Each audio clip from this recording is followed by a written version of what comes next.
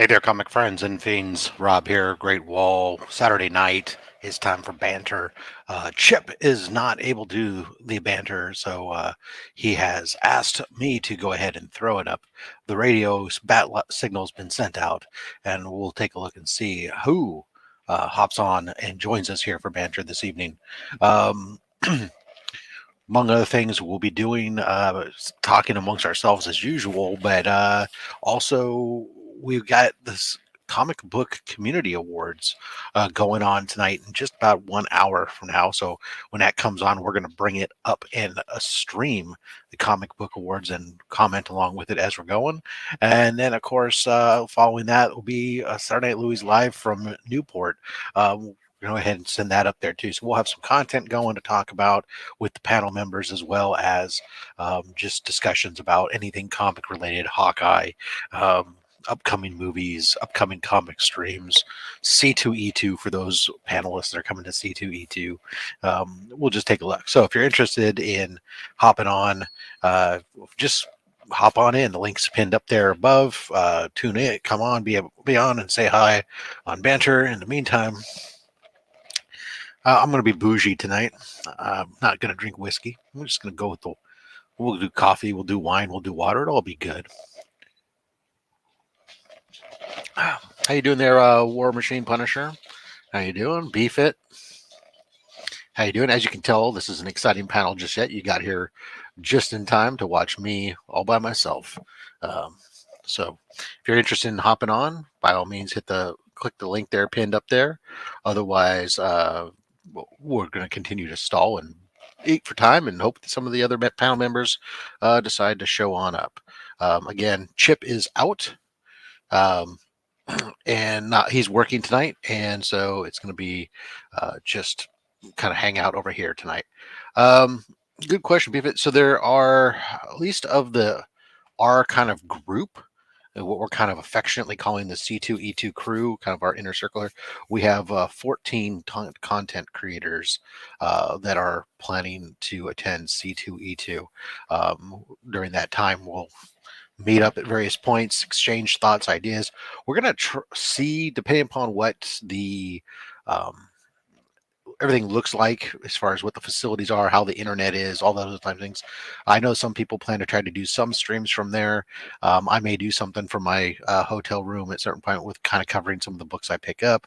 And if possible, we're going to try and get maybe even try to do a banter live there Saturday evening. Who knows? Crucius, how you doing there? So it's going to be interesting. So one of the things that's right now everybody in the group is figuring out is, of course, the guidance. Some of the stuff is just dropping from C2E2. Like here we are, like a week before, and including that is information regarding the vaccines and COVID and everything. And so everybody there is required to have to be vaccinated or to have a clear test within a certain period of time. And so what they sent out was for anybody who has U.S. Vaccinations and such, you can go online to Clear, which Clear is a service that originally started off as an enhanced ID verification for airlines. That's what I originally got it for. I happen to be a subscriber. It allows me to bypass the regular TSA lines. But in addition to that, they have several free services that allow you to kind of get different checkpoints at different facilities and events. And one of the things that they have set up is this COVID thing. So you can basically go onto the app and ahead of time set up your verification of your boost, what vaccines you've taken and when you took them and all this other stuff. And then it's basically just generates a QR code on your phone that when you get there that you can just pop it up and they scan it and they're good. They know it's been verified. You don't have to necessarily carry your card with you. If you're outside the U.S., there's a different process. If your vaccinations run outside the U.S., and then there's if you haven't been vaccinated, or you hadn't completed the vaccination up to this point, the within the last 6 weeks, the final part of it, then you do have to take a test, and then there's information about they have on-site tests and everything else. So that's kind of one of the things that everybody's been talking about in the group there a little bit. And of course, masks are required inside the place, and I don't think they want us hugging, but Jimmy's already promised we're all getting hugs. So there you are. Again, if anybody's interested in hopping in, the link is pinned up above, but I'll go ahead and drop it again here. We're doing the banter uh, over here tonight instead of on Chip's channel. Chip has to work; he's unable to make it. Asked that I pop it up there. We'll be bringing in the CBA awards. So if you're um, want to hear the CBA awards with some commentary, you'll be able to stick around through that. Although we do encourage you to have it maybe running in the background, just so that way you can get he can get the watch on it too. But I've talked to Brian; he's cool with us simulcasting. Mad Spidey, how you doing? The and then following after the CBA awards, Freaky Louie's got his live from Newport that show that he's going to do. We're going to bring it up. We'll talk about that while we're going at it. While we sit back, relax, banter about, drink some fluids, whatever your poison may be. Ah, yes. Oh, we'll be sitting here, or I'll still be sitting here. Maybe, I don't know. Dale, how you doing? Thanks for stopping by. Yeah. Let's see what else is going on. Other plans that are kind of going on, C2E2, for those of you guys who are interested. For those of us content creators that are going, um, it's going to be cold. Well, at least for those of us who aren't used to cold. I'm used to the weather here in California has been in the mid 70s up in my neck of the wood. And it's going to be not anywhere near that in Chicago. So I have to remember what cold weather was. And I'll be reminded of it. Then, but we got Thursday. Some people are arriving Thursday. There's no. How you doing, Pocan? Welcome to hop on in. The link is pinned up above. Everybody's welcome to join in. Thursday, people, it's just going to be kind of loose as everybody's arriving and checking in. And you can, for those people who have their vaccination records established ahead of time, they're going to be able to go over on Thursday and get their wristband that they need, so they don't have to wait in line the day of the actual con opens up. Friday, we'll hit it up. Thursday night, there's a wine and dine, or a drink and draw and drink or something. When Becker comes on, he'll talk about it. I'm sure he's really keen on that. Thursday night opportunity, I guess, is a fee that goes to a donation to some cause, and they get a coaster, and there's gonna be artists there, whatnot, and they'll do an original drawing for you on the back of the coaster or whatever, which is kind of cool. Opportunity to mix and mingle and meet some of the various artists. Friday there's panels or stuff. People go around, they'll shop, whatever. Nothing, no organized plans, I think, for any of us. Saturday will be the big fun night for the content creators, as most everybody's gonna be there, and the majority of us are gonna try to get together to have a dinner after the main part of the show, and then from there people will branch off and either go out to their late night party events, go back with their families, or maybe maybe we'll do the Saturday Night Banter. We'll see. They've introduced a traffic light system in New Zealand. If you're fully vaxxed, you appear on an app. No app, no entry. Okay, yeah. America's a little weird. Um, a little weird. It's an understatement of the century. Because of the way that in theory, the federal government is decentralized, and state governments should have the authority over individuals for most of this stuff. Each state is different. I know in California, where I live, we do have an app that you can have your stuff linked to, and you can just have the app and you can get in places. But certain events and certain places will require you to have it, and so you either have to produce this paper card, which is highly counterfeitable and has been basically out in the counterfeit market since almost as soon as it came out, or there's these apps that are tied back to the state system, but they're not uniform. And so that's where this, once again, America leaves it to a third party public company to gather all of our personal and HIPAA or sorry, medical information and gather that so that way we can um, let some third party some third party corporation hold all of our medical information and share and be the controlling party for us, I suppose.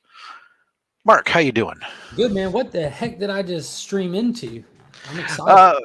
Well, no, I was kind of running some time talking to Joe. We're talking about C2E2 and some of the stuff, and we're talking about vaccinations. Beefit was telling us he's down in New Zealand how they've introduced this kind of stoplight system that whether you're vaxxed or not, whether you get app whether that you can get in or not get in, or certain things if you're not on the app. And let's kind of talk how it'd be great if we had it, but unfortunately, because of our decentralized government, the way it's broken up with states having that authority over that type of stuff versus the federal government, it's harder because you have 50 different governments doing it. So, and overall, as a whole, thank God they do. in general, I'm a big believer in states' rights. Look, in the grand scheme of things, I'm a big believer in the concept of states' rights over the federal rights, and that many things should be done at the state level that shouldn't be done at the federal level, just simply because the federal government and the United States itself as a country is too large to do it efficiently and effectively.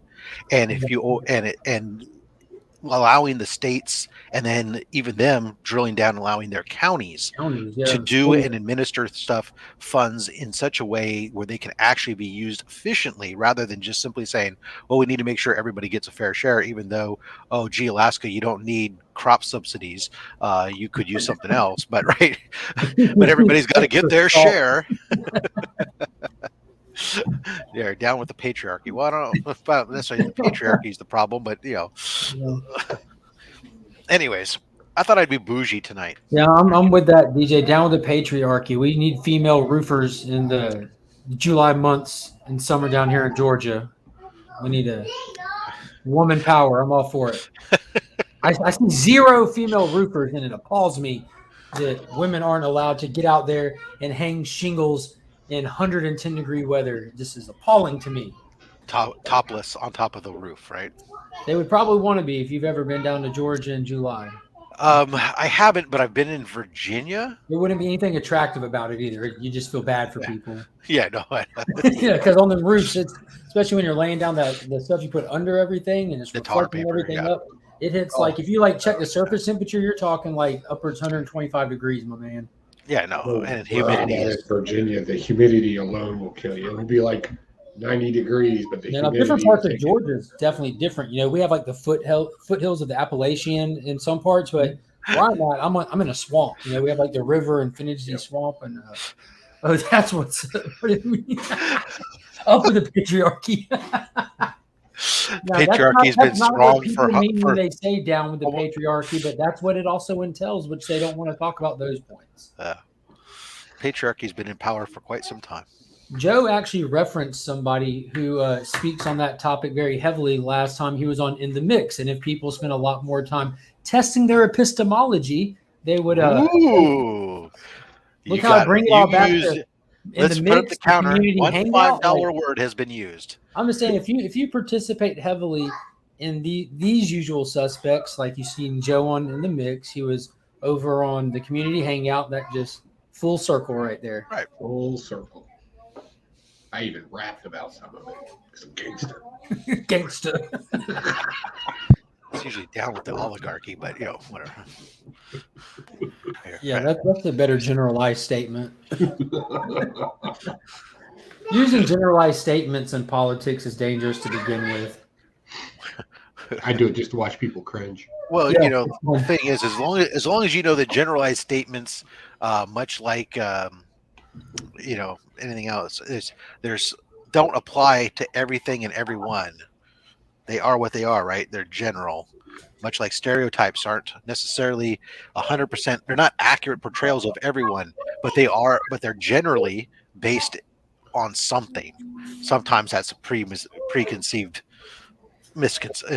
sometimes that's based on misconceptions, but and caricatures rather than anything else. But Yeah, Joe, it's just I oversimplification. really love those Also, hats, but I've never been able to pull one of those off. I actually, so me and this is funny.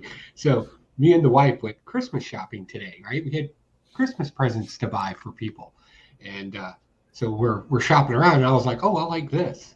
Oh, I like this. That's why I'm not allowed in Costco anymore. We're just gonna go in for a chicken, come out $275 worth of stuff.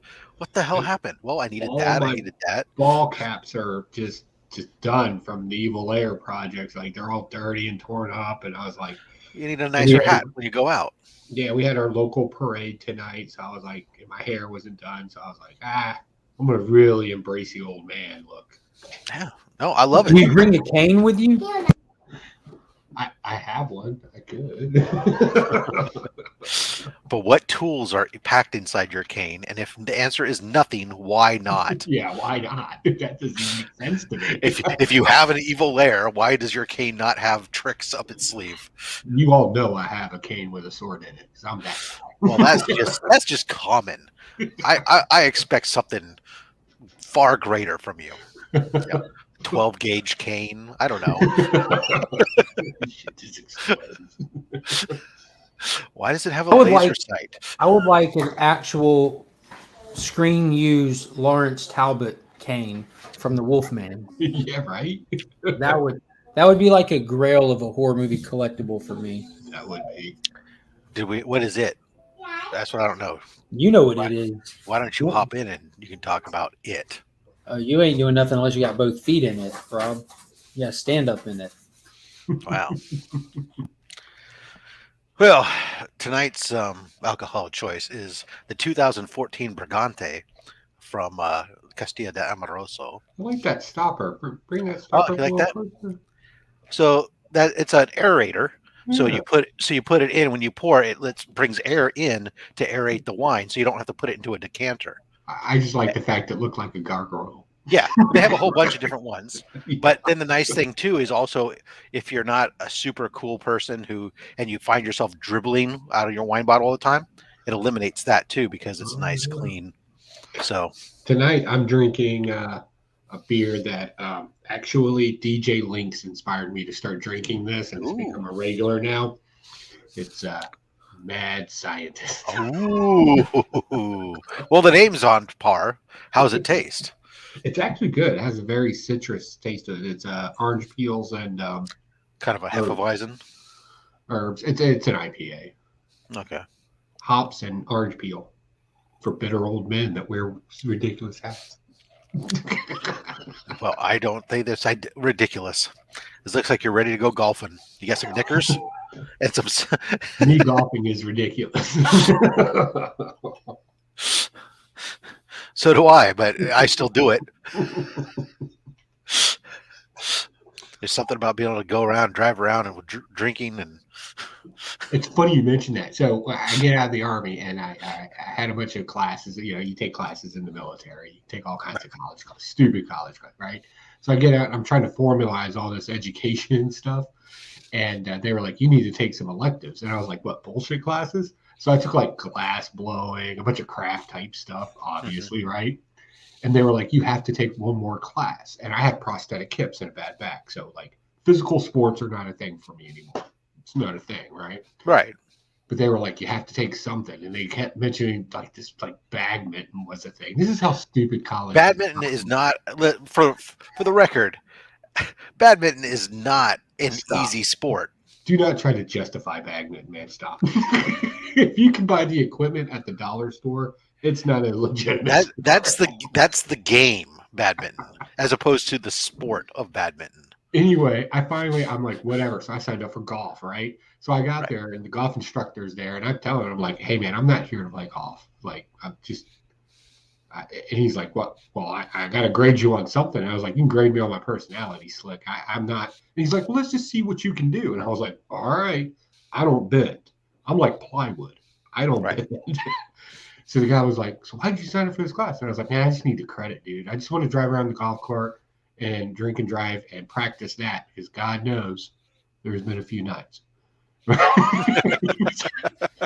He's like, "You're serious?" And I was like, "Yeah." So that's what I did for an entire semester. Well, I mean, you could probably putt. You Yeah, can play mini golf, right? Yeah. yeah, might as well just go putt then, right? But no, like there were guys out there that were like trying to get their like certificate to be a golf instructor, and like these cats are getting mad at me, and I'm like, don't get mad. I'll just drive you around the course, man. I'll be your personal chauffeur. Beckerman says that he took walking. He was watched people do that for years from his car. Walking All about it. online. No, I mean in college I took bowling. They had a bowling class. Because as a fat man, what else are you gonna do? Yeah, But bowling bowl. was awesome. I mean, bowling I is wish I had great. the I mean, I can option. understand. Yeah, I understand you couldn't do that, but the badminton though, that was one I also took, but that's because it was kind of I wasn't. I was a competitive. I played competitive badminton. I guess I got my varsity letter in badminton. That's why I'm defensive about it. In high school and stuff. So. I can't do this. I gotta go, guys. I'm sorry. I can't. Hey, you know what? When I you're feel hurt, like I should apologize, but I'm not going to. when you get hurt mildly playing football and your mom and dad overreact and no longer allow you to play contact sports, but the academies all required you to have a varsity letter. Yeah. I didn't have a lot of other options, and so badminton was one that I ended up kind of glomming onto, and it was funny because I live in an area that's high Asian population. It's a high Asian participant sport. Yeah, it's like I ping was pong, yeah. I was literally in the team photo. It went like this, right? He's stereotyping. No, I am being serious. I mean, I was the only person over 5 feet, pretty much on the team. And but and I was big. I wasn't super mobile, but fortunately I had a good backhand, so I played into it and I let people hit to my backhand intentionally, which was stronger than my forehand. So I got a strong backhand too. That's my hose. that's right. Thanks, And my Your kids, forehand. right? That and I played mixed doubles. So VSD hand. I had somebody short who could play the net, so I didn't have to cover the whole court because I wasn't super mobile. So I worked around my my deficiencies. So who we here got? They're announcing. Yes, Louis has arrived, ladies and gentlemen. We'll be joining Louis later tonight when he goes live after the CBA Awards. Are y'all going to be doing the standard game with Freaky Louis show? Maybe. Let's see. I don't know, but Let's see if he I don't wins know. first. I don't know if this If he bottle will wins, want. yeah. I don't know if this I've bottle got will a whole want. unopened non-alcoholic eggnog that I'm going to participate in. Non-alcoholic, yeah. For that, I might switch to coffee. Again, anybody who's interested in hopping in, you're welcome to join. It's pinned up at the top, but I'll go ahead and drop it again into the chat. Feel free to come on and join us, talk about whatever comic book-ish related or tangent or whatever. I don't know about you guys, but the worst part about having a regular or some sort of schedule of dropping videos and is prepping to go to C2E2 is having to pre-record and schedule all these things and break up my content and is break up what I have to show, especially since I do unboxings, just enough that they're still substantial. No, I put out a joke video for the 9th and on one channel and one for the 12th on the other channel, just as kind of a joke for C2E2 and some of the mischief that I'll be doing while I'm there. So definitely check that out. But I'm doing my regular comic book stuff. I'm able to get my comic books a little earlier than most. So I'll have that pre-recorded and premiered and launched. And then I have another little, you remember when I did the little the characters and the song overlay thing? Yeah. Another funny one. I'm going to get a copyright strike on it, but that's going to be fun. I got that preloaded too. Because if I'm out having fun and nobody else can go or whatever, at least you can check my channel out and watch some fun stuff. That's about it. I'm going in with the assumption that I'm not going to be able to add anything while I'm there. That way, if I do add anything while I'm there, that's just bonus, right? Bonus. But so, and of course I sit there and I go like, I have a show on Saturday and on Monday and Thursday that usually those are my usual days. So that's all three over the weekend. Because I'm Yeah. there Thursday through Monday. So I'm like, oh, okay. But I get Slabhead, that's pre-recorded, isn't it? Like that's Slab not Hub is live. live usually. Is But it? in this particular case, it is. So we're doing for Slab Hub this coming up week. It'll be Son of Slab Hub, which is going to be a pre-recorded, just me opening books. It would have been funnier though if I had my son do it. You should call it Bastard of Slab Hub and not have your son do it because you don't. Just have you do it. Yeah, exactly. Exactly. Legion of Slab Hub. So yeah, I got a pre-recorded. I can't go to C2E2 edition. Yeah, I mean, I got an unboxing that's set up to play for Son of Slab Hub, and I got to record some mail stuff and mystery box stuff, and well, Nice. it's just one of those things. I'm sitting there going like, oh, today was Saturday, and tomorrow's Sunday, and I leave on Wednesday. I got all my stuff for work. I got to get ready, and I'm like, oh, I still got things I got to do around the house. And I'm like, oh, I got to get this out. I got to get this out. Oh, there's a Frank Miller signing in January. I better send that book out now because if I don't, I'm not going to get it there on time. I got to what book? Got to go pull all the comic books that I'm going to bring with me for signings or whatever. And I still need to pull mine too. I have a few things I know I'm gonna sell to some dealers while I'm there. That's what I use those for. And then I just have a couple other things that if somebody else wants, we can work something out. But then I got some things that if I can get, I hate waiting in lines. Like I hate, like with a passion. When I got out of the Army, I swore I would never wait in a line for food ever again. Just, no. So if I can get in there and get somebody to sign quickly, that's fine. But I'm not trying to waste the whole Comic-Con experience because there's way too much. If you've never been to C2E2, that you can't do it all in a day, and you damn sure can only get about 75% of it done in 2 days. Well, it's a good thing I'm there for 3. Yeah, right. 3 days. And I don't care about half of it, so makes my life easier. Me, I get bored and start walking around. I'm like, ooh, lightsabers. It would be really cool. Got an idea. Actually, that's where I get most of this shit from. I go down to Artisan Alley and I see other guys make them. I ask them how they make them, and I just come back here and do it. I'm just afraid of what I'll do is I'll just get bored and I'll just start spending more money. Yeah, that's generally what happens.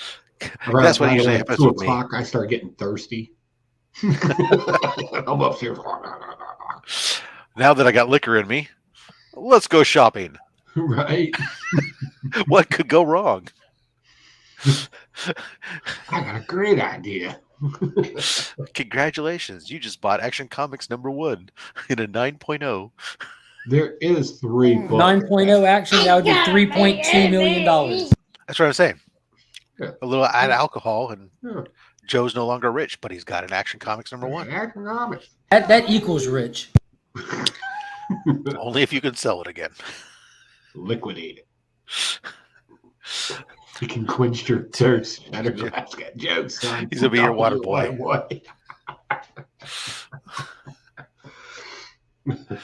Oh, good times. No, I've been going back and forth with the restaurant, so that's moving forward in the right direction. So that's good. So we've got it where they don't have a problem with the size of our party. You better not. Well, it is a Saturday during prime time when a convention's going on. I'm talking about bringing in a group of 20 something that occupies and will slam their kitchen and other stuff, right? But so sometimes restaurants like to try to limit the size of the parties, but they're cool. That. They're being just cool. Let a bunch of YouTubers that have YouTube channels. And they said they replied back to me initially was like, "What are you celebrating and what are you looking to do when you look at it?" And I said, "Well, we're a bunch of YouTube content creators that are coming together." But so they're good with the size of the group and the roughly the time period that I said. We're just working out details now about whether or not they want whether or not we're going to be all sitting down at tables or whether or not we're going to have a section where we can mix and mingle, I whether think or a not. section is probably going to be the smartest thing. That's what I think too, versus trying to have everybody seated at a table where you can only hear the three people on either side of you. Yeah. And then they're like talking about like, well, do you want to order a catering thing where the food's all there, or do you want to do it where individual dinners off the table menu, but that means that the food's not going to come all at once because the kitchen can't keep up and Yeah. do I all like that the stuff. fact that, just keep it light, simple. So they're sending me the catering menu so I can take a look at it and go and I asked them specifically about the mix and mingle thing. I'm asking them, are you talking like this? You're just going to have like an area near the bar, or is this a separate room, or what? Because I don't know what your setup is. I've never been to your facility. Because if you could have like your own little kind of space and we can then catering is much easier to do, and I'm down like Yeah, I like the idea of it being catered because I have this thing where I don't. If we sit at a table and they're bringing plates out, I don't eat until all the food comes out because right, it's hard. It's hard to do that, but then at the same time, now you're the first one who gets their food and it's ice cold. Well, the person who showed up just after all the food got submitted, and you're sitting there going like, "Oh, great! I got to wait for these 5 people because." Yeah, I understand. What's going on, Ignacio? Hey guys, don't forget the link is pinned up above if you want to join us. About 30 minutes, we'll be hitting the CBA awards. We'll bring that in here. We talked to Brian. Ooh, yeah, I don't care. I am vengeance. We can skip that. What's that? Joking. No, I hope. I wish everybody could win, but I'll be honest with you. I have some for that awards. I have some really high hopes that some of the people I watch get picked. Like I think that's why we watch these kind of things. Right. One of them's definitely Louis. I think Louis definitely he should be getting something. God, that dude's so hilarious. It's just like the movie awards, right? You watch it because the movie that you liked, you want to see it win. You don't care about the movie that you didn't like, right? I never care about whether or not the musical or the high educational drama won or not. I want to see that the blow 'em up movie frickin' with a body count. The last time I really was felt invested in movie awards was when Joaquin Phoenix's Joker caught all those nominations, and when he won for best performance, I was so excited for him.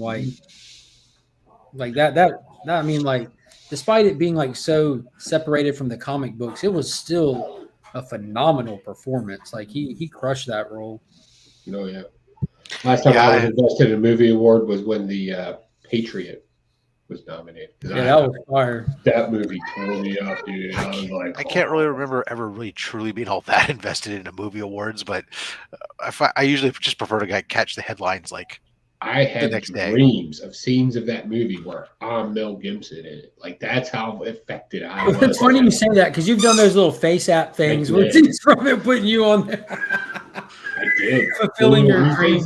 I did. Because I was like, that's my dream. You got to go out there and join the reenactment clubs, right? So it's funny you say that because today is Great Bridge Day here in Chesapeake. I live in an area called Great Bridge. The Battle of Great Bridge was significant in the war because this is where Cornwallis got pushed back through Norfolk and had to try to escape through Chesapeake Bay and eventually got caught, right? So it's very funny because they have the encampments. And, of course, I'm a huge guy on the Revolutionary War. I love the concept of it. I love the wars of it. I love the Revolutionary War. Mm-hmm. So I'm going around out there. And, of course, there's blacksmiths and stuff out there. So I'm always most of them I know. So, you get to chit-chatting with them. And they got the tomahawk throws and Army Ranger. I know how to throw a tomahawk. So I'm out there. Oh, it was so great. Hey, guys, what's going on? That's Finn and Loki. Hello. They're much more interesting. We are daddies. You're daddies? You're much more interesting than daddy. Yeah, it is. He's like,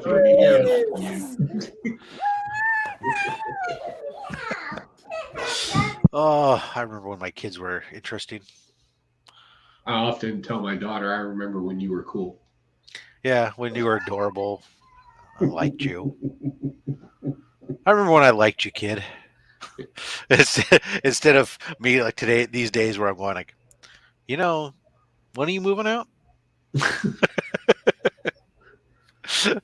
Mine calls and I have to actually think about answering it. I'm like, I had. so bad. I was joking with my wife. Yesterday. I usually on Saturdays before Slab Hub, I usually have a video call with my son, who's away at university, and we usually have a family call. Blah, blah.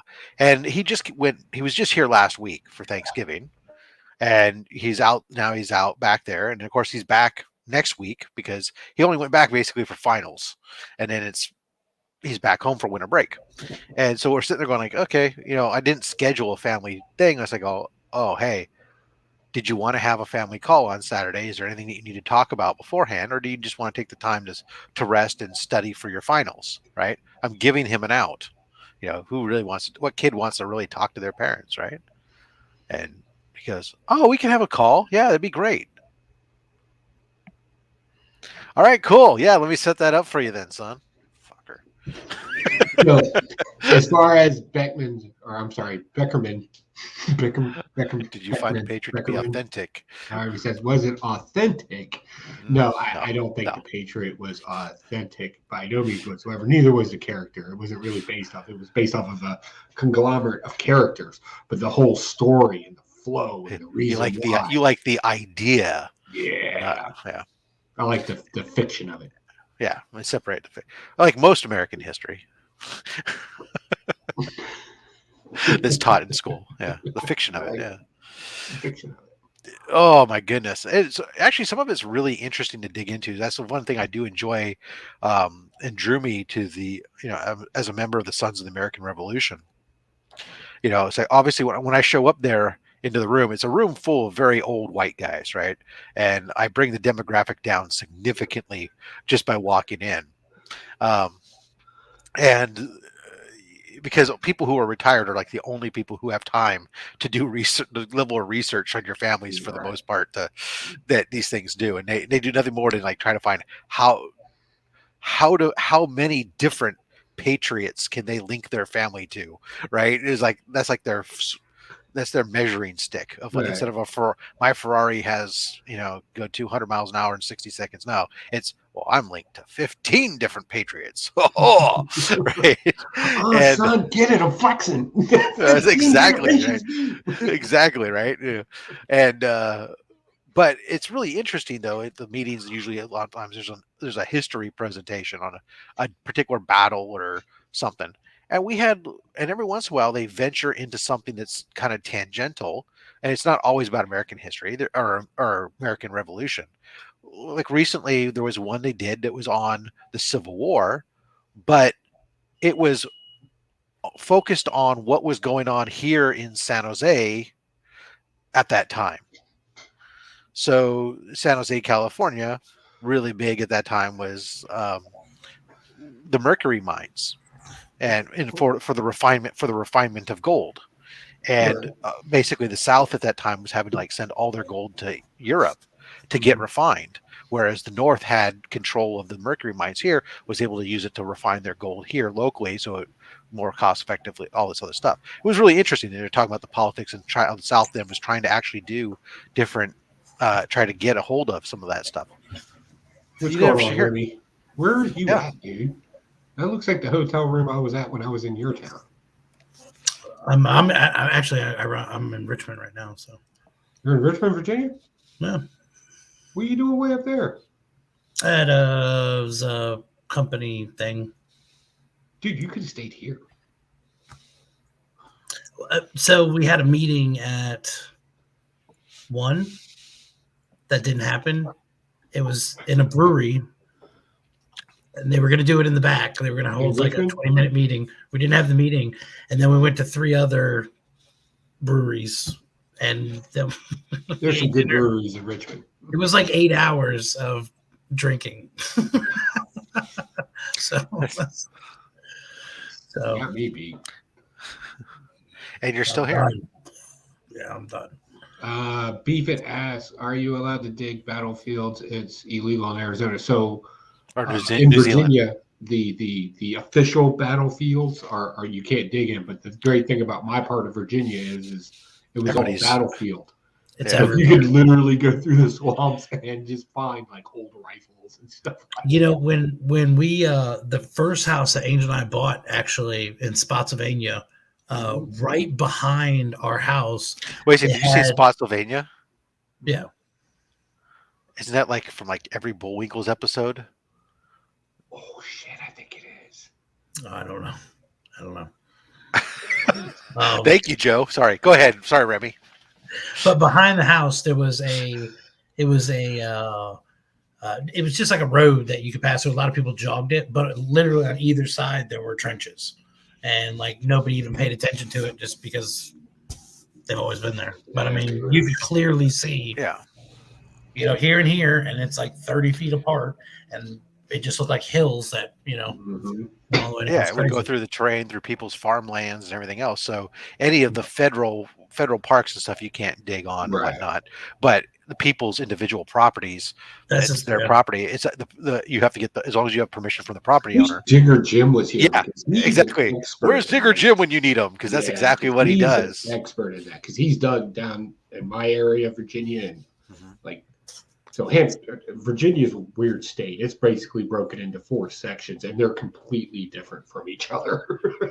Yeah, so yeah, Digger Jim, he goes out metal detecting with they got people that do that. No, so if you get permission, you can go on somebody's land and you can metal detect and you can find stuff. And they turn up bullets and belt buckles and buttons and all kinds of various things. And of course, there was one I can't remember where it wasn't where it was at. I just saw the headline. I didn't read the article. Somebody just recently found a Bronze Age axe somewhere out metal detecting.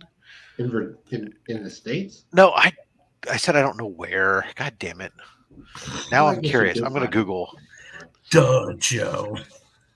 Well, I mean, you could have, people in colonial times didn't have antique stuff from the Bronze Age, so it's not too far It's in back. A England. colonial antique. Yeah, colonial antique. Yeah, no, I get you. Yeah. It was in My London. grandpappy's grandpappy gave this to me. So in Britain, is a teenager found a 3,000-year-old axe. I guess it's not. I was to say Bronze Age if it's 3,000 years old. Is that the Bronze Age? Maybe. I guess maybe. Yeah. I always So- thought Bronze Age was like the 80s and above. Not comic books. Yeah. What's so big about finding an axe from the 80s? I got a couple of those in the tool shed. What are you doing? While you're at it, I got a Silver Age chainsaw and a Golden Age push mower. I mean, come on. Chainsaw, that thing's a death machine. I'm being facetious on that. It's probably Copper Age, but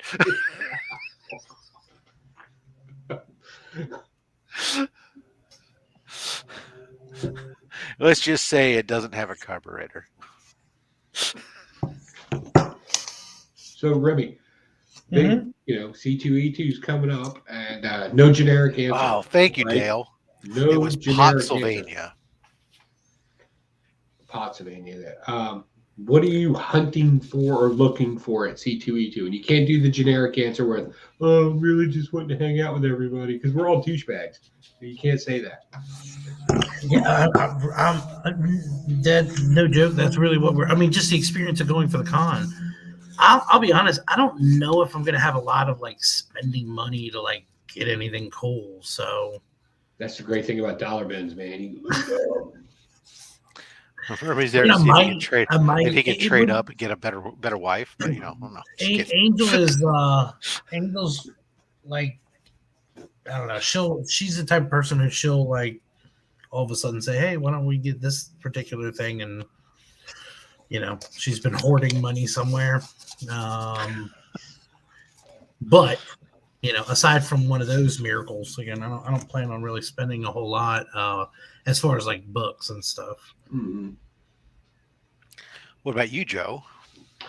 Yeah, what are you looking for? I've been recently kind of turned on to these boy commandos from the Golden Age. I'm thinking I might. There's a couple issues of those that I'm currently looking for.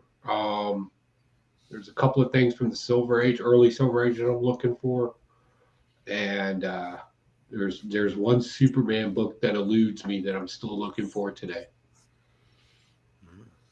Very And cool. that's the Golden Age Annual number 5.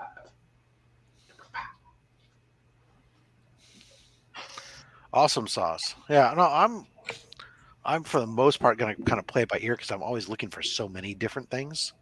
But I'm always obviously on the lookout for those early ASM issues that I need. But I'm also looking for them at the right price. So that's probably not the right venue for that. Mhm. I'm done with my Tom Corbett run, so I don't need to worry about that anymore. I got some Copper Age Batman stuff I'm looking for. So is everybody else. From the more esoteric stuff, I'm always on the lookout for some cool Silver Age uh, Adam Strange, Mystery in Space, Strange Adventures. Showcase. Looking at some of the My Greatest Adventures books that are more DC sci-fi. I'd love to find. I will. My grail would be to find a good Planet Comics book while I'm there that's at a reasonable price because I do not have a Planet Comics, and that is like the thing I need for my Have you ever sci-fi pulled the collection. trigger on that one that you There were is watching for like a month straight? Nope, I did not. Is it there still is there? one Or guy did it that's come going to down? be there. Yes. If we link up at the con, I'll go and introduce you to this guy I know. He'll Mhm. work with you. Like he has con prices and then he has collector prices. Like that's how he rolls, right? Right. And he's going to want to talk to you for about an hour because he's an old guy and he's like you. He's an old guy. He likes to talk. And but if you hang out with him a little bit, buy a few other things, like he bundles things, like he'll work with you. The But bundler, yeah. yeah, but he's really just there to meet and talk to people. Yeah, no, that's cool. Yeah, I mean, I'm just kind of like I am just kind of if something strikes my fancy, that's that's the thing. What if I find a Golden Age book that just goes like speaks to me, or a Silver Age book that speaks to me, then I'll go completely out of left field and go grab it. He's got a lot of Planet and Jumbo type stuff. He has Oh my that. god! And then he's got tons. Anything that was a cartoon in the 80s that became a comic book, he's got multiples of it. I just picked up a great one. Yeah, that'll be on Monday's mail call. I picked up a Battle of the Planets #1. I'm still looking for Silverhawks. Oh, yeah, good call. There was one that was kind of vaguely referenced, but I remember the cartoon. I know they had a comic book because I read them. But I'm looking for a Silverhawks issue #1 and 2, and that will complete my Silverhawks run. From Nice. I think I may have one in my LCS, Joe. I'll take a look. If you have one, it's a decent price. Let me know. Are we talking REO Speedwagon or are we talking Justin Timberlake? I'm going to go with REO Speedwagon because I like REO Speedwagon more. You can't stop this feeling anymore? Oh, yeah. Oh, REO Speedwagon. okay. Yeah, I'm sorry. I forgot to put that up there. Joe and I was like, I put it there. I was know rocking that out earlier I've been today. drinking, but I didn't realize I missed the conversation. I do karaoke in my garage. Just nobody knows it's karaoke. What do you want? It is like 3 hours until dinner time. Okay, 2 hours. I'm starving. You're bored, I know. It's just me. It's just so I'm not talking to myself. Nobody else is here. It's just us. So I know Nick's kicked. I know you've been putting things in the message room. Is there anything in particular you're like cutting down at the con wise? Any big books or anything like He's that? not going to tell you. Oh, No, are you kidding me? With the connections that guy's got, who else would I tell? No, you know what? There are some 2 Moon Knight issues that I saw yesterday that'll be cover buys for me. But no, not really. Yeah. I guess I'd like to go I'll go buy collector, the Comic Mint. I want to get that Star Wars Rose Besh cover, get it signed. Pretty cool. Yeah. since she'll be there, I got a couple other books I'm bringing to it. I'll be honest, they got some boxes there. I love me some dig. It's like a treasure hunt for me. And then every now and then you just pull out that beautiful early Silver Age, late Golden Age monster cover, which I love those monster and sci-fi covers from that era. Yeah. And it's like, oh, I didn't even know this existed. No, there's nothing like a great robot cover, in my opinion. Yeah. If I can find a good robot cover or a bubble helmet, I'm freaking ecstatic. Bubble helmet or space. I love the way they did spaceships with the over-exaggerated flared wings and They look like a '60s Cadillac with fins to go. My,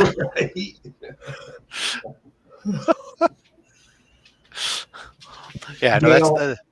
Deal of suspense. I wish you were coming to C2E22. I want to meet that dude. He just seems like a super friendly guy.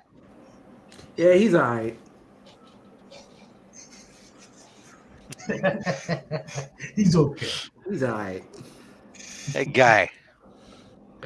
Hey, Mr. Nick. That was a good in the mix, my man. Yeah, it was good until the end. Until Very people entertaining. started hurling insults my way. Remy Q. Oh, I didn't do anything. I gave this interview a 9.5 out of 10. And then the evening before on Casual Dracula. Jack said, what, Nick and his fucked up hands? Joe, those are the first mother to go, Joe. That guy. Hey, What's up, everybody? They stay away from skunk beard, huh? I forgot about the 9.5 out of 10. But if there's anything I learned from Mr. Pocan Joe is get your revenge. And I have some coming. Oh, man. Well, you know what they say about revenge. I'll drink that. Oh, yeah. I like it the way I like it. My meat, bloody and raw.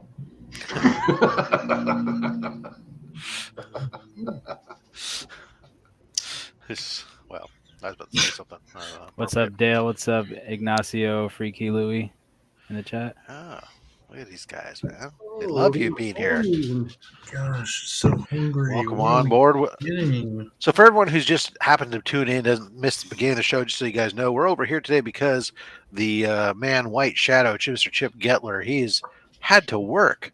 The poor guy on a Saturday, he's having to work so that way he can go to C2E2. And so he's not able to host the show tonight. So he asked me if I could host it in his stead. So that's why we're all here. Our plan here is in about just over 5 minutes from now, when Brian goes live with the Comic Book Community Awards. We're going to go ahead and bring that in here. We got permission to simul stream, I guess is the right word for it. That'd be like two people don't cross the streams. I don't know. Anyways. Egon. So we'll Brian, speak of the devil and he shall appear. Everybody, Brian LCS, how you doing there? So when Brian goes live, we're going to go ahead and bring it on here. We encourage everybody to also go ahead and have it running in the background on YouTube on there, so he gets those likes and his watches.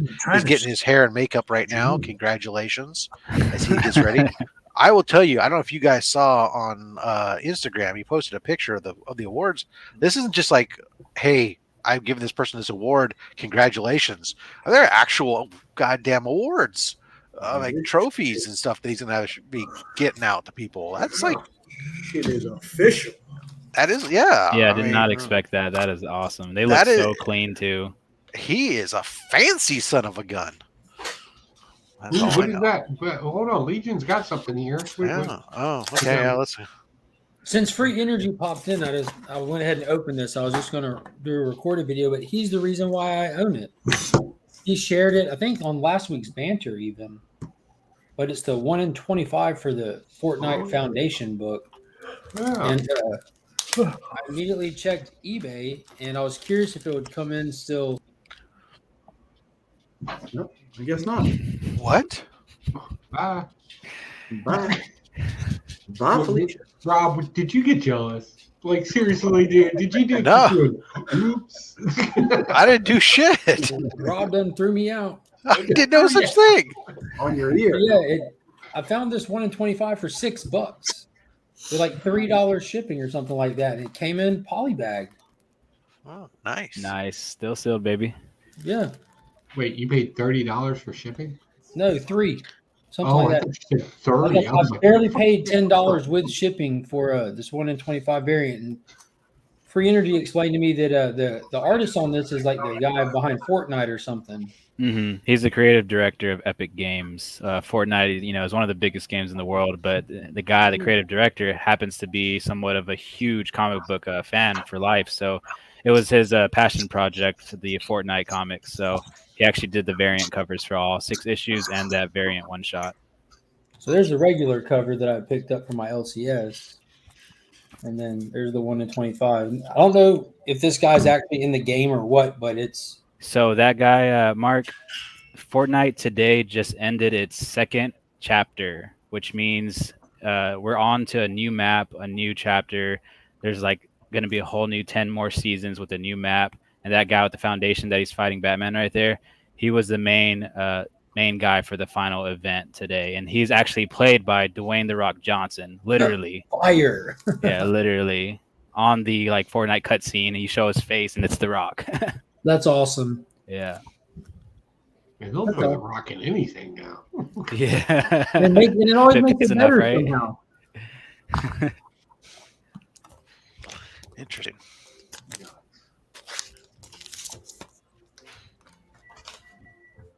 Thanks for sending me down that rabbit hole. Oh man, yeah. Like I said, we still need to do that one show, man. You need to hit me up so I can show off all my Fortnite comics because I have all the DC ones, but I also have all the Marvel ones that came out last year. And how many of them did I tear up? I have a full run of the DC one that came out. I actually enjoyed that story. I thought that was It was pretty, shockingly good. and I'm not like a Fortnite gaming type person. That's not my thing. But immediately when I read it, I kind of got the Really, concept Joe? of the game real quick. Are you sure? Your hat screamed Fortnite. Because you totally scream the Fortnite guy when I look at you. Maybe real life. I mean, when we're running around the place, building things and shooting from them. I can see that. I can completely Trying to gank. Fortnite gank is a stupid- building game, so he is a builder. Yeah, Exactly. I like to The build. explosive arrow build you did that screams Fortnite. I'll tell you what, I still get views and messages for the boom boom arrows that we did. I'm sorry, boom boom. Yeah, boom boom arrows. Boom boom arrows. Not trying to Especially get now that the episode 3 from Hawkeye came out with the trick arrow jokes and all that Oh, that stuff. was great. Yeah. People are going back and watching that now and telling other people, we know a guy that actually made a trick arrow. Wow. All I know, Joe, is that in anticipation, I have a calendar reminder to turn off NFC on my phone before I get out I'm there. not going to actually do it at the con. I don't think that would be. I don't think that would be very interesting. What I'm going to do is I'm going to put them on the L trains. Oh my god. There's that evil laugh. They're there. They're bored. Are you going to do They'll them actually off watch the video when it pops. Get him like 10,000. Ooh. Well, the one I did at Baltimore Comic Con, I got 11,000. And then remember, if you just sit there and you just stay next to it, it keeps hitting it, right? So that can be annoying to people. But if you're on an L train and you ain't got nothing else going on, you're going to watch that video that just came up as a note. I think that, call it a social experiment. I think that's going to be. I think that's where it's going to be at. So what I'm going to do is I need to make another hour-long video, something that's an hour long or close to an hour long, and then put that down. I'll probably get that done this week. Probably a new music playlist or something like that. That way it's backed, and see how much view time I can get off of it. Joe, that story is so good. I've literally told my in real life friends about that. Oh, man, they're just blown away. Yeah, and I got smaller NFC chips now that produces or draw the same amount of power. So what I'm thinking, right? I've been on the L trains in Chicago before. I know how they're set up. So again, a triangle is more stronger than anything, even when conducting a signal or drawing a signal. So I'm sitting there thinking about how the L trains work, and I'm gonna get in so much trouble. It's gonna be great.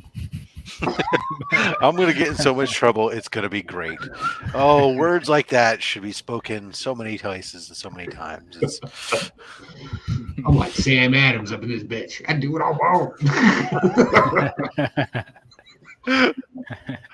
Oh my goodness. All right. I'm going to go ahead and bring into the stream here. Hey, but before we go, Ignacio created this for me, just because I told him we're going to be in trouble in C2E2. Ignacio. I love Oh, it. wow. That is awesome. So we've got the Comic Book Community Awards going. Look at this guy. Oh. Oh, no. Why is the audio not playing? And I have received your feedback, your comments, your direct messages about the Comic Book Community Awards. And I just would like to say, get a life, for crying out loud. This is just an award show. I mean, look at you. Look at the way you're dressed. You're sitting in your mom's basement hoarding collectibles and making videos. You've taken an enjoyable hobby, Oops. an awards event that I had high hopes for, and you've turned it into a colossal waste of my time. I mean, how old are you people? Coming in strong. What have you done with your lives? Look, you there. How old are you? What are you, about 30? Have you ever kissed a girl? I didn't think so. There's a whole world out there. When I was your age, I didn't make videos. I lived. So move out of your parents' basements. Get your own apartments. Buy your own comics and grow the hell up. It's just an award show. It's just an award show. Well, he came off like Don Wrinkles, didn't he? That's awesome. I'm sorry. Don't worry. This whole press conference is going to be retconned.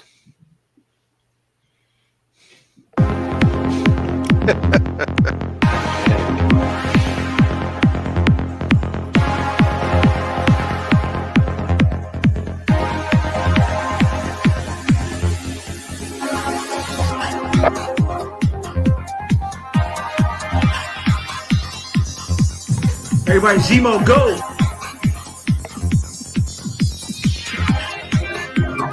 Hey, glow sticks. Chemical lights. We can do the Intro smells like He-Man.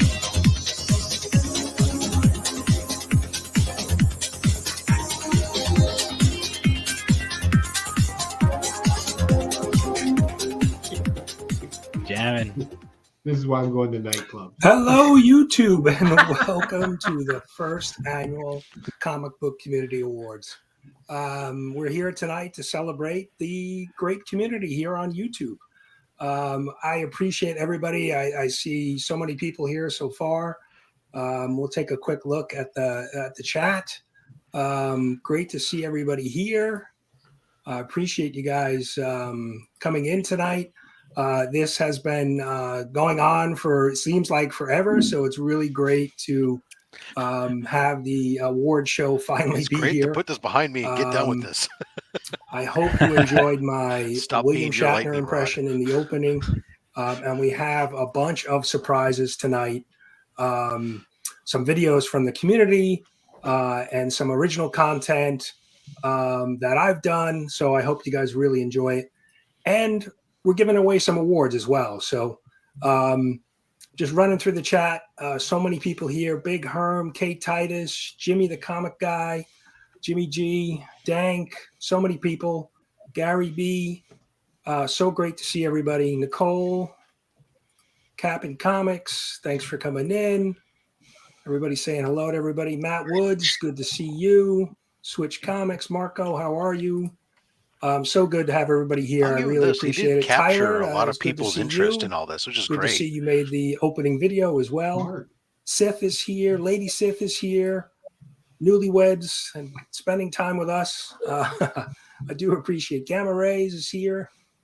So many people. I'm going to try to get to many comments, but we have a lot of stuff to get to. 11 awards to give away tonight, and we're going to start with the People's Choice Award. That is the first award tonight. So why don't we go ahead and take a look at the nominees for the People's Choice, and we'll go ahead and give away our first award. I love that shirt. I need to get AR Comics, C-List E-Man, Comics Will Break Your Heart, Manny NYC, MJ Comics. So a great list on the People's Choice. This was the 11th category that was added. And here is the first award, the trophy that will go to tonight's winner. All of the winners tonight will receive a trophy. And so let's do it. Let's reveal our first winner. Let me get into this envelope. And the winner of the People's Choice Award, Yay! MJ Comics. And I believe I received a note from MJ that he was not able to make it tonight. I think he was drinking at a Christmas party. I think that's what he mentioned. So congratulations, MJ, for the People's Choice Award. Congratulations for the first award ever from the Comic Book Community Award. So There you go. Oh, and I see that we already have our first review come in.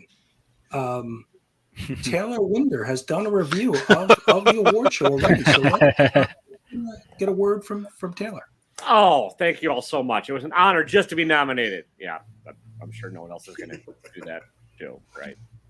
Well, maybe not. There might not be any other videos. I don't know, because I was asked last minute. I had a day to make this, and I'm sure I'm not a replacement for somebody who is much better than me.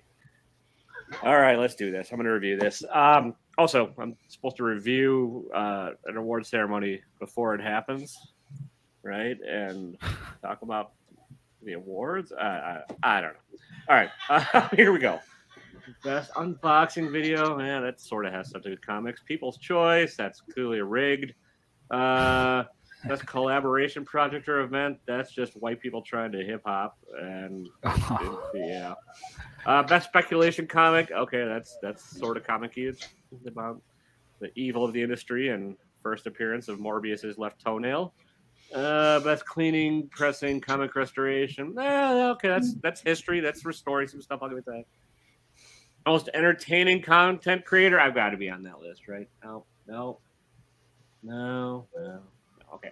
Comic Book Community Builder Award. Okay, yeah. That's a legit one. Best ongoing series of comic books. Oh no. Okay. Best new channel. No, I'm not. All right. Community or comic book community channel of the year. That's like the 14th community award, right? Okay, lots of community. Not so much about reading comics. And Lifetime Achievement Award, the Stan Lee Award. You know he's dead, right? Okay. All right. So there's nothing about reviewing comics, nothing about reading comics, nothing about actually consuming the thing other than the speculation thing, which sort of, I guess that counts, except for not actually really reading or enjoying the book. It's just saying, hey, this is going to be money. Like investing. Financial advice version of comics. So, all right. Okay. First year of the award show. Nice graphics. I'm sure you're going to win a handsome award. Yeah. Okay. Here's my review. Yeah. It's fine. It's fine. All right. That's all I got. Don't be a dick. Thanks, Taylor, for that great review. I'll take a 6.0. I'm all about the low grade rather than no grade. So 6.0 works. I appreciate that. So we're going to get on to our next category, best unboxing video or series. So I did mention on Instagram, and I think I mentioned it on one of my previous shows, if the nominees are here, I had sent out the stream information. You can certainly jump in as we nominate, and then obviously the winner can have a little acceptance speech if they would like. So Yeah, we're coming up on best unboxing video or series. So, best unboxing, and we have the best unboxing trophy. And so that will go out to our winner. So, and I will bring in, so far, we only have Mr. Remy. That's it.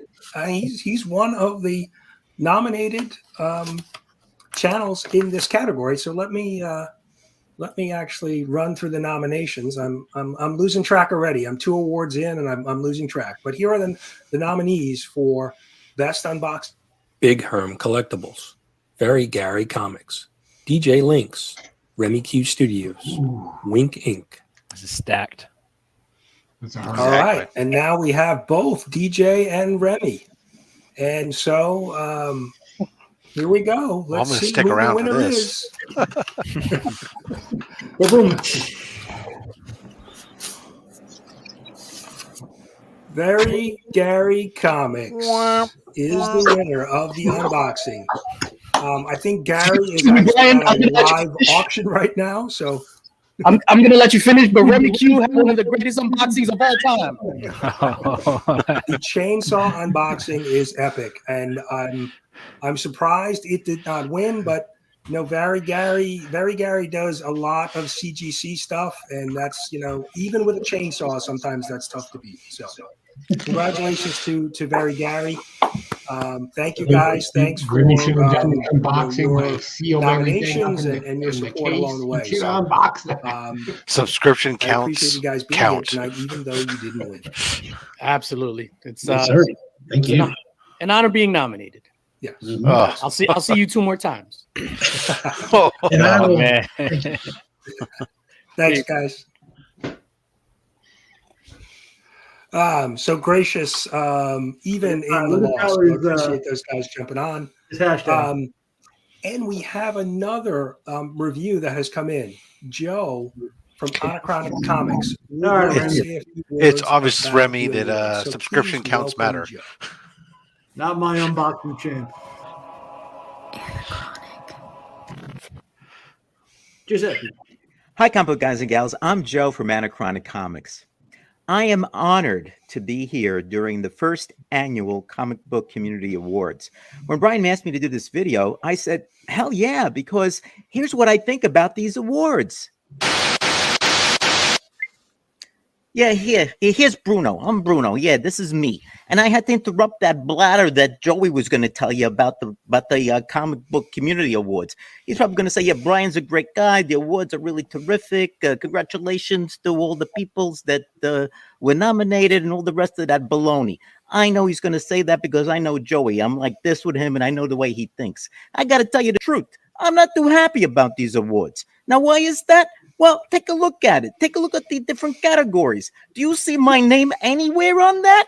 No. So, Brian, I'm telling you, I know you're from New York, so I'm giving you a little bit of slack. You got to fix that. You got to fix that before you give out these awards. Like, take a look, for example, the best video unboxing video or a series. Hey, that's me. I've been unboxing like all these torpedo boxes and stuff like that for a while. Not my fault that Joey doesn't buy anymore, and I'm not going to spend my money on that stuff. So that's one area that my name could be. Another one, the most entertaining content creator. I can't believe my name ain't there. Come on, who's more entertaining than me, Bruno? Yeah, let me turn the volume down. And then the best ongoing series, the torpedo boxes. That's an ongoing series. I must have did like 4, 5, or 6 of them. And how many do you need to be ongoing? I think more than one is ongoing, isn't it? Anyway, the other one that really burns me is the People's Choice. Now, what people are you talking about? All the people around me love me. That should be another one for me. Anyway, look, all right, I understand that the voting is closed, so I can't do anything about it. But I have to tell you, for 2022, my name better be there, Brian. I'm telling you right now, my name better be there. Got a boom. So let me just say good luck to all the nominees. And Brian, it was so great that you put this together. What a great idea. And I know this first one is really special, but I'm looking forward to many more in the future. Take care. Thanks, Joe. And Bruno, I guess I'm not sure if I need to keep the doors locked tonight and be looking over my shoulder to make sure Bruno isn't coming after me. But I do appreciate them both being here tonight and saying a few words about the awards. I do appreciate that, and I do love me some Bruno. So, as a fellow New Yorker, it's what's not to like about Bruno. So, I appreciate those guys. So up next, we have the best collaboration project or event. And so we are going to look at the nominees, and we are going to give away this shiny trophy. So let's do that. DJ Link's Epic Rap Battle. In the Hot Seat with the Usual Suspects. Monthly Comic Review. 10 Hottest Comics by Comic Tom and Jem Mitt. Comics Airways by Scott Shelf. So DJ did say he would be back. I don't see him back on yet, but let's take a look at who our winner is. I put stickers on the back of these envelopes, figuring it would be easier to get in, and it's not. Why just seal them at all if it's just you? And our winner is 10 Hottest Comics. Comic Tom. Oh, there's a shock. Jem Mint. Subscription counts matter. I do not see hashtag. them That's here the new tonight. hashtag. So congratulations to some of the OGs in the community for their win. Was it there? So we will be getting trophies and prizes and everything out in the next week or so. But before we get to our next award, They're probably like, "Oh, there was an award show. I didn't know." What type of award show Who are would you? it be without a rant? So please welcome our favorite ranter, if you would, Comic Journey. Oh God.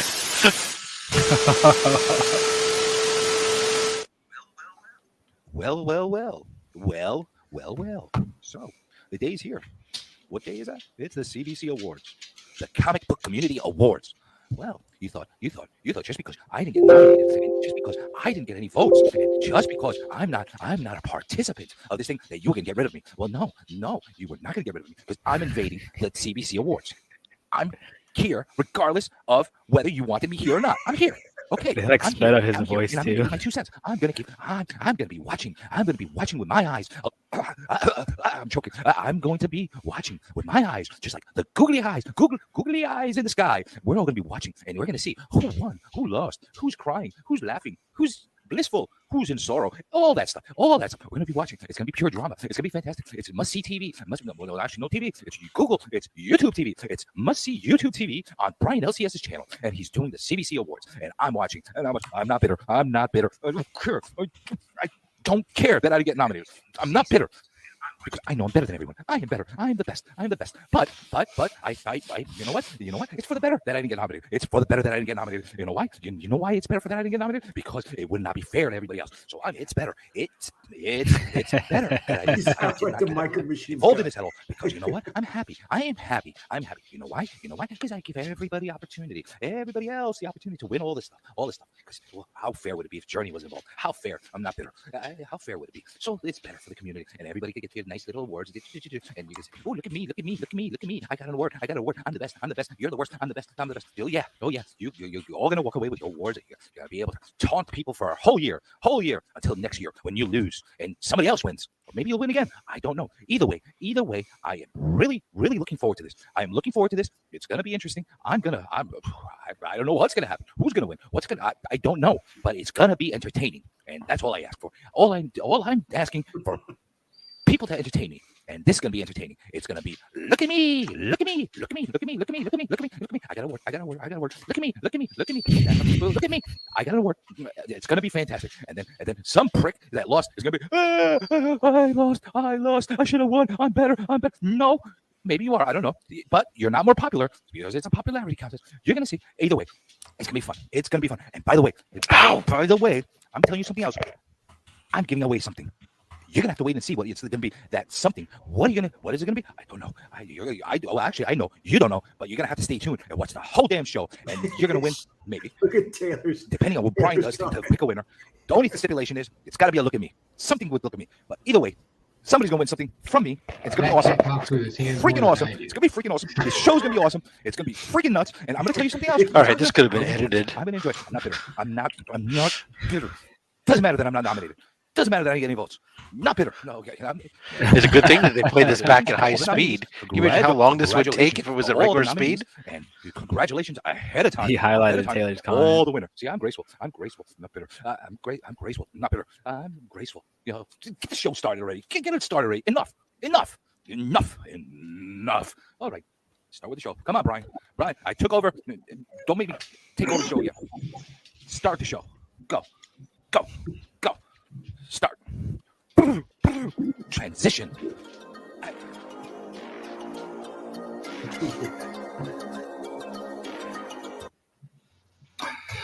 I think I need a nap after that. Watching that video, and what Comic Journey explained to me was that there was no caffeine involved in that video at all, which is totally amazing. I don't know how he does it. But every time I hear his voice, for some reason, I think Jackie Mason. I don't know why, but for some reason, it just clicks in my head. So, Comic Journey, thank you. I think thank you for that. Hopefully, people enjoyed that. But I do appreciate you sending in your video. So we're going to move on to our next award, which is Best Speculation and Comic Investing Content. And so let's take a look. Will this possibly be another Comic Tom Award? Nominees. Comic Tom 101, Newbie Comics, Rise Comics, Tales from the Flip Side. Ooh, I like Tales from the Flip Side. I watch it. And here we have the Shiny Award. And let's see who the winner is for the best speculation and comic book investing content. Get into this envelope. Comic Tom 101. Comic Tom is not here tonight, but congratulations. He doesn't acknowledge me. He doesn't know I exist. So we are moving pretty quickly through the awards.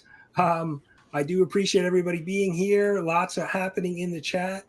But I know I have found over the years of collecting comic books, and and most recently is,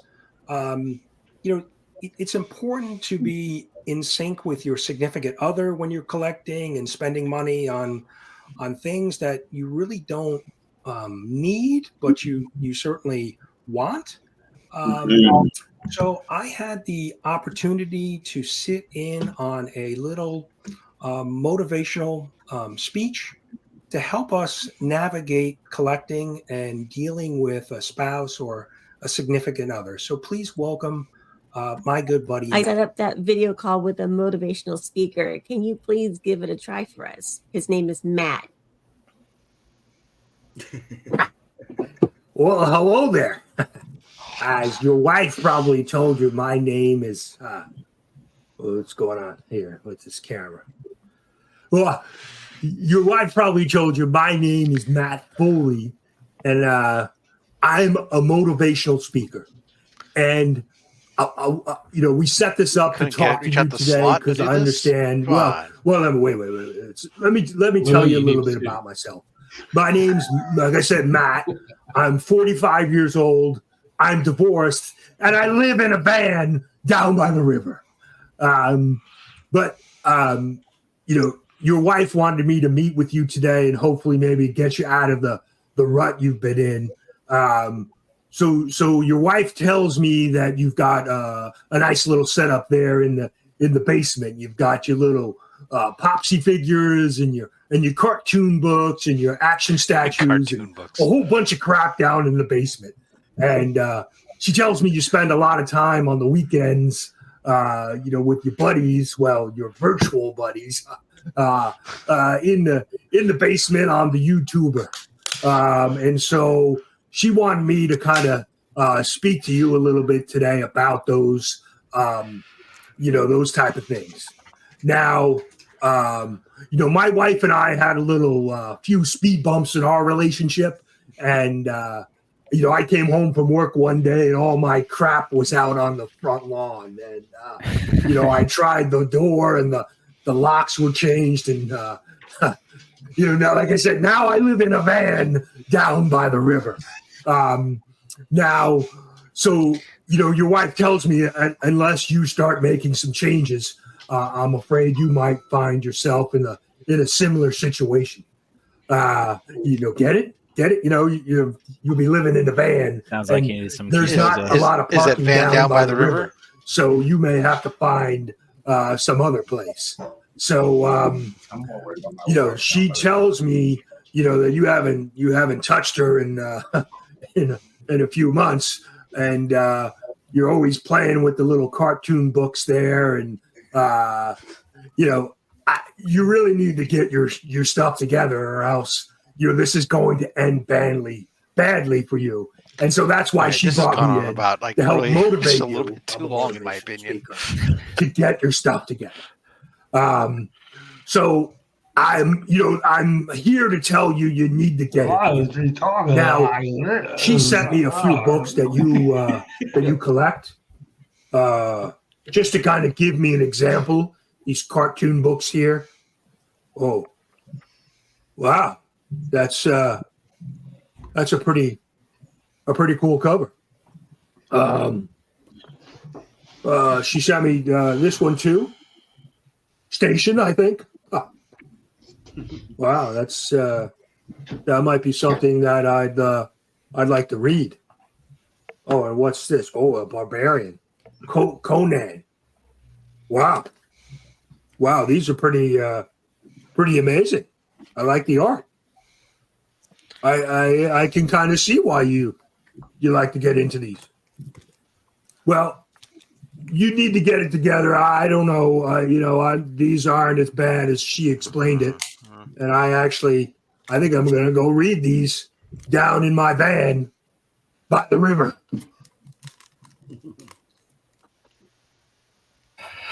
So as you can see, Matt wasn't that helpful, but he did score a few good comic books to go check out in the van down by the river. So, Matt, I hope you enjoy reading those books. Up next, we're going to move on to our next award, and that is Best Cleaning, Pressing, or Comic Restoration Content.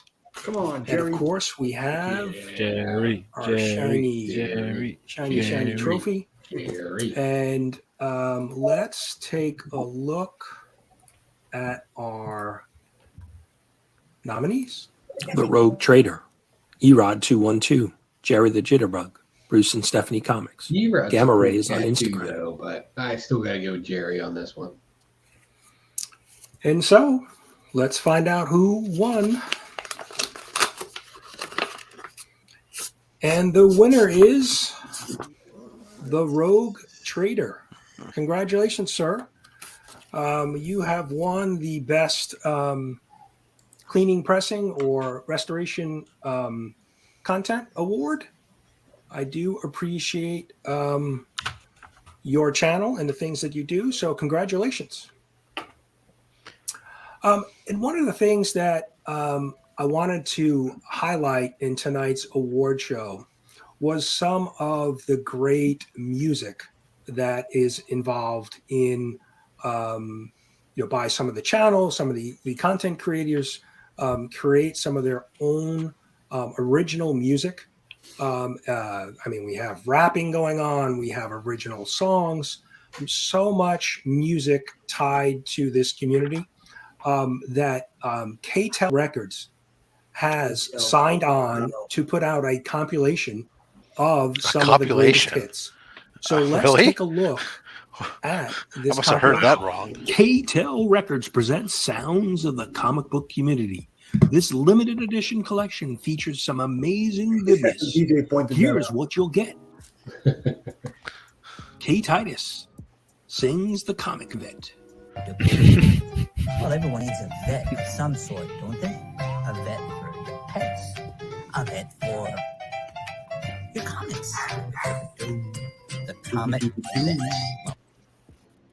Hokan Joe raps Wild Peasy. I pull the sword from the stone, set back in my throne, meditating like a monk in a zone. My DNA strand locked deep in my bones. I extract a millionaire quote. Little Joe Peasy! You did kill that, Joe. Some conditions can still make her wear blind. She ain't gonna act just like the rest. Her chromosomes have no why. Best thing. Did Freaky actually make that CD? Because that I want that CD. Whack Comics. Drop it like a comic book.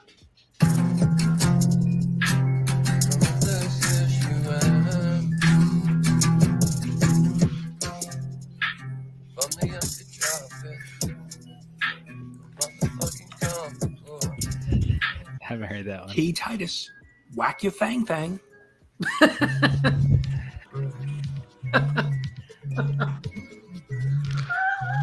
It's crazy, man. Well, he split his own vote. Wait. I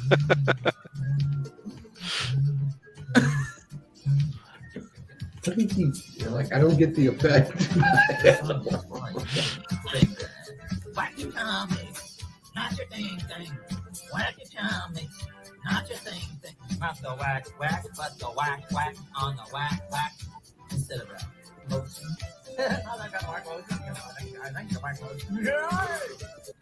Freaky Louie. You down with LCS? Is that the same one who did Links? You down with LCS? You down with LCS? You down with LCS? And you'll get this amazing bonus remix track by DJ Lynx. DJ remixes the comic vet. This is Kay Titus. This is Kay Titus. Hello and how are you? This is Kay Titus. This is Kay Titus. This is Kay Titus. Hello and how are you? I'm fine. I hope that you are too. The comic vet. The comic vet. The comic vet. And there are many, many, many more. This collection will be available for a limited time. Send cash payments only for your 8-track today. You got jimmied. Yeah. I know that's something I'll be picking up. I mean, who doesn't like to dance to some of those classic hits on that record? So, hope you guys enjoyed that one. We're going to be moving on now, following that entertaining video up with the most entertaining content creator, and I do see a few of the nominees coming in, so let's give them a second, but let's take a look at Freaky Louie, Whack Comics, Reggie Collects, Scott Shelf, TM Nerdy. Stacked. So let me add TM Nerdy and Reggie to the stream. Good evening, gentlemen. Thanks for stopping in. Greetings. And we're going to get right to it. I'm just going to grab the trophy. You guys can take a look. The most entertaining. There it is. And we're going to get right to it. Let's see. Oh, we got a few others joining us. Hold on. We've got. Yeah. They're so entertaining. Oh my goodness. So the winner of the most entertaining content creator. Is it the dog or the person? I'm not. Mr. Reggie Collect. Yes. Oh, Reggie. Congratulations, sir. Thank you. Congratulations, my man. More proof subscription counts matter. I appreciate it. If I had known that I was going to win, I would have dressed up with one of those fancy shirts that Brian is wearing, but I did not know. So definitely want to say thanks to everyone who cast a vote for me. I definitely appreciate it. Thanks, Reggie. Appreciate you being here, and congratulations on your award. Thank you, brother. So we're going to move on to our next category. Thank you, guys. I apologize you did not win, but congratulations anyway for the nomination. Appreciate you guys being here.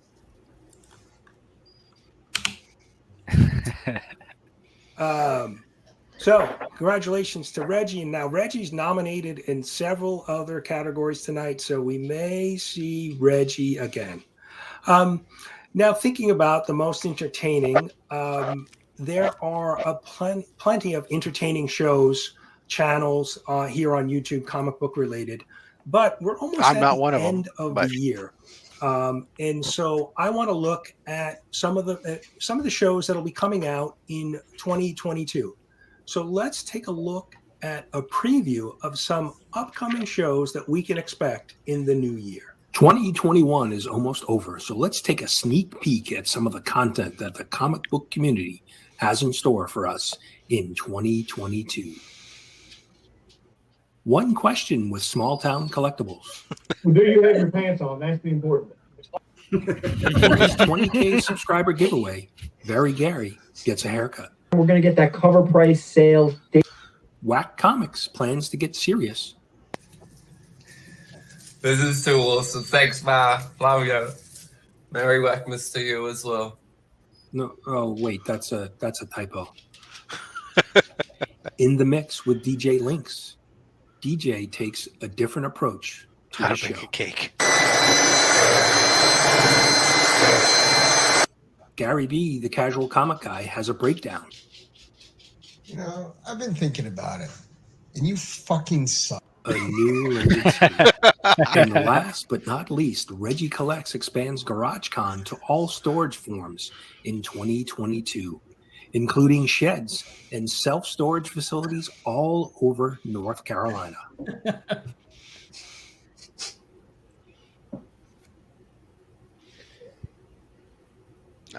Dead air. Comic Journey's not happy. Although I do like the concept of Gary Goes Ape Shit. That sounds like. Yo, when he did that, I thought that was hilarious.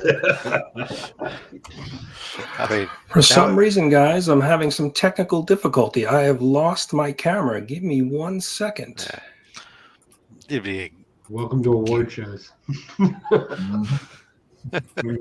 Waving on the numbers. What's up, buddy? How you all doing? Hey, how was the con today, brother? It was a little bit cramped, but it was fun to get out and mingle and pick up some items. So I enjoyed it. Well, it's cool.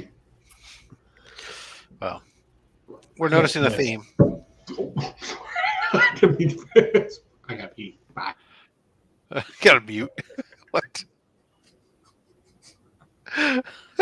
Dracula. Oh my God. Is he back yet? Nope.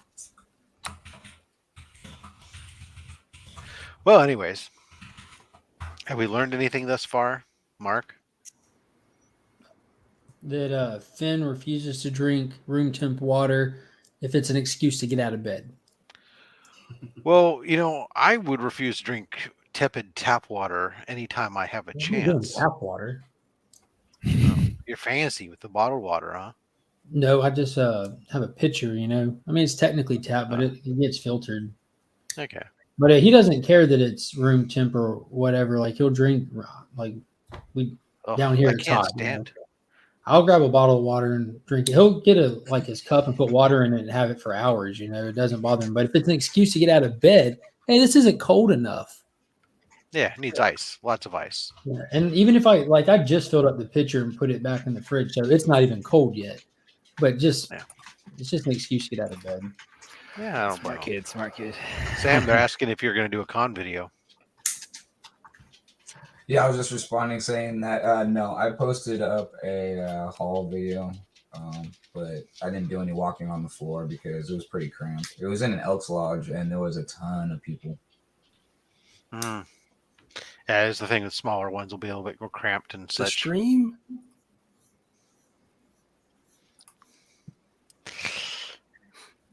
Yeah, it looks like terrorists have hijacked the Brian LCS. They're already upset with the fact that their favorite YouTuber did not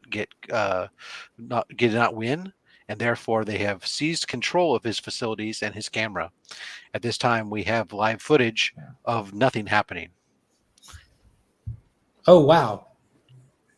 But wait a googly minute. eyes in the Where's sky. Pocan Joe? Pocan Joe just Live left the action nothing. frame. Yeah, that's right. Pocan Joe left, and then He this left to go happened. resolve it. Coincidence? There's no such That's thing as a right. coincidence. People are Unfortunately, Chip Gettler's not here to fix it. So, chanting Chip Hitler's name at this moment in time. yeah. If you say his name 3 times, though, he can fix it remotely. DJ said this is the in memoriam section of the show. Moment of silence. Ouch. It's back. There we go. It's back. Or maybe he's just playing. Back at it, boys. More techno. But the attitude back up. Yeah. Rave. Raving.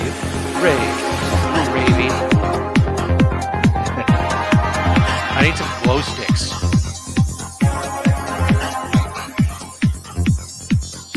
Might break my headset. Here we are. We're back. I lost my overlay background, but we are back. I don't know what happened. I could not get the camera to add. I apologize. Technical difficulties during the first Comic Book Community Awards. Wow. Hopefully you guys are good. You guys can hear me. Everybody's good. I'm just trying to pad my stream, numbers here. So we lost 10 people. To fix the algorithm. We're back on track. So let's get into the comic book. Actually, you know what the most surprising thing of this Community feed thus far Builder is? Award. He's only got So one let's thumbs down. hopefully take As a look at the controversial as some of these nominees, things are, he's only got one and thumbs I down. That's won't impressive. Lose my camera. I concur. Let's try this. I get more than that just freaking Joe turning Morris, on my Cinema. camera. Gary B, the casual comic guy. Legion of Oh, Comics. Legion went to hop Sid over. Woodley. Reggie collects. Mm-hmm. So Come there on, are Nick. It's got to be the Gary. He's like freaking nominees. eats, breathes, and sleeps freaking Let's building the add, community more. Yeah, this is a tough. I mean, even his That's entire great. 1,000 subscriber giveaway is about building the damn community. So we have Mark and Reggie. Oh, here. Reggie's there. Great. Reggie's He's going to flipping win. Through his book. Subscription counts matter. Oh, pardon me. Pardon me. Is that what we're doing? Pardon me. I wasn't quite prepared. Hey, Reggie. How you doing, brother? Good, man. Good luck to you, my friend. Good luck to you. And so we're gonna get right into it. Let's see who our winner is. I'm really surprised that background was not real. I I thought it was the whole time. I am thrown for a loop. See, subscription Congratulations, fucking sir. counts Thank matter. you, brother. I definitely appreciate it. Shout out to the Giving Gang and all of the comic book soldiers that cast their votes that made this possible.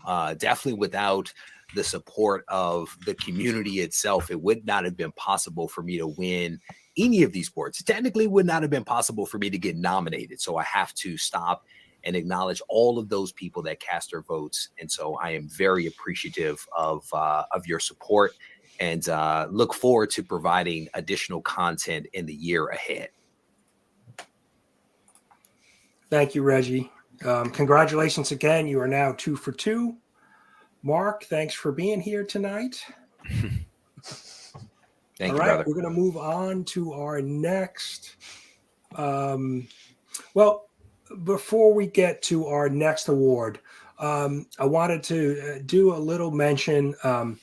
Our community recently lost a beloved member, and I wanted to do a little tribute to one of our friends here in the community.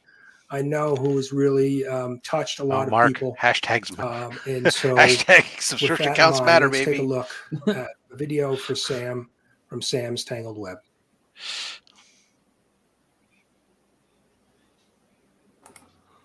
Just a few short weeks ago, we lost a beloved member of our community. please join me in remembering Sam and his channel, Sam's Yeah, Tangled Web. exactly. You can't fight the Sam math. shared his love for comic books and nature on his channel. He also highlighted his favorite character, Spider-Man, and True Believer reprints. But what he loved most was the brotherhood he shared with the community. But we're going to talk about some comic books, of course. Marvel has this thing, these line of comics, real cheap, True Believers, and they're like a dollar for these comic books, and you can get really good ones here. I got look at that, Amazing Fantasy, first appearance of Spider-Man. Yeah, it's a reprint, but so what? Live on a Saturday night. So what is Sam was the first guy I watched on YouTube. Really? I thought that was yesterday.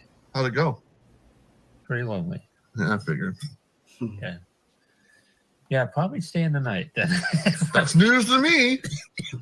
Make it up as you go. Show up and stay. Are we gonna have coffee in the morning? We gotta look good when we go to Florida, man. I gotta start drinking more water. We gotta look good, for the ladies. What do you think about ice cream? You like ice cream? I love it. Yeah. Vanilla. Yeah. Vanilla. Oh, okay. Like cookies and cream. Yeah. Cookies and cream is just vanilla with cookies in it. Yeah. It's the same thing. It's got that flavor. What else are you going to talk about tonight?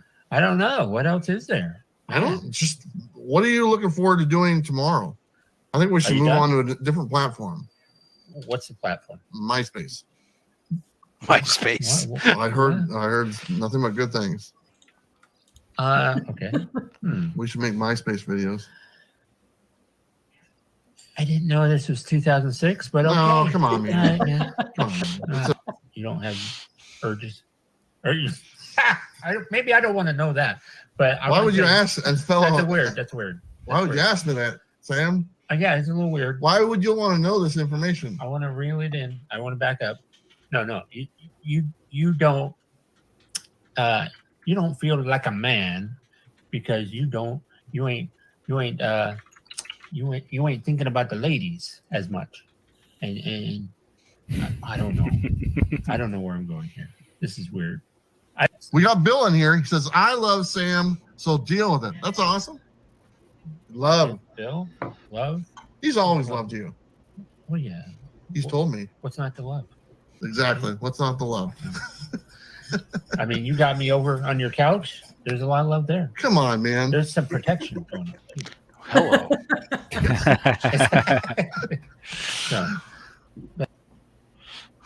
Rest easy, brother.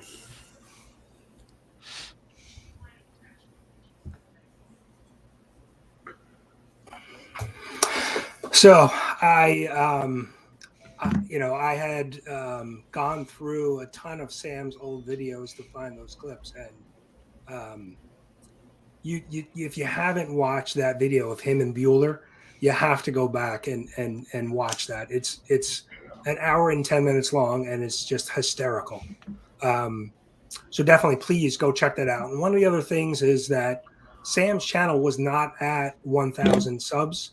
And his link is down below in the description. He was last check, I think, around 876 or so. The community would really love to get his channel to 1K. So please, if you've not subbed up to Sam, please sub up his channel and go back and watch some of his videos. They're really great. So definitely, I wanted to highlight Sam because I know he meant a lot to the community, and wanted to just, make sure that people are aware to go sub up his channel and help him get to 1,000. So I do appreciate that, guys. If you could do that, Sam, Sam to 1K. There's a hashtag Sam to 1K. And there's some tributes that are happening on Instagram as well. It's Sam's 50 Tangled Web. So they've been posting different Spider-Man pictures for Sam through the end of the year. So please, check that out or follow that hashtag. I know it would mean a lot to Sam and the community and his family. So I really do appreciate the support for Sam. I'd never had the chance to be on a live stream with Sam, but have seen him on a bunch of live streams and shows, and it's just Between Sam's Tangled so Web, much we had him about on it, Blast and, Our Stash It, I think and it's important that we remember Comic him Jabroni. and help his channel great guys. live on. So thanks for everybody's support with Sam, and I know Bueller, Travis at Comics with Bueller is help raise some money for the family and things. So there's a lot of good things that have been going on to in Sam's memory. So I'm sure I speak for the community when I say that we all appreciate that. So thank you. So hard to follow that, but let's move on to our best ongoing series. So let's take a look at the nominees for best ongoing series. Chatting with the comic community, TM Nerdy, Coffee and Comics, Comics with Bueller, Lame or Frame, just a Rican in his comics, in the mix with DJ Links, Ready, Set, Go, Reggie Collects. So we have Reggie and Travis, TM Nerdy. How are you? Let me show, the Anybody but Bueller. So here is the ongoing series trophy, and let's open up and see who the winner is. Anybody but Bueller. Okay. Wow. Reggie, hostility. I am sorry, but Oh. Comics and Coffee, Oh. Comics with Bueller is the winner. That's brutal. That's brutal. No, well deserved. Travis is a wonderful, wonderful guy. He really is. He does. does. It is well deserved. It's great. Which Travis? There's two of us. Well done, brother. Well done. Comics with Bueller, Travis. Fantastic guy. Yeah, and I think one of the things he mentioned, he was in one of the live streams recently that I had watched of his, he was talking about Sam, and he said Sam didn't realize that his name was Travis for about 2 years of their friendship, that he thought his name was Bueller. And so it took a little time, and so it was one of the funny stories that he relayed in his memories with Sam. So, all right, congratulations to Coffee and Comics. Well, I haven't drinking enough. This is taking too long. Thanks, guys. Thanks for being here. No Thank word. you. Got plenty That's to what drink. happens. I say I haven't been drinking enough, but this bottle's almost empty. And I opened it tonight. Following the ongoing series, one of the other community members, Doing a good job. Chip I like Gettler, this show. aka the White Shadow, he does a. It's not daily, but it's probably at least weekly. A great segment that I really enjoy watching. Although we were just talking about Bueller and Coffee and Comics. Chip does a Comics and Coffee segment or Coffee and Comics segment. Just a little quick review of a comic and his favorite coffee. Although I'm not a coffee drinker at all. I do go really back to enjoy England. Chip's little Coffee shorts. drinking. You have a And show so with let's take a look breakfast? at one that Chip has prepared for us here tonight. Good morning, Comic Book Community Award nominees and everyone else. My name is Chip Gettler, His soft aka and sultry the White voice. Shadow. I'm going to talk you right out of your Today's pants. Comic and a I thought it Coffee was you. brought to you by. wait, I'm sorry. Wrong video. So actually, the reason I'm here was even though I was not nominated for any award, I was asked to help, and I'm still baffled that I wasn't even a write-in. Wow, that really hurts. Anyway, it's truly my I love honor the to fact be that here everybody tonight goes to present satirical a with special it. It's award great. to the one Next to person a who little brought golden us all crapper. together. This award goes to Brian from LCS. The award is in honor of Brian getting shit on by the most people ever in such a short amount of time for trying to do good within the community. But like a true hero, he threw on his cape, flipped off a few birds, and kept moving forward, innovating and adapting the process to fit the needs of the community. So with Wow. that, it is my honor to give Brian this shitty Commercial award. of the night. Congratulations and happy hunting, everyone. Bye. Did you make that, Joe? No, I did not. Yeah. I wish he would have asked me to make Thank you, something. Chip. I would have done it. I don't know. I can't say I've ever owned a bronze toilet plaque The with golden my name on crapper, it, so come on. I really do Appreciate that. I accept that award. We did have a little bit of a rocky start to the comic book community awards. There was some bad press, I would say, there's a but bunch we of assholes we that overcame had it, and opinions. so I do appreciate that award. Yeah, I don't know what else to say. I do, I'm gonna have to build a shelf or something behind me so I can display that proudly. So thank I'll you, build them a Chip, shelf. for that. Easy. So moving on, we are going to move on now to, I think this has to be my favorite category, best new channel. It is. What do we define as new? I think one of the awards that I'm just so excited I'm not about sure because about it's that some either. of the That's smaller channels. So it's an award that recognizes new channels, and there No, are I so don't. many great new channels. What is new? So let's take a look at the nominees for best new channel. Actual Dracula, Dank Comics, Evil's Comics, Nick's Comic Culture, TM Nerdy. Huh. Yeah, I would say that's new. Yeah. And so here is the best new channel. I got my pick. If any of the other new channels are here, I thought I saw some of them in the chat. Please jump in the live stream if you have the link. Give Who are we them a rooting for? second. If I'm not, rooting for we TM will Nerdy. open it up. I like that guy. Is that because you were on his channel? And this was one of the categories that was very Yeah, I close did in all the voting. work. There were, only a handful of votes that separated, the winner TM's a good guy too when it comes out to from second place. I got nothing against any of them. I don't And care. I'm just curious. Nick's Comic Culture. Nick's Kicks and Comics. Station Is Nick the Comic winner. Culture. I thought I saw Nick in the chat. But Nick, congratulations. Best new channel. Well deserved. I think any one of the 5 nominees could have won the award. All great channels. And definitely looking forward Still curious to what the seeing what definition they do, was and what the in requirements. the coming year. So TM, I'm going to Not because I wanted to be a part of it, but just because I'm honestly curious. I just want to say thank you, everybody, for the nominations and all the categories. I do appreciate it. It was an honor just being nominated. Congratulations, everybody who won so far. Congratulations to Nick Comic Culture for winning the best. Sorry, what were you saying, Joe? Well, I was just saying, Evil Layer Builder Projects is the newest channel in our community. But there you go. So it's a numbers game because it stole numbers. Right along, other than our big technical. I was gonna say fastest growing too. Fastest growing channel. Right in a day. Literally overnight. Congratulations on your win. Yeah, thank you. Hopefully you can hear me. I was out, so I just thanks everyone. I really do appreciate it. Thank you so much. never And, watched this I think channel. last Does year, anybody else?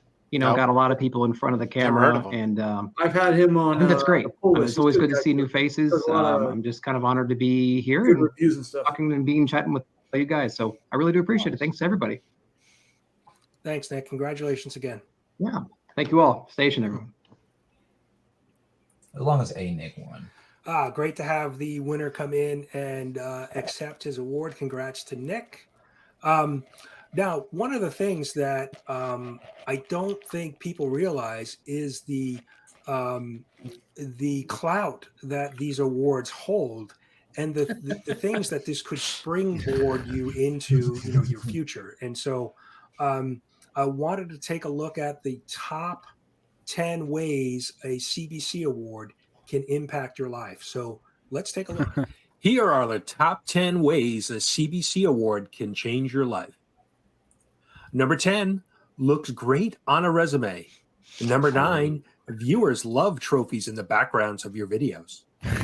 Number 8, you'll impress your mom. Number 7, you'll receive a 10% discount at your LCS for life. Number 6, it will make a great centerpiece on the dinner table. Number 5, with an award, bags and boards are free. Number 4, your family will finally approve of your YouTube channel. Number 3, it will be the first 10.0 gem mint you own. Number 2, it will make all other YouTube channels wish they had one. And the number one way a CBC award can change your life, it'll spice things up in the bedroom. Nice. Honey. Now, I'm a YouTube comic creator. Come take care of me. A comic book community award. I really don't know. What else would do it for you. So I hope you guys enjoyed my top 10 list. And before we move on to our next award, and we have 2 left, I wanted to mention right following this live stream, one of the nominated best channel and best new channel and most entertaining, Mr. Free Key Louie, will be doing a live One of the show most undersubscribed live from, channels Newport on the Saturday YouTube. Night Louie, and he does a lot of great comedy and skits. That's a good channel. Around the comic book community. It's a quality channel. You definitely need to check it out. So following this live stream, Put some he'll be thought going into live his with channel. He his doesn't just open boxes like some Saturday schmucks. night show. So I love Freaky Louie, but his I link think it's is down in the ironic that he's description. promoting him. And he's So like, you he didn't win an definitely award, want but to it's check that quality. out. because he's got his own personal likes. I'm going to tell you right up off the bat, I love Freaky Louie's channel. Yeah. I'll steal from that shit all day. That's quality content. I didn't know this. I didn't know this had commercials. I would have paid for a YouTube commercial. I'm that kind of product placement whore. I want to make something for Freaky Louie, but I'm debating between 2 things. That's why I haven't done it yet. I got 2 ideas. Oh, by the way, that Rocketeer helmet, Joe. Whoa, man, that was awesome. I appreciate the compliment. Let me be clear on that. I do appreciate it, but I made a bad choice in it, and there was just no recovering from it by the time frame because it's 30 days. And I appreciate the compliment. Ladies and gentlemen, Mr. Kanye Links. What's going on? What's going on, homie? You were robbed tonight. You know that, right? We start. It's too much going on. Yes, please head over to Free Key Louie's show after this live stream. So We coined it. It's now hashtag subscription counts matter, DJ. Community channel of the year. So let's take a look at the. Even if you are coming up on 2K. Mora Cinema. It's simple mathematics. Yeah, right. Spine tips, pop culture philosophers. Ooh, Comic Tom and Reggie in one. Okay, Yeah, this will be interesting. Which one of those two is going to win? So I'm going to bring Reggie back in. It's simple mathematics. You gotta love it, because Joey Crack plus Gats equals a lot of dead Competition is fierce, brother. This is fierce. Oof. I'm nervous and So here we go. butterflies inside. Oh, look at him. He's just like, he's getting so smug about it. Oh, look at this. Wow, that's huge. This guy, Again, this guy, I I tell was you. nominated for I'm gonna put a message 5 in the awards, chat. and it sounds cliche, This but is it's rigged. honestly very humbling to just have been nominated by the community. It's very and humbling to actually have more win the awards subscriptions is like a whole nother thing, and a bigger fan base. I absolutely love the. I mean, Reggie's a good dude. It's not his No, by that no, is I that know. I enjoy the people. They just I enjoy kinda the coming off a interactions, little bit, the camaraderie, the discussions we have online, offline, and it's nice when I like the to, community you know how I decides am. to I like to hate the recognize, Yankees. I like to hate the that Cowboys. All the big relationship teams. that I have And the with big players. I it's want to root really for the underdog. individuals, but when you look at it collectively, it is the community. And again, I'm very thankful, very humbled. Brian, fantastic job on the production, and looking forward to getting those awards so I can put them in my background, because that list you ran down is fantastic of the benefits and the perks that come with winning an award. So thank you, brother.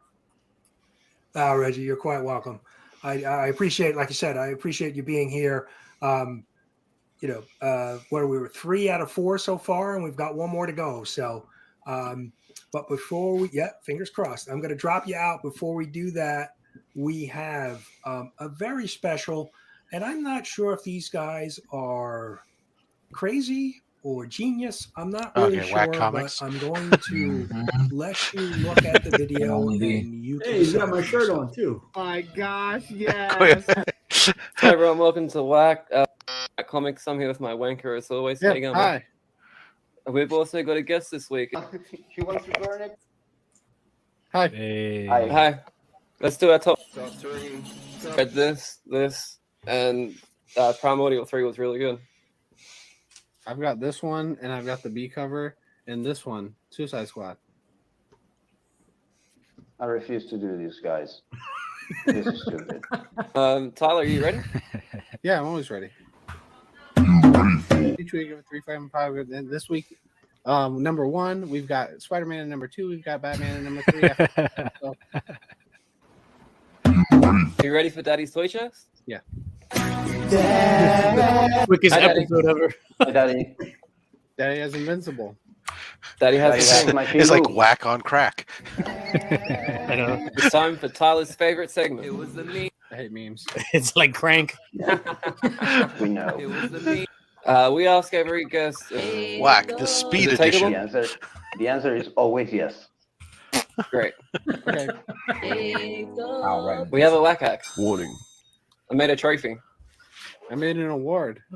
Yeah, guys, this is so disrespectful. Sorry, Brian. No. That's what we have time for. We're gonna let freak money play us out as always. Bye bye. Thank you, Mafia. And like I said, I'm not sure That was if entertaining. that's genius or not. And it kept it moving. I liked it. It was the best thing I saw tonight. Whackmas, and I really do appreciate them taking the time to create a video for me. Just So, be the wine tugging. thanks, guys. I do. I think That one wasn't long appreciate enough that. for you to pour another glass, Rob. I think I enjoyed that. I thought Rob was I'm drinking glad you made your own liquefied trophy. beast. I'm down to here now, I do you know, appreciate and that. It'll save me this on was that full. international shipping. You catch up, man. I'm So, okay, so we are It's back in on half. to our final award, the 11th I'm award, bougie. the Lifetime Achievement Award, the Stan Lee Award. Like I'm not blue collar, If you baby. look at the finalists, there were just some big names, but let's take a look at them one more time. Comics with Bueller, Comic Tom 101, Gem Mint Collectibles, Reggie Collects, Robbie, Pop Culture Philosophers. Well, I know how this is going to go. I want to go to the bathroom. And this was, and I'm going to add Reggie back in. This was another one of the categories that was Well, Comic very, Tom very Gem Mint close might in split the voting. vote. Just a handful of votes separated the winner and second place. Wow.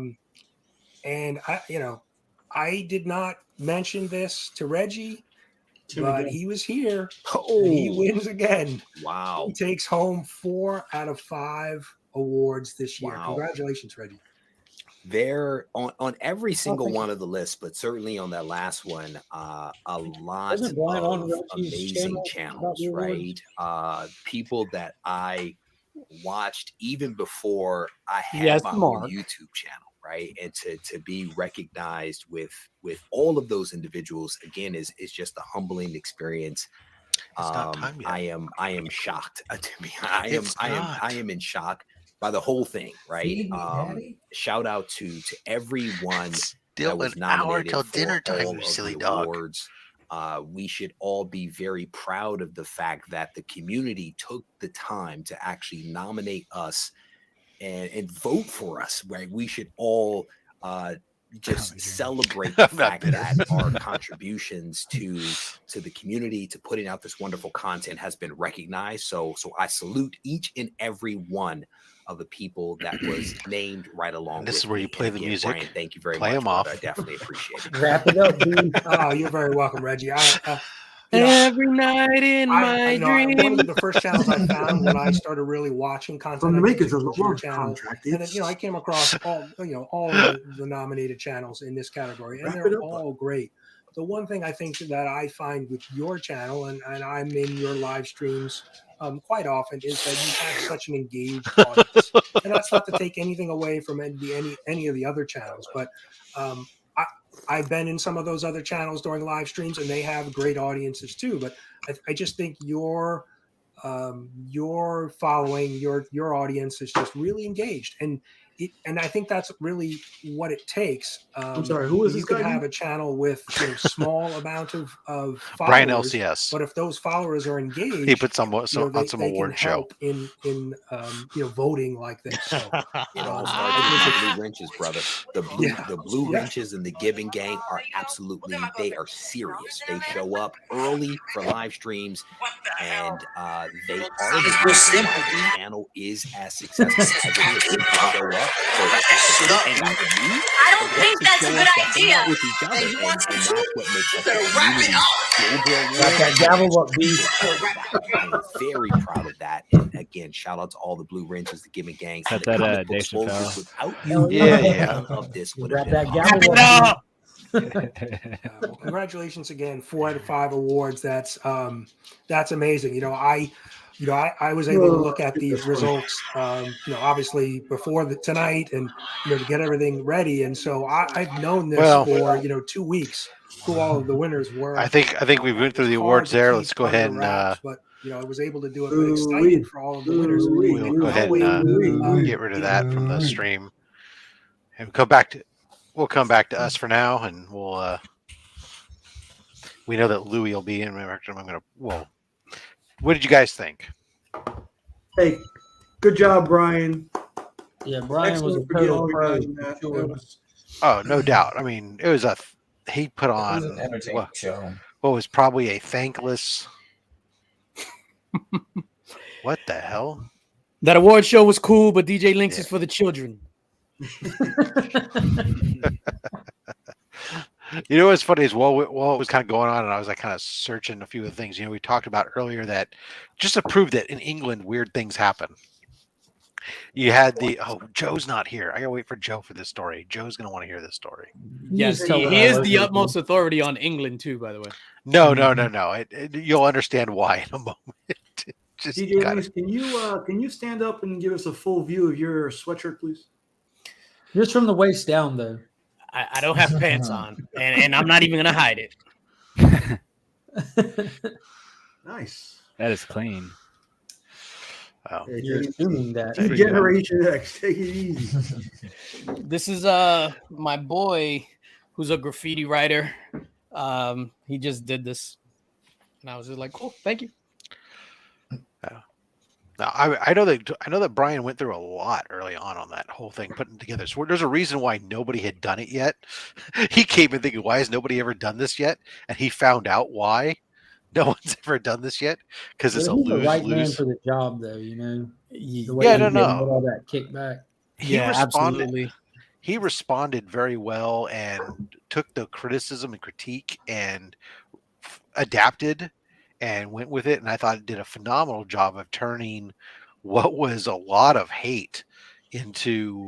I don't think it was hate. I don't think it was hate. I think a lot of the criticism was warranted. Yeah, well, maybe hate was the wrong word. But it took a lot of flack, anyways, and adapted to it. It made some adaptation. Did a great job there. All right, Joe's back. Joe, I wanted you to hear this story. Well, while that was going on, and I was doing some lines of coke. I came across another news article. We did the article from the girl in the UK who found that axe. It was kind of interesting.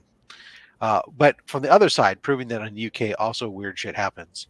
A man was presented to the emergency room in Gloucester, England, with munitions in his rectum. And doctors had to call in the bomb disposal experts as he had a World War II artillery shell inside of him. And, of course, the great quote was that he slipped and fell on the 2-inch wide artillery shell that got inserted into his rectum because he was apparently walking out of his house with no pants on, I'm guessing, when he slipped and fell on it. Otherwise, he just fell on it just right where it punctured through his pants and into his rectum. An artillery round? It was that more just precisely, it reinforced turned them. out to be a World War II anti-tank shell. Unless that dude weighed 400 pounds, it fell on a round. Because It's hard the average round, and I know rounds, I know ammunition. I think artillery is the wrong use. They're saying artillery, but that's not the right thing. I don't think based so. on the Maybe picture in here. But But it isn't. Not even a mortar. Hashtag. It just says anti-tank shell. The picture of it. It's still from a tank. It's from a tank. That's a huge round. That's 45 pounds. Yeah. So. Even from a Sherman, that's a 42 caliber. That sounds like he was rather experienced with the fit. No way. No, there's no way to fall. I slipped and fell. I think he wanted to try New Frontier. That was a war game He gone probably wrong. paid good money to have that inserted. I slipped and fell 72 times on it. Well, the funny part was it was all lubed up. Thank God. It just happened. It just leave my shells laying on the ground, pointed straight up, all lubed up, and I slipped and fell, and I was walking around naked. That's a shitty story. Sounds like the beginning of a couple movies I've seen. I think he got a little too far with his experimentation. I think he just went a little too far on that one. Austin, feel free to hop in, or anybody for that matter, hop on in. That link is pinned up above there. You're welcome to join on in. We're just waiting right now for the Freaky Louie show to start up. We'll go ahead and we'll bring that in here. I'm just going to go ahead and say I pre-planned a video, and I stole the concept from Freaky Louie. I'm just going to be open and honest about it. I did it. The inspiration for the video on the Put night him in the credits and to pay him. He'll be all right. came from Freaky Louie. At least, I just want people to know that. It's bound to happen because you know what? Yes, it does mean a whole new meaning to shot in the ass. There's times where you are the creative individual, and there's times where, like for me, for example, where I just go, you know what? I'm not the creative individual. Probably the last. Regatta Awards. That's right. The real inspiring go-getters esteem difference awards. Freaky Louie presents live from Newport. It's Saturday Night Louie. The Regatta Awards. Freaky Louie wanted to acknowledge his favorite moments on the YouTubes this past year. His comic book community is everything to him, and this is how he thanks Joe. you. First category. Awesome, man. Best We loved Bruno's comments. Tyler Right on at par. Shattered Glass Comic Reviews. Jeremy at Remy Q Studios. Adrian at Pandawesome 316. Rod at Rod the Rican. And of course, Freaky Louie. Yeah, man, we got Casey Moore with the Down 99. This is for the Lowe's hat. Dude, that hat is sick for real. Like, if I saw that, I would pick that up in a heartbeat, dude. Man. Oh, man. And the winner is Freaky Louie. I can't believe it. Oh my goodness, this is amazing, everyone. I thank you so much. Next category, Best Ed. He's a fat guy with a fat opinion. Rob's at Rob's Fat Stack. Oh, shit. Reggie collects the comic book Swolja himself. Nick, the legend maker at Nick's Kicks and Comics. And of Nick course, nominated for Best Heard a bunch Gay. of commotion. Are you all right? Wow. I'm perfectly fine, as you can clearly see. I love that episode. That was The great. winner is Freaky Louie. Thank you. Now you have. Okay. 1, 2. Oh my goodness, this is crazy, guys. All right. FreakyCollects.com. Next category is Best Nick Shout was Out wrong. Song. Batman, Superman, Absorbing Man, Aquaman, Ant-Man, Big Man, Birdman, Sandman, Giant Man, Hawkman, Iceman, He-Man, Plastic Man, Anchorman, he didn't start the Freakies. It was Freaky Louie, not Freaky Remy. We haters, ha ha ha. You can't catch, you can't stop them. We go by that golden rule. If it's raw, then you bag them. If you bag them, then you board them. If you board them, then you store them. We store them like we'd like to care for them. If you're new, don't be bitter. If you're old, don't be stale. Louie's never been a quitter. He sees more cons in jail. Mother trucker, he's real. Mother trucker. C2, E2, thank you. Bye bye.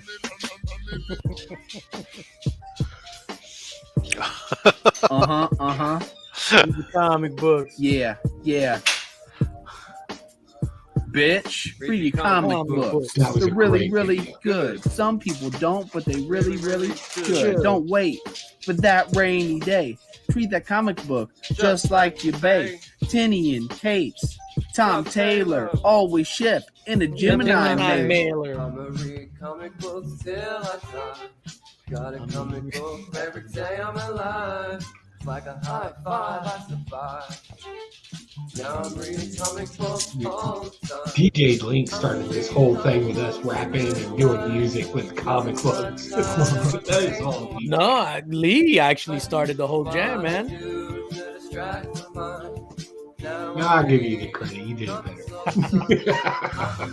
Oh, just like the award show. I'm just kidding. I'm reading fucking comic books. Hey, Twilight. I even fucking read them on a holiday. I wish that comic books still cost a dime, but I still read comic books all the time. Facsimile, facsimile. I love that dude How do you too. guys I say it? listen to him all Facsimile, the time. facsimile, facsimile. I don't know, gang. Facsimile. I don't know.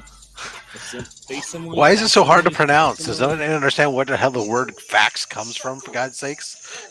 Well, it does look like face when you write it out. If you say it phonetically, it doesn't come out. But it's what when you send somebody a fax, it's actually short for facsimile.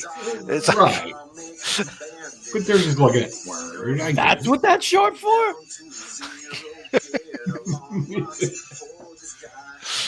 Wow. Even though it's with an X. Yeah. That's the Winner is abbreviation. It's a short version. It's not a real word. Freaky Louie. It's not a real word. Not fax. No. What? Next category: best Oh, facts, guest no printer. on Saturday Night Louie. My name is Matt Foley, Did and it. I'm a motivational Slot it up. Did speaker it first. Yeah, slot it up. Did it first. here to tell you you're not gonna Slut did it. Thank God his family involved, which is the funny thing. You're gonna live on a steady diet of ramen noodles and live in a basement down by the water heater. Chalky milk. I love Chalky watching milk. him too. Yeah. These glasses killed me the first time I saw this. Yeah. I drink like chalky milk. I do know how you love your chalky milk. No, it's not. It's not chalky. It's so good. It's like second skin. Anybody out there, if you're trying to explore a superhero to jump into, Fat That's it, baby. Endgame, Yeah. End And, Game Cap at the All right, hold on. Hello, everybody. No, hold on. Hello, everybody. My name is Angel. Today, my guest is a local music producer, a rap Is that his- artist, and a is registered that his sex wife? offender, Freaky Louie. Oh, goodness. A registered sex offender. I'm not registered technically, but it's so He's not registered. It's freaky okay. family. Da-na-na-na. Da-na-na-na. Da-na-na-na. Da-na-na-na. Da-na-na-na. Yeah, thank you guys so much for showing up. I used to be an auburn hair boy from Washington Heights, and look at me now. I love y'all. Love this comic familia. Y'all I are want the to end best it. in the West. And the winner is, Where's yes, the red you hair guessed come it, Freaky Louie. Oh. Honorable mentions for best spit take, Hey, best montage,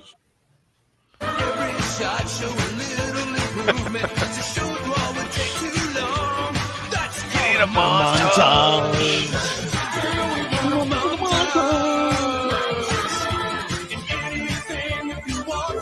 I just added that guy on Fortnite.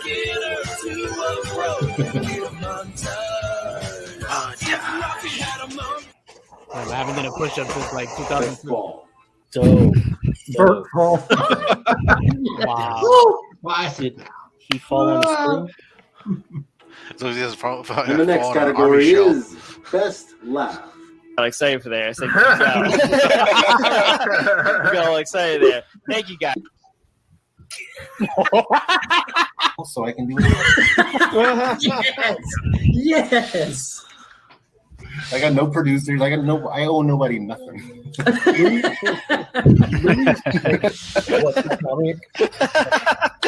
Just you. It's like Ned Flanders doing a scream.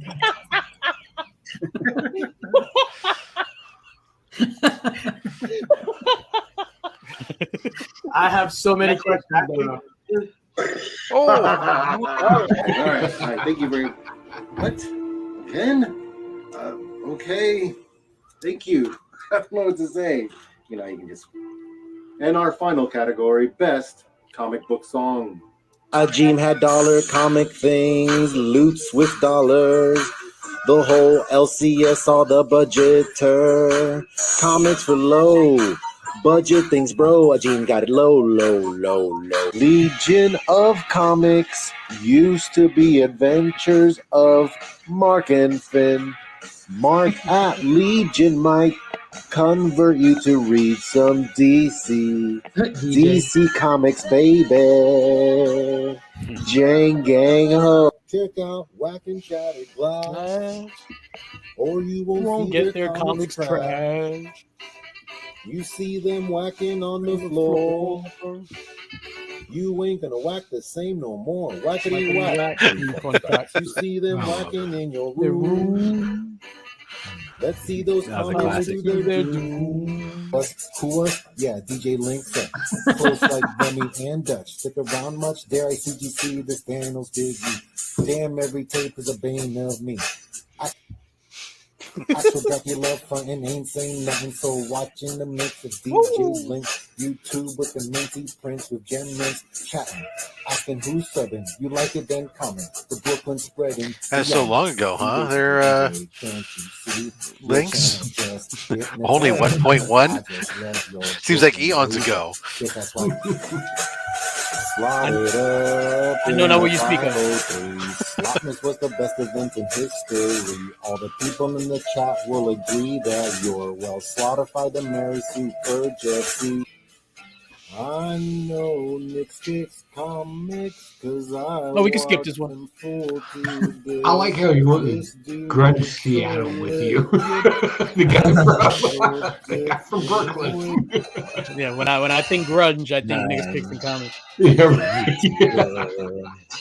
Cashman, Gun and Gary B. He's more casual than any man. His legend spreads across the YouTube stream. I can't believe it. Freaky Louie wins in a clean sweep.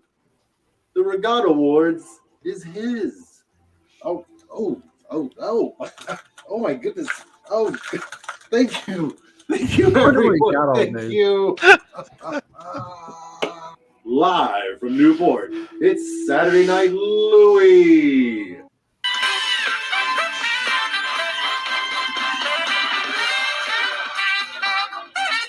It's Saturday Night Louie with Freaky Louie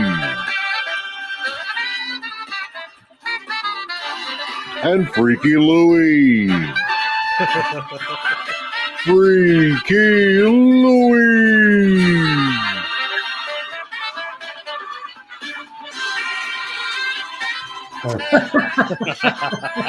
Freaky Louie.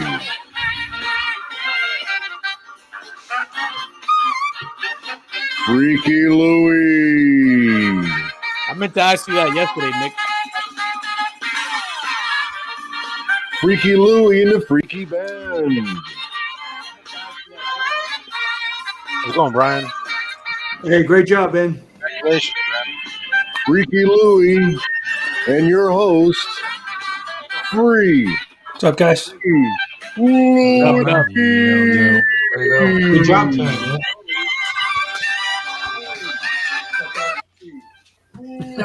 fanboys are unbelievable. Do you think you can just ring my doorbell anytime you want?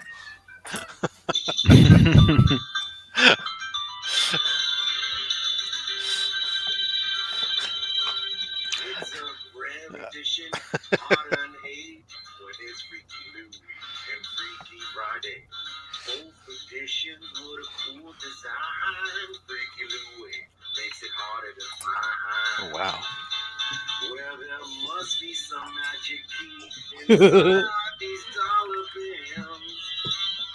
Cause all I see is a tower of keys. Free comics for the community. Freaky Friday, where we can fill our house with our comics. Freaky guy, comics to you with tenderness. Freaky Friday, freaky for you, freaky for me. More free comic for community. Freaky Friday, please like, comment, and subscribe to me.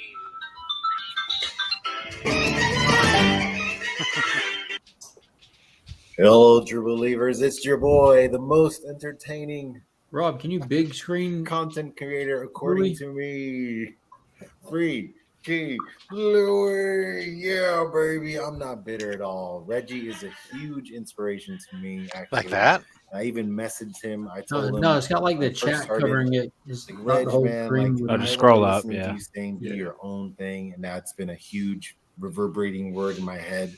So thank you so much. And honestly, standing next to Giants is awesome, people. But I knew this is my preemptive strike. I knew I wasn't going to win. So I was like, I'll make a rig of awards and win them all. I love you guys so much, man. You guys are the freaking best, man. I couldn't do any of this without y'all. That's basically your videos I stole and showed back to you. I gave it back to you like a real tyrant. But my man, Mark, he knew. He's like, we're going to have to wait, right? I'm like, yeah. I was being polite. But it's great, you know. I told Brian, I was like, definitely right after your show, dude. He knew. But that was still fun to see. And, you know, a lot of people don't like to admit, but, you know, Comic Tom, Reggie Collects, Very Gary, those are a lot of our first people. Like, a lot of us in here were like, oh, this guy's cool. So, all in all, whether you watch them still or not, The I algorithm think brings it's you to still them. cool. This is still awesome. And who knows? Who knows next year, huh? But I love you guys, man. I told him, I was like, sorry, bro. Like, it's worth the wait, I hope. You know, I tried best I could. I already messed it up like halfway through. I was like, damn it, I missed a little part. But let's do this, people. Nick knows, my man. And another awesome thing that happened today, guys, thanks to my man Mark here.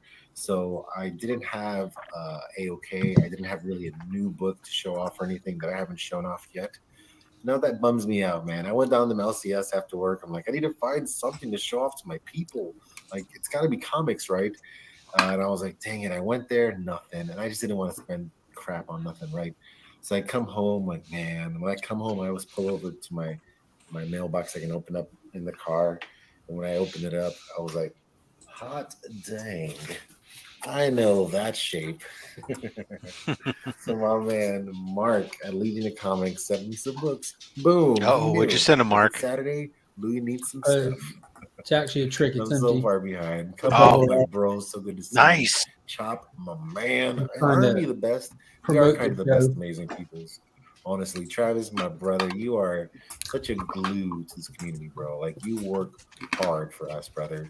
Jonathan, my man, bro. One day we will see each other again, bro. And my son, my prodigal son, Free Comic Dude. So good to see you, bro. You're his And son? Brian, that was excellent. Yeah, I always call him my Yeah, free you- father since he you was, pulled you it know, a off, free and key. who You know, said he was it free best, before man? me, so Oh, pay okay, I homage get to it. him. Yeah. I get it. Gosh, somebody commented how you pulled it off with such stride. I'm like, that's pretty good. Miss O, thank you so much for coming through, lady. It's awesome seeing you. And my boy Roscoe, always good to see you, Coltrane. bro. And Joe, my man, I love it, bro. Love it. Your thing was good, Bruno. I love Bruno. Love seeing Bruno again. I was like, yes, bro. Bruno with the Bruno. Oh, Shino, I love it. That is my HK wifey, 420. Sai, my guy. So good to see you, my man. So good to see you. I thought you liked that. Best head. Wow. Hello. Didn't know that was an Marty, my award. man, I love it. Hey, I was one of the Good for you, candidates, buddy. Rob. You're Come like on. my biggest fan. Oh, really? Yeah, Rob. As a giver or a taker? You love the music. Wasn't that great? A lot of people singing on Jesus. TV. My man, Arcade Pop. So good to see you, bro. That's another original for us. Like Arcade, you're right up there with the OGs, bro. Very inspiring, my man. And my boy Drac. I almost asked you to do my new SNL because your voice is so perfect when you do like Ricky Louie. And I was like, oh, but dude, you liking me was everything to me, my man. Thank you so much, Drac. Adrian. Yeah, Joe, my Live bro. from Banana You like Republic. that was my wife's joke. And she did that first take and I just gave her the basics. There was no lines or anything. She was awesome. That's why she's wifey material. Panda definitely wins the laugh. And I meant to say, and then I was like, Panda should have won that because his laugh gives me life, I tells you. Yeah, that's fair. His Chop, I laugh. love that, bro. I love that. I don't know what it is about his laugh, but it You guys are the makes best. me And Remy, my boy. Look at these guys. I'm so glad, brother. So glad. I love you, my man. When I laugh, people think was something bad's about to happen. The Regatta Awards, baby. Oh, Mark, that means everything. It becomes more of a cackle. Ah, I'm right here. Exactly the way you want it, Joseph. Winner, Louis dinner. When you laugh, we know someone's Nicole, shacked up in thank the you so basement much, somewhere. lady. Shackled. dude, that's Whatever, man, dude. It's already proven on Instagram. Thanks I'm for the taking nicest charge, guy. man. Like that's Banter. That is true. That is Mark true. Murray, Although you're very hated in the deer you community. realize that the community needs to find those people. I'm sorry. So Rob, your good man is for stepping up when Chip had to work. Chips tried so hard to break into Brian's system to make sure I win. But I already won in you guys' hearts. I think this guy said it all right here. Boom. That's where Chip was. He was trying to hack your system, Brian. Oh, I demand a recount. Joe, my bro, thank you, my man. That's awesome. Means a lot to you. And you are the newest channel. How about that? And the most exciting. Come on, and you make your own music. Come on. Kenneth, welcome, bro. I'm surprised. Oh, Jonathan, that means everything to me, good sir. Thank you. Oh, lady, thank you. I'm full of it, man. That way, in the real world, I'm negative. Like, you guys get positive. Oh, Austin, my man, welcome, sir. This one's for you, brother. Cheers, bro. Oh yeah, we never set up drinking. Sorry, Louis. Best artist. You're on your own. I wish I had more time. We should just throw in random words into his chat. My boy. And see if he says You're my brother. Like, He starts thinking that they're grown up around the same time. We were the besties all day. I know this, my man. Anytime Louis says Spider-Man. Yeah. I'll be the Reggie. Oh my man, that's awesome, Rob. Someday, baby. I am. I do it for the kids. Remember that one guy doing the commercial? Was the Yao basketball That was player guy? George Mirasan. Yao. That was George Mirasan. He's like flipping the bag and he couldn't do it. Uh-oh. Like waking up my kid. You know your stuff, Nicholas. Doink Scoob. Sam, my man. Welcome, bro. Yes. Thank you, Bruno. Good to know. Oh, Biggie, my boy, up in the house, too. I do have an AOK from Legion I can open up here, guys. So I'll make sure I caught everybody in here. Tylox, man, the guy with the most ultimate mullet. Where's K-Titus? Did I miss K-Titus? I missed him. He is the shout-out master. Sorry, K. I don't know, buddy. You know I love you, brother. My man from the land of the rising sun. Oh, thank you, sir. Look at that. Look at that. I am entertaining as hell. All right, so let's see what Mark sent me here. I sweat entertainment. So we got Schnikes. I'm already seeing. I better flip that big. Oh, nice. Look at that, guys. I already feel these. Ow. Oh, cool. That's from the shop he goes nice. to. That's so great. They're always in the chat, too. The Augusta Book Exchange. Excellent, sir. Yes, man. This is cool. I want to have it on a freaking jacket or something, a jean jacket. You know what I'm saying? A jean Man, jacket. like a Canadian tuxedo. I freaking love it, dude. Awesome sticker. Whew, baby. Let's get to them books though. Oh man, already we got a note. Rude Louie. Oh dude, I freaking love this one, man. How have I not seen this? Oh, that's right. I'm a cheapskate, and my man knows that. And he had his charity case Louis over here. I love it. Fandom happens right here. There's another sticker in there And too. it's so true. Probably lost it. 100% Watch true, out, man. Mark, because you know the way Louis does stuff. He's going to take that and just change just I the love it. logo. Let's do this, people. Yeah. Bro, I It'll be a appreciate parody you wanting me sticker. to know. You are such a huge pillar of this community. Keep doing it. Spoiler alert, Mark. That means everything, man. We are Legion. A pillar, baby. Come on. Mark said so. What of it now, guys? Louis wand. I freaking Be a love Louis, it. not a Louis I wand. love it. All right, first book, people. Hot dang. How does he know me so well, baby? This is freaking awesome. This is another perspective when he had the Venom suit on. We didn't realize he had it on. It was a cool little side story. And I freaking love it, bro. Freaking love it. Oh, yes. He knows my spine heart, baby. Yeah, man. This is a first of P rounds of your girl, I believe, back there. Yeah. And I actually really like her, man. Punchline. She's banging. Excellent book, bro. Man. Dang. Hot dang, baby. That ain't no freaky. Oh, man alive. Gosh. Freaking beautiful, dude. I forget who does this, but this Art Germ. How'd you know, Mark? I don't think I ever talk about it, but How did you know, Mark? Darn. I know his body. Harley's, awesome, but this one's got potential. Jeez, I for love what? it, bro. Thank you so much, man.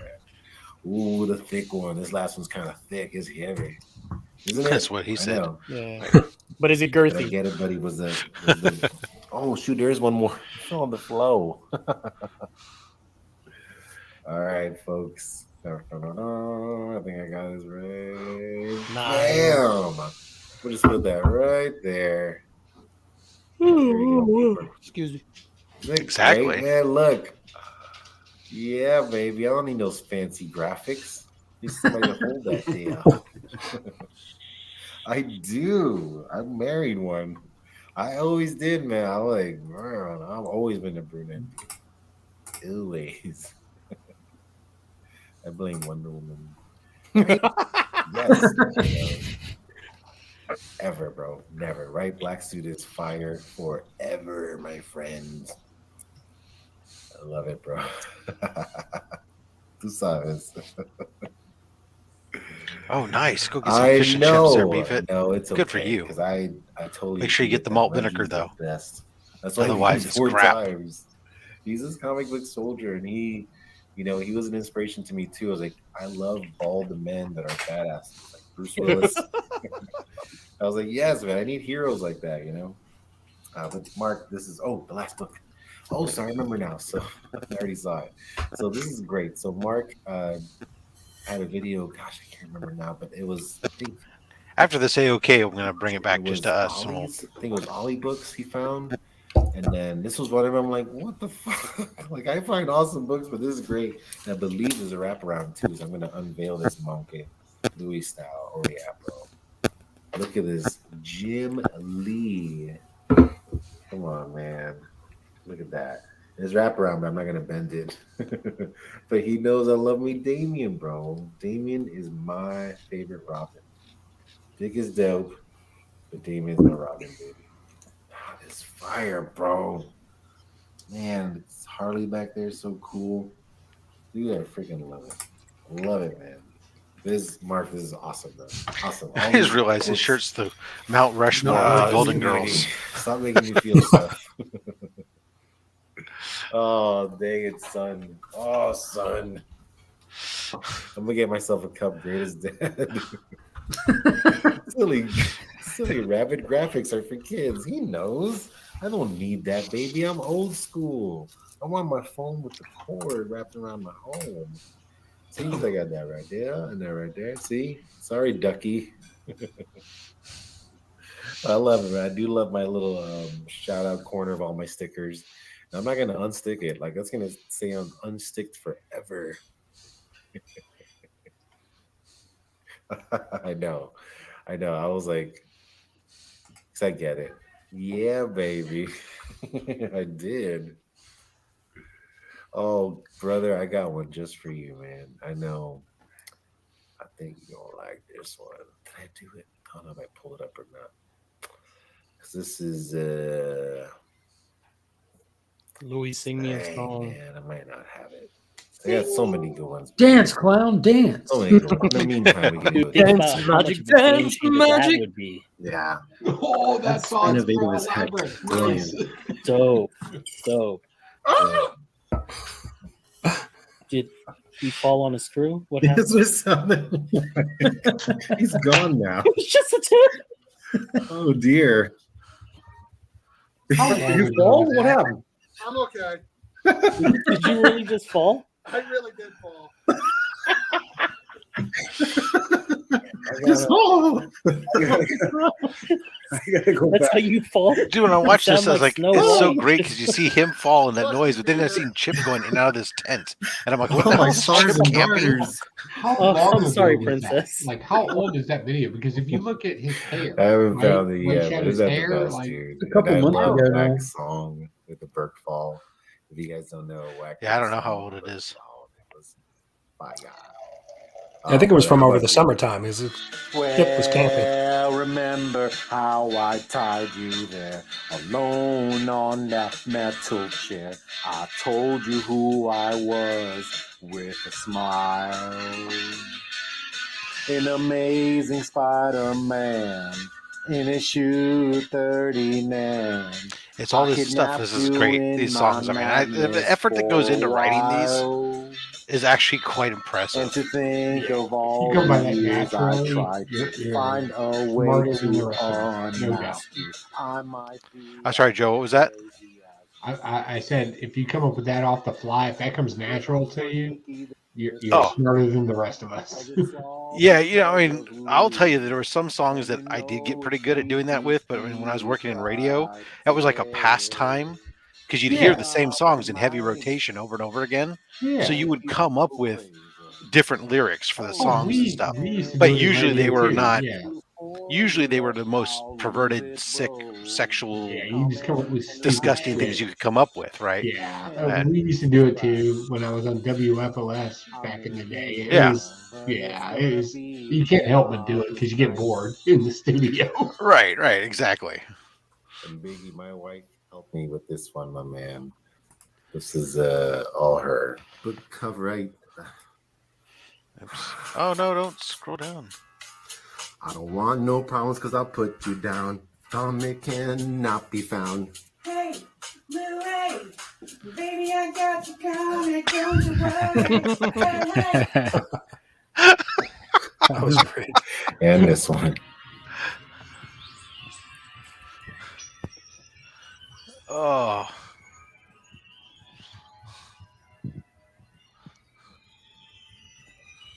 How is this guy not at 500 subscribers? That's just really my. Heart is wearing black I don't know. from the Secret Wars adventure. I mean, no offense, DJ, but there are people who just like open Peter Parker's boxes wearing and get like black. thousands of subscribers, and Secret then there's Wars people who put it adventure. exactly. Well, But hold on now. So DJ Leak is I know correct. she hated No, me. no, Please I'm don't just- do this. I'm being more. super facetious Like, there. come He on, has baby. I love production it. value. There is no. I love it, am huh? not. Yeah, the reality is that I Dang, don't got do not want to nothing demean what good, DJ does. I man. love everything DJ I does. thought I That did. guy's absolutely. on- But I'm saying, I'm just You saying can see the that awards. there's though. a man here who I like does a this lot of one. creative shit, and Honorable- he doesn't Honorable get mentions for any love. That's sad. Spit take. I'll tell you what I like Yeah, about I DJ. die Not to say- wholeheartedly. not to say- Unique. Best montage. And let me say, DJ, not to say that you don't do creative shit. You do a lot of creative He shit does, yourself. because he does that whole. Yeah. And I'm guessing I can say two, but I'm guessing a 3 camera split on every. Like his editing skills are on point. There's no doubt. Well, Like thank you, my sir. bullshit editing, that dude is on point.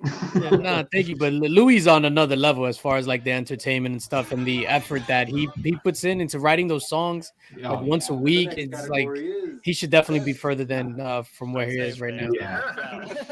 He should be further than me, that's for sure.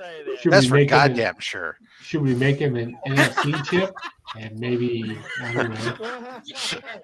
You can fix that problem for him. I'm just saying. C2E2, right? If anybody can. You know a guy that knows a guy. All right, We're gonna come back from C2E2 with like 25,000 subs each. All right, anybody who's there watching, if you want to continue to watch Freaky Louie, hop on back over to Freaky Louie's channel, please. I won't be offended for you to watch Freaky Louie and finish up his show. He looks like he's in the part of the show where he's doing some of the repeats of the content. So I'm gonna bring it on back to all of us. Spoiler here. alert. Yeah, I mean, we're the entertaining thing. Yeah, this is this channel. We've been watching other people's content for a while. So since we've been watching other people's content for a while, let's bring up Brian and say, Brian, we watched your content. Congratulations, sir, on a successful launch. You took a lot of shit from a lot of people early on. You wondered why nobody had done it before. Have you learned anything from this experience? Yes, I did. No, it worked out in the end. It was a rough start, but I think it went over, pretty well. I got to give you props for the even keel that you took through all that. Even though, yeah, there were some videos where you could tell the frustration was there and there was some reaction there and it was good because people needed to know that what they were doing wasn't flipping okay. At the same time, you handled it far better than I know I would have. And did a phenomenal job with how you reacted. You took feedback, you made a course correction, and I think for the most part turned out a product that people are happy with. Thank you. Yeah, no, I think so. Because I really thought it was a good idea and that it could, it had legs. It could last. It could be something good for the community. So that's really why I kind of just weathered through that. There were times I wanted to kick the cat, for sure, but I just tried to make the best of it. And the fact that people were talking about it, whether good or bad, was helping spread the word about it. So let's ask the real $1 million question: will there be a year 2? Oh, definitely. I'm planning on it. I definitely want to get more, more feedback, more involvement from the community. So that we can make it even, bigger and better. I've gotten some feedback already. I posted a video last week and asked people to comment and give me feedback. And one of the big things that came up a few times was having maybe categories for channels that are monetized and channels that are, so under 1,000 and over 1,000, so that we don't mix. Because subscriber count matters. You're able to motivate. You're able to motivate your followers. I have a criticism to that. I mean, just because you're over 1,000 subscribers doesn't mean you're monetized. Well, yeah, I mean, I think people were saying the 1,000 subscriber mark, and they were saying monetized or not monetized. But I think small channel, big channel. So to kind of separate those, because if you're going up, say, a channel like Reggie Collects, who's got 15,000 subscribers, and his subscriber base is very engaged, they're going to go out and vote for him. So if you're up just against 1% votes for him, he's got an advantage over 10% of DJ's fans voting for him. If 10% of his fan base against 1% of my fan base, it'll still work. You know what I mean? But there's definitely a discrepancy. It's really ultimately it's really not fair when you're in when you're in that category like that, because unless you remove the community as the deciding factor, but on all of the awards, right? Right. So that's why maybe segmenting the awards. How do you so that you have more like channels in the same? But I didn't put the channels to vote. It was open-ended, right? So you could vote for anybody, because I really wanted to be and I think you did the right thing. I'm not aware of every single channel that's out there. So well, I think you did the right thing in that not only by having it nominated that way, but also in still, although like I said, yeah, if you remove the vote, then you eliminate the bias from the growth of the size of the account. But by doing, if you remove that, then you introduce the bias of the judges who, unless you somehow find people who've never used YouTube in their life, they're not gonna. Everybody's got bias. Yeah, there's one way or Brian, the other. So, Brian, wouldn't you say that Reggie? do Wouldn't you that. say that Reggie was one of the ones, the big channels that pushed the awards the most? Like he even had you on his channel, right, and everything. Yeah, he certainly promoted it to his audience. So that's what I'm saying. That kind of goes to where he got all the votes because he actually, out of those big channels, he was the one that kind of pushed it the most. Would you say? I mean, I don't know. I haven't seen. He certainly advertised it on his channel. He did have me on. I did do an interview on his channel. There were other channels that mentioned it. I know Comics with Bueller had mentioned it a few times in a couple of his streams. I don't think he promoted it, or at least I hadn't seen the level of promotion that maybe Reggie did. But and I can't say for some of the other channels. There were some channels that were nominated that I reached out to, and I never heard from them. Right? They couldn't be bothered. So, and that's fine. So what you're saying is that Reggie actually respected you and what you were doing, and therefore you gave him awards. I'm just kidding. I don't think that's right at all. I think that's a horrible way to go. Again, Jesus Christ, votes, and the committee validated it. So Yeah. I think that's a fair response.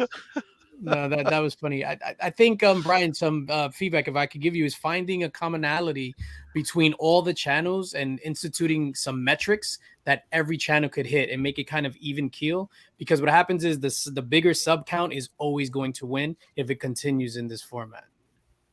Yeah, no, I definitely agree. But again, I want it to be open ended as far as I don't want to be picking channels, or I don't want a subs committee, 5-10 people picking channels. So I think it's, to your point, I think I have to find a way with the community's help as saying, maybe we group channel voting by sub count.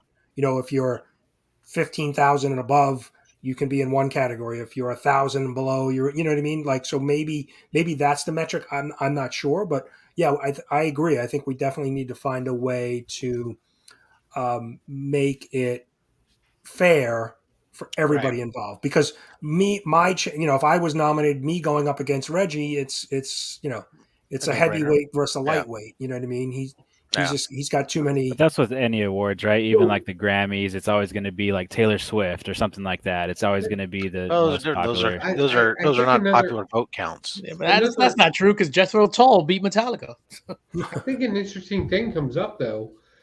Reggie promoted you, right? And he was hard on it. Like, legit. He was hard on it. I saw it. Like, he was hard on it. Bueller mentioned a few times. A lot of the other channels kind of mentioned it out here. So out of the promotion, out of the promotion that happened, what was the outcome for your channel? I think my channel got on some other people's radar, right? Some of the bigger channels, like Pressable Defects, I'm sure, had no idea who I was until the awards were announced. Comic Tom still doesn't, I'm sure. But right. Comic Tom actually replied to me. What I'm asking is what was the sub count for that? After it's said and done, how did your channel? And I'm not trying to before the awards were announced and after. I'm trying to say what was your net? If you throw something out there, what was the outcome?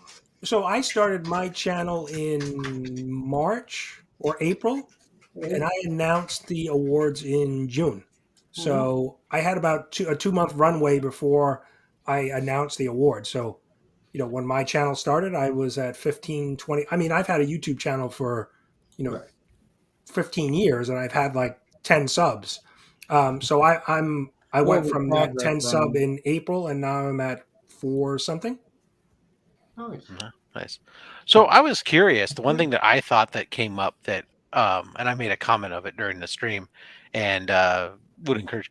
So you had the category for the new channel, but we never defined what was considered to be a new channel. New channel had to be somebody who started within the last year, the award year.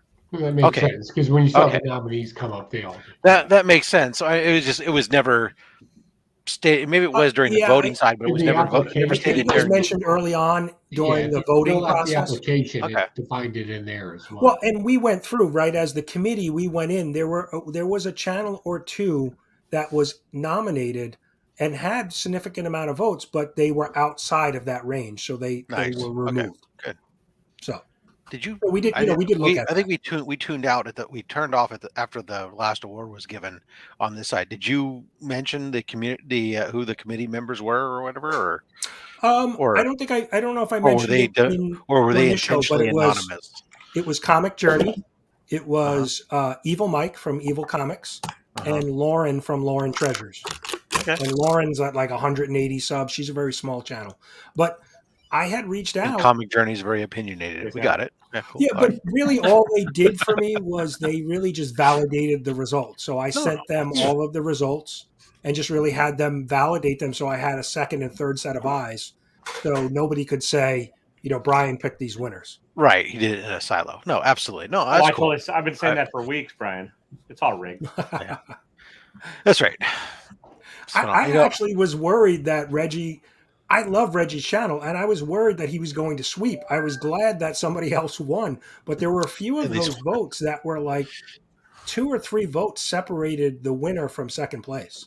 So there were a few categories that were very, very close. Very cool. I will say, I am strongly impressed. And sorry, guys, if I sound a little weird. I am starting to now feel the effects of that bottle of wine. I will say though that drinking on YouTube. What an amateur! I know. One bottle of wine. You God.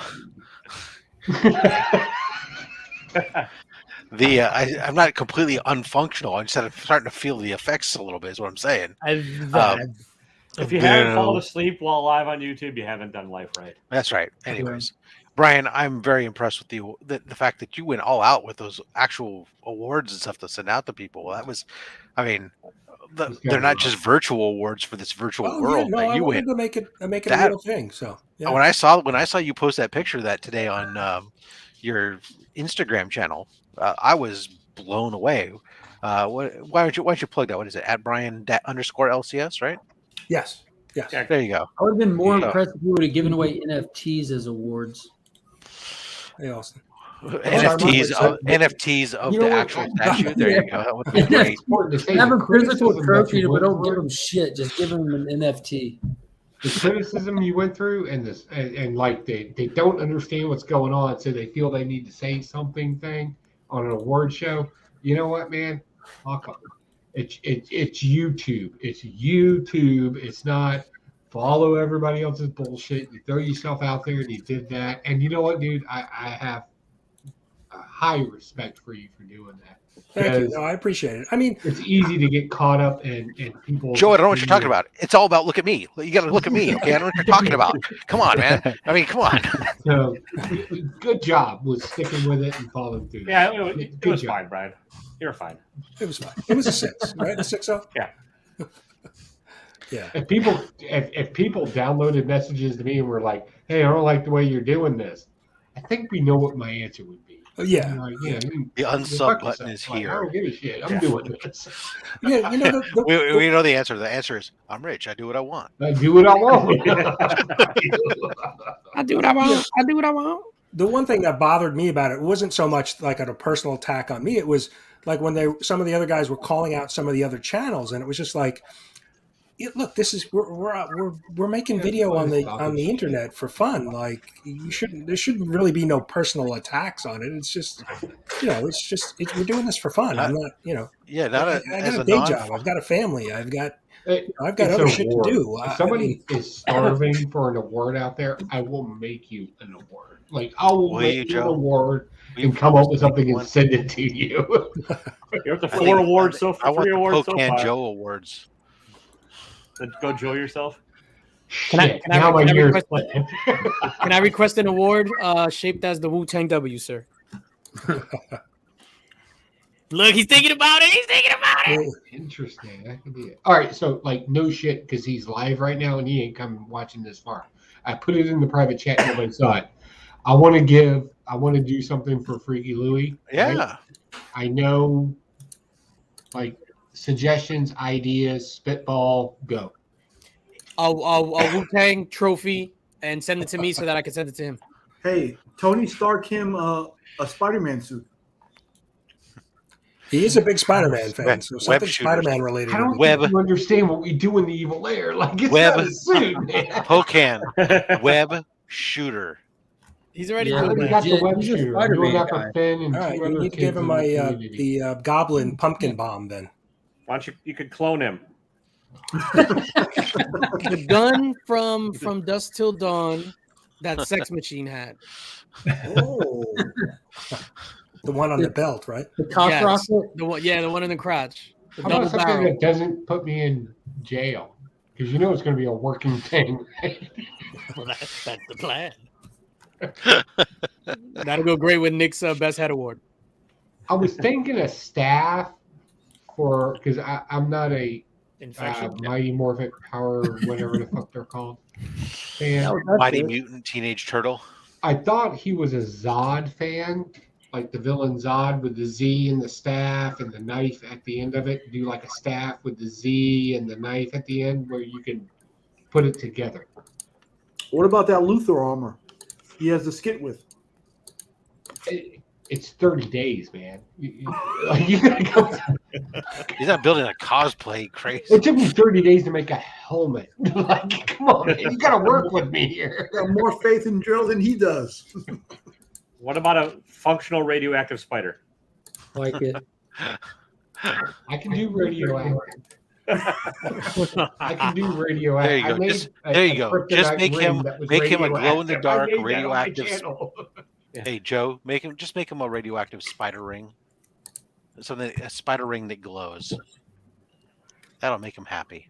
I think that would be cool. What does everybody else say? You like jewelry, you like glow in the dark powder. He likes spiders. I can There do you go. Easy lemon radioactive. I squeezy. can make it low levels of radiation. And by I can do ring, that. Rob means a Prince Albert. No, what I mean is that I would now and now for the next step on that is I want you to make it, although it's spider themed, I want you to make it a flash ring where it pops out and has the whole costume, springs out from it, and yeah. Boo! Sorry, nobody likes the Flash. You're crossing the streams there, Rob. Don't do that. Sorry, yeah, never mind. Go back to the spider ring, glow in the dark, radioactive spider ring, radioactive spider decoder ring. All right, we're gonna play with it. We're gonna find out. We're gonna see what we can do. There you go. I thought the That's Zod what- thing was cool, but I'm getting spiked because I don't know. Yeah, He's a big spider guy. Spider-Man. I'm not, yeah. he's a spider guy. Okay. Yeah, a little Peter tingle. A one half. Oh, let's give him something a ring that vibrates and gives him a tingle in his nerve system. There you go. You're welcome. And glows in the dark. There you It's go. radioactive. There you go. I mean, that's kind of easy. You just like tape a rabbit to the ring and. You think I do things easy? You've never watched my channel. Like I don't take the easy route, man. I know. You tape a rabbit to the ring. I love that. I was What if we could do like a vibrating ring with no motor on it? You know what? You just Thanks, invented a guys. brand This is why I new love sex you toy. guys. You guys come up with the best ideas. I like this. You should patent that and sell it at sex shops. Well, Austin's gonna take my 10% for my idea. You know, Proudly. Yeah, let's make him a spider ring, glows in the dark and vibrates. Wouldn't that be great if it became a huge hit, made a shit ton of money, and now we have Great that for on you. video? I get the cut.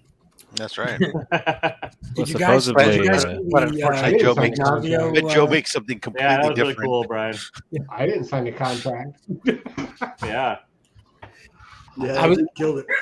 I was gonna suggest a half scale working slot machine that when you do it, it always comes up. 503. No, the tigers. So Oh. it's like you hit the face the Alright. tiger, you hit the jackpot. By the way, I'm Bayside digging the Tigers? snapback Wu-Tang Clan hat. I am digging that, sir. I am a Wu-Tang fan. Thank you, sir. I am digging your hat as well. I'm waiting for you to sell me a newspaper. That is 2 compliments in your hat man. in this channel, Joe.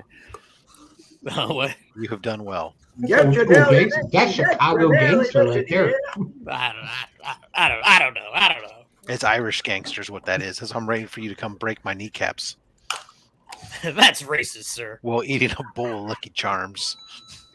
That's doubly racist. Jesus Christ. But at least you'll be interesting. drinking. We'll think about it. So, But at least you'll be nobody in the drinking chat Irish whiskey. tell anything about anything because you just fucking ruin it.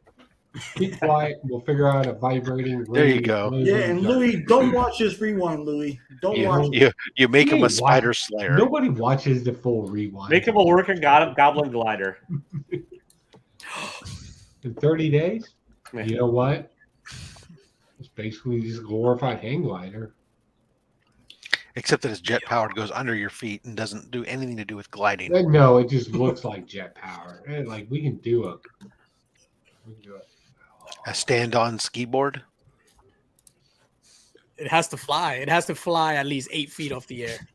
Well, And be able to glider somehow does that. and The somehow hang be able to glider hover in does place that. without any vertical That's the easy lift. part. Yes. Jump off of Jockey's Ridge here in North Carolina, you fly. No, Joe, the important part is you have to figure out how to make it hover in place without any vertical lift. That's not hard, actually. You know that's how drones operate, right? They have vertical lift. No, they don't. There's centrifugal lift. There's force, it's thrust, there's downward thrust. It's centrifugal. It's not upward lift. You're using the wrong verbiage. Just because I'm drunk doesn't mean I'm not speaking right. Nerds. There's downward thrust. Yes? That's No. upward thrust, Nick. Not downward. That's what happened to Burke when he Centrifugal. Upward There you thrust. go. Rotor provides a centrifugal Whatever. force. It moves the That's air what force downward. is. The propellers Force is spin there. and they push air Force doesn't down. move down. Oh, Force man. moves this way. Air is blown down, causes it to go straight up and Look, hover. you want to talk science or science fiction? Bubba, I'll talk science to you. I can't talk I just science died a fiction. little bit. Look at the time. Oh no, my internet is acting up. I'm joking. So, yeah, I like the spider ring thing. He's a Spider-Man fan. Thank you guys for that. Like I say, I'm not an imaginative person. Thank you for it. No problem. It's what we do. Rob, did you see the Spider-Verse 2 trailer? Whoa! I read a note about it that Spider-Man 2099 is like attacking Miles, and I like that. Yes. So I'm interested to check it out.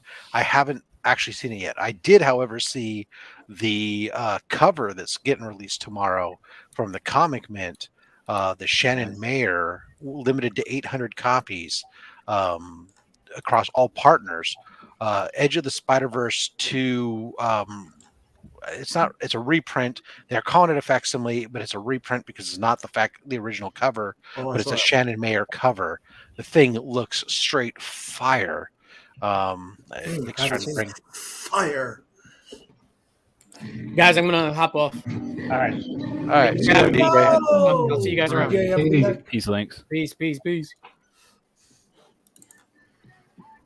your black screen is amazing, Nick. Oh, there we go.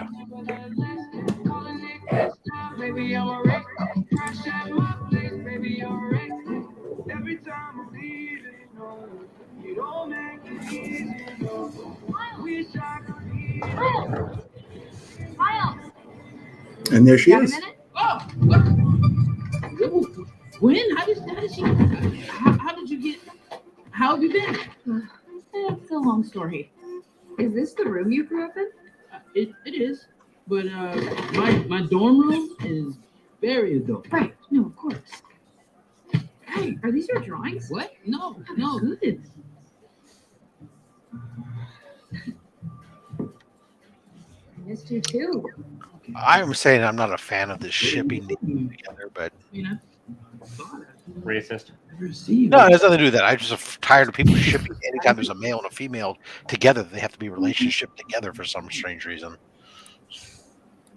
Bummer. What is What? Spider-Man around it? I mean,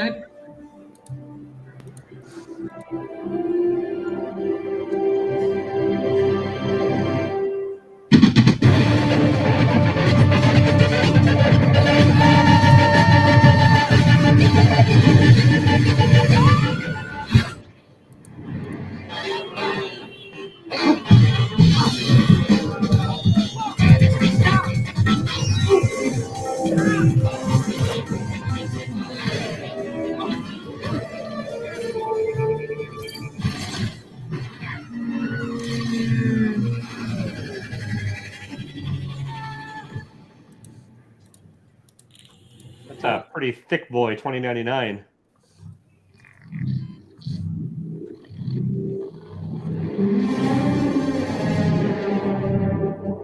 Across the Spider-Verse. Part 1. Oh, interesting. Hopefully, bring him back to a different dimension where the artwork's different for him. Yo, Nick, you know that Jim Food guy I always bring up? I put on Instagram. So he actually he has a podcast on Spotify where he just plays he has like a DJ set. It's like Skull Funk Radio. He has like 60 episodes, but I'm going back from the beginning, and on one of them he actually mentioned that he worked on the pre-designs for Into the Spider-Verse. So he did the character designs, and they actually used his design for Kingpin on Spider-Verse. So that big hulking Kingpin, that was kind of his idea. That he stole from Bill Sienkiewicz.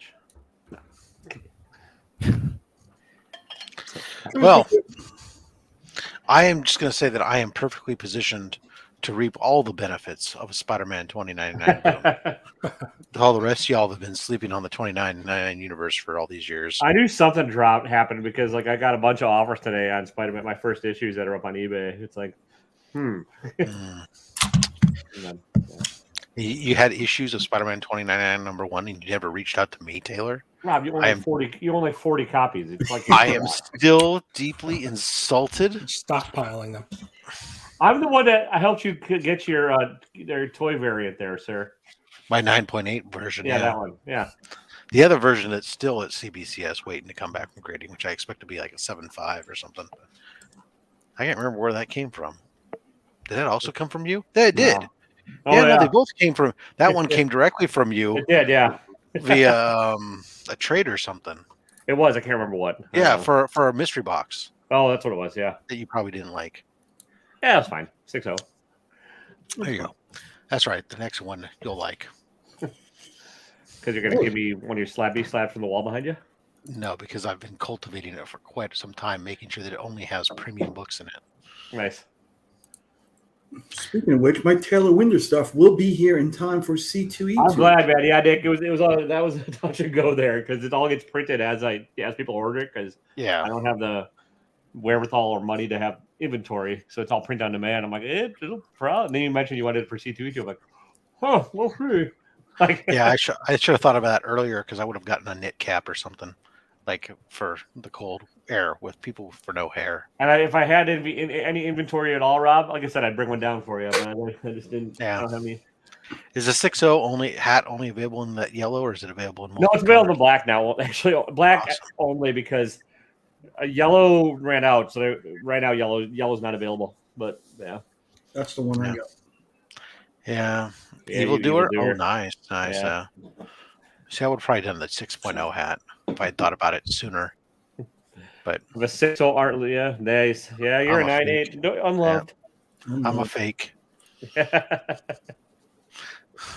not bringing the henchman shirts, Rob? No, I don't even have one that fits me. I have one of the henchman shirts in a XL, I think.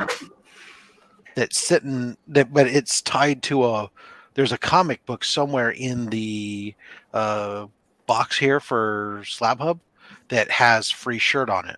That the shirt is actually set aside for to go out on.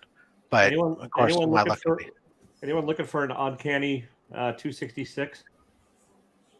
I don't have one, but the Silver Guy 817 selling one on Instagram for 160 shipped, and it's signed by somebody. Can't tell who it's signed by. Mike Silvestri, I think Silvestri actually, or whoever the artist was on it. But 160 signed is not a horrible price for that one, or for ship. Doesn't words hard. Yeah, uncanny. Second appearance of Gambit. Well. Well. No, if a book ends up in the wild first, it's the first appearance. That is a valid argument. Yeah. It may not make sense. Maybe like reading Harry Potter 2 before Harry Potter 1, but that's not. The only problem was in older days was older days. I don't want to say olden days because that wouldn't be accurate, but previous in the more back in the copper and earlier times. Sorry, the it was more common for printing and intended release dates to. Oh, I get it. I mean, because it's all actual. Cross-pollinate. It's not. It's none of it's digitally printed. I get all that. Yeah. I just also like to troll people because I don't give a shit about Gambit. So, like, Right. No. I've got one of those off at grading and like 3 copies of the Avengers Annual, or no, not the. Yeah, it's the Avengers Annual. X-Men Annual 14. X-Men Annual, whichever one it is. There you go. I got the event. I have both of those. The Avengers one that's the Mystique and or Rogue or whatever, Yeah. and the X-Men one too. Yeah. God damn. what was in that wine there, Rob? I want some of that. Just a lot of wine. Yeah. Yeah. But I opened the bottle this evening, so there you are. Nice. Now all this in there is sediment. So are you? I have a question. For the folks that are going to C2E2, are you bringing like books along for folks to sign and remark and all that stuff, or are you going like? I am bringing some. Just curious. There's a few artists that I've identified that I'm interested in that I'm bringing that are doing stuff that I'm bringing a couple books from my collection. And then I'll look to have them sign one there, and then others I may just get something from them with their hawking there type of thing. That's typically what I do. Because I just want to, and even the ones that I'm going to bring a book, I plan to get something from them at the same time too. Sure. So it's like, let me buy this one, and while you're at it, would you mind also signing this one? So I'm not just being quite as on the nose on it, except for the one artist. When I bring my copy for Austin to sign, I'm not going to buy anything else off of him, but I will buy him a bourbon. So, you know. Yeah. Sure, I'm going to have T-shirts, hats, balloons for the kids. Yeah, but wouldn't you rather have a bourbon? No, this is the one. You're right. I'm bringing this one for everybody to sign. For everybody to sign? Well, you don't want everyone to sign it. I mean, I need to make sure that I don't forget to bring my. I'm super happy you brought that up because I'm going to be talking with Austin LeMay, and we're going to be working on another project together. I'm going to need about 10 minutes of his time during the Comic-Con, and then we're bringing in. It's already been confirmed. We're bringing in Nazio for the next project, and we're going to put out something that's kind of cool and spooky ooky. And don't be surprised, Austin, when I bring a witness over to have them watch you sign it. I encourage it. No, but this is so fire, guys, man. As a graffiti lover, I've done graffiti all my life. Hold on. This just really spoke to me, Austin and Joe. Just great idea, great execution all around. That's right on. I appreciate it. Austin LeMay right there, no doubt. I was there on that live stream, Austin. Like, you didn't actually even know that it was online when we checked it, and then once we checked it, I think it was on Kyle's stream maybe, and it was online, so I was able to grab one that day. Yeah, right on. He did such a good job on that. He really did. God, it was fun. He took the most Vegas bullshit out of my head, and he did what I did. He just take the most Vegas thing, and he just make it work. And it was that actually scares us to know that he can take what you're thinking and put it on paper. I knew you were going to say that. I was scared by that too, and that's how I knew that's the cat I need to be working with. That proved it right there. I need to replace this with the Mylar bag though, because I think this is the bag that Millennium Comics maybe offered. Yeah, it's kind of wrinkly a little bit, but yeah, once this gets put in the Mylar, it'll be super shiny. Hi, Kyle. What's up, Kyle? Apparently, there's another hangout. How dare somebody else do a hangout on a day of the week that we're doing a hangout? How dare they? Do they not know that we own the internet? Apparently, Time Traveler doesn't know who his friends are. He's out. Oh, wait, hang on. I could be at a different hangout. Let me see if I can trade up. There's Alex. You schmucks. Alex the Mighty's doing one tonight. He started. Oh, we see. So this is the hangout with the better mustache then. So there you are. Yeah, they've got the mullets over there, but I mean, I'm willing to admit that Tylox's mustache is pretty damn good, but I mean, come on, really? He's got you beat with the rest of the hair, though, Rob. Does he? Oh yeah. Does he though? I can see you rocking that mullet, Rob. It depends upon what look you're looking for. Well, no, you couldn't see me rocking that haircut because I don't have enough hair on the top of my head to do the mullet. It would be just the tail. But You could buy one. Sensei master. I mean, if I could grow hair on the top of my head, I would have a flat top again because I loved having a flat top as a kid and when I was a young adult. That is like my jam of a hairstyle. A flat top so flat that you can level pictures on your wall by. There you go, Joe. If you ever make something for Rob, you got a mug to get him a flat top. But sadly, there's just not enough hair that comes on the top of my head anymore. And so I have an elective procedure daily to remedy that situation. So you're saying no one here had a mullet? Oh, I definitely had a mullet. I never had a mullet. Oh yeah, never had one. I had a mullet with step shaved on the sides of my head. Yeah, no, I was of that era. Is that even? Is it level there, Nick? There you go. Yeah, straight up as a kid, I had nice torpedo level. As a kid, I either had disco hair in the 70s or flat top, and that was it until I got a high and tight. And then when I had enough privileges where we didn't have to have a high and tight anymore, I went right back to the flat top. This is the longest I've ever had my hair. Yeah. Yeah, me too. That's why I wear a hat. Yeah, the two guys on the bottom haven't cut their hair at all in a while, right? Yeah. Why bother? I haven't had a haircut since, maybe even 2019, maybe. There you go. I Tylox haven't has had a racing haircut stripes. in That's longer true. than that. Taylor has quite the mane down there. Like that. That is Yeah, some this was beautiful mane. This is about a year. We're going to start calling him Fabio. Yeah, there you go. That's what I'm going for. You look just like Fabio, except for the part in the middle. Yeah, except You for listen everything to a lot about the of hair. heavy metal. Are you a heavy metal banger? Yeah, that's right. You're a goddamn hippie, Joe.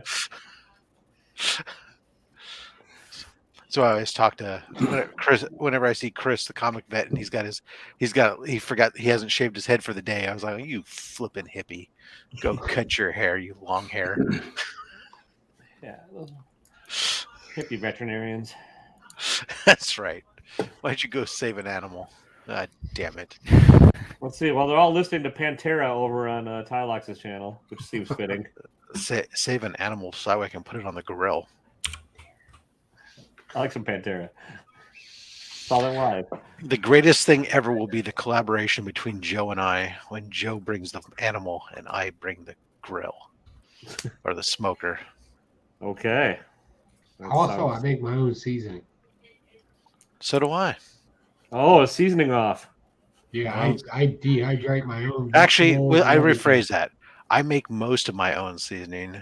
When it comes to chicken, poultry, I have found a seasoning off the shelf that I do like pretty damn good, and it scores well at the competitions, so I continue to use it because the Yeah, one I I don't made myself didn't score as well in competitions.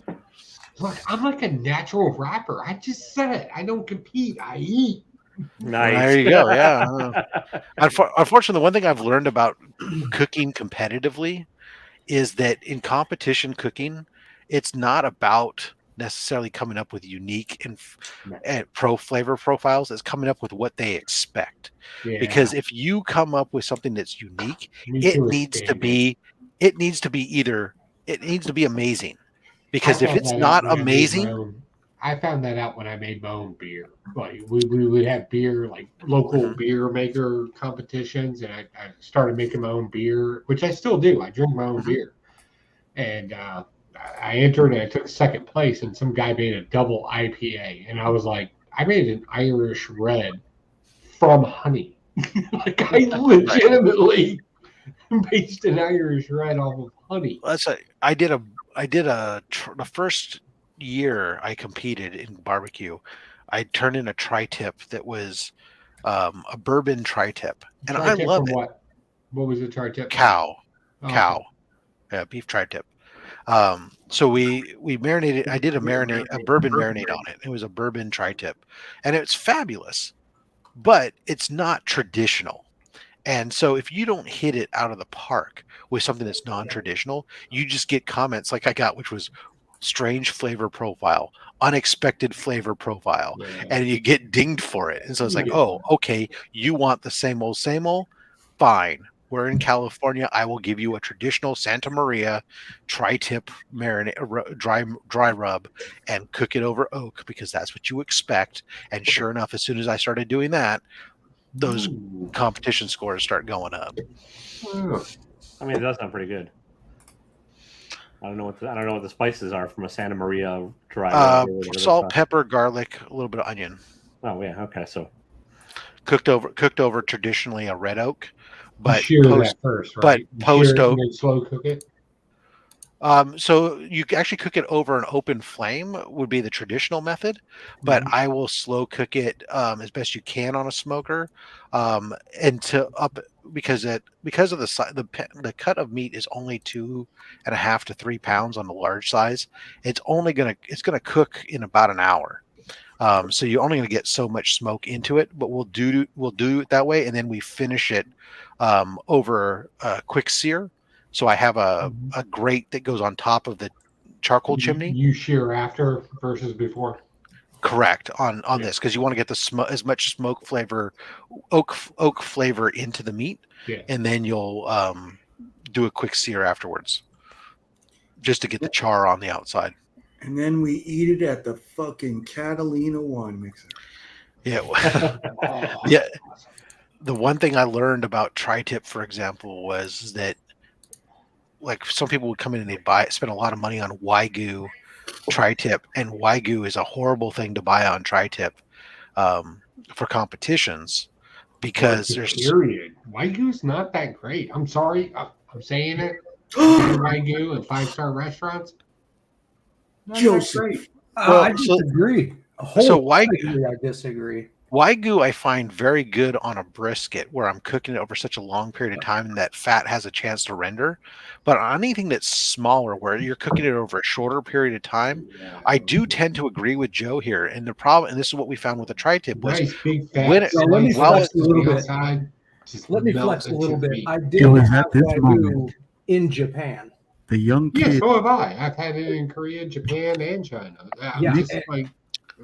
I don't know, man. I disagree. I thought I'll take bulgogi or kalbi any freaking day of the week. So here's what I found, Austin, is that Wagyu it's really good while it's hot.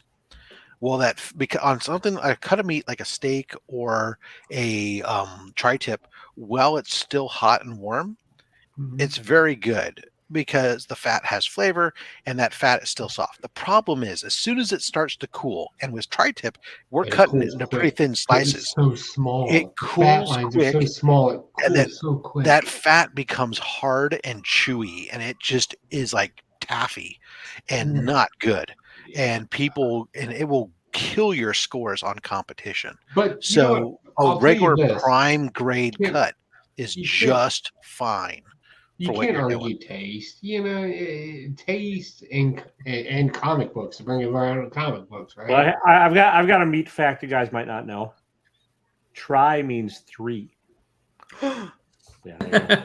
Yes, it has 3 tips. It's a triangular cut of meat. Yeah, yes, I know that. I absolutely love that joke, and It's funny that you bring that up though, because if you go to New York and try to order it, they have no idea what it is. Yeah, no, they don't. When I have ordered tri-tips from there's a famous meat market cut there. In New York. There's a famous meat market that you can order stuff from, and they sell tri-tip, and I've ordered it, and when I got back, I had to just toss it off to the side. I could not bring it to competition because it was not the same kind of meat. It was actually more like a picanha steak roast rather than an actual tri-tip.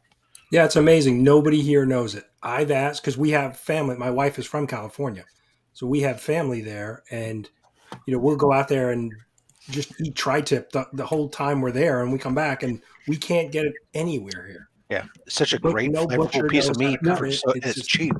I'll be What honest, is I that? know It's- meats very well, but my thing here at the house is seafood. I'm mostly, between the swamp and I make my own sausage from deer meat, but most of our stuff is. And I'm not from Louisiana, but Louisiana is not the only swamp place in the United States. I live outside the Dismal Swamp, so it's deer meat, sausage, and seafood. Crawdads, clams, and all that. Crawdads are good. Kind of where How I about really spend my time. get some gator tail? Let's And wild game meat because I'm a game hunter. Is the tri-cut a non-traditional cut? Is that why? Yeah, you don't do it? it's a California cut. It's a West Coast California cut. The way that in different regions butcher animals differently, and there's different cuts that are more popular in different areas. And the traditional see Santa that. Maria Yeah. tri-tip is is traditionally a California cut. So it's not in West Coast. So when you go back east, it's not as popular, and not as well known, and not as Well, yeah, I heard there's readily only available. one steak you can get in New York, It's a the New York fancy- strip steak. It's a fancy T-bone. It's a fancy. I'm not taking anything from the West Coast. It's a fancy T-bone. No, there's no filet mignon associated with it whatsoever. But it is It's from a the sirloin. fancy- It it's is a from the fancy sirloin portion. T-bone. It's a roast. It's great. Take it easy, Mark. If you're leaving, is that what you're trying to say? All right, We'll take miss it you. easy, bro. Goodbye. Actually, we'll See miss your Finn. mustache later, Or Rob. we could care less about you, but Just don't be loud when you get into bed tonight. Don't wake me up. I won't. Oh, I'll just soothe your hair, stroke your hair, and That's true, Scott. Because sirloin is so much better than filet. I don't care for filet mignon at all. No, Actually, it's too I like mushy. end cuts. Yeah, End cuts off prime. New York strip prime. I had a nice ribeye tonight. Actually, that was phenomenal. But we really like picana. I mean, when you can find it for the sirloin cap, do that up and then with some nice chimichurri sauce and stuff. That's phenomenal. That's I need to buy old Virginia here because I do my game meat. I do it the same way we do a Smithfield ham. I treat it the same way, salt it the same way, cedar chest it the same way, and then we grill it up the same way or grind it into hamburger. I love like wild meat. I love hunting something down and killing it and eating it. I'm just saying, we're going to Chicago, right? Yeah. Those poor children in your neighborhood, huh? No, I don't like young meat. No, I like. The elderly people in your neighborhood. Then, okay, that's why your neighborhood's young and affluent. Where'd Grandma go? I don't know, but her house is open now. Their time. She stepped on my property. She's coming right for me. Too many leaves in my yard. I told her. Listen, you can't make that joke about about Chicago. It's not like it's Wisconsin and they're protecting property. Oh my goodness. Tomorrow I got to smoke a turkey. So you No, I'm going to smoke a turkey because turkey was on sale after Thanksgiving, super cheap. It was like 50 cents a pound. And so my wife picked one up, but when she got it home, and the intent was to put it in the freezer, but when I went to grab it, I could feel it was soft somewhat. It was partially defrosted. So I said, well, no, that's got to go in the fridge and continue defrosting. I'll just cook it this weekend. And why are you buying turkeys? Just go out and shoot one. Because we don't have that in California. They're not all walking. You have turkeys in California. Don't even try that bullshit. No. In California. Joe, you're 100% correct. Where I live, you cannot discharge a firearm except inside of a range. So I live in the Metroplex area. So you lure the turkey into the range and do what you got to do. Yeah, just do what you got to do. Turkey calls in the range. Carrot on a Act stick. like these are things to stop you from doing things. Just choke that chicken. All my shotguns are 9-round clips, and they're illegal in California to hunt with. I have to buy a barrel plug, magazine plug. I've been hunting in California, but when I was stationed in Fort Lewis, I used to go down to California, Northern California, and I would go hunt there. And I'm telling you right now, man, I used to pull some shit out of there. In California, if you're hunting birds, right, using a shotgun, you're only allowed to have 6 rounds magazine capacity. No, yes. I broke your mine, laws. I don't mine care have about 9, so I can't use them to go. I don't care about your laws. I'm from I can't use state. them I don't give a shit. because my shotguns are meant for other purposes, where I want those extra 3 rounds. Yeah, I can pop. Fair. I'll just say fair. Oh, you thought I was done? No, here's 3 more for you, sucker. Click clack labooya. We used to have this joke in the military called pink mist. It's not dead until it's pink mist. You know what pink mist is, right? Sure. I don't know what somebody so many times that there's nothing left. That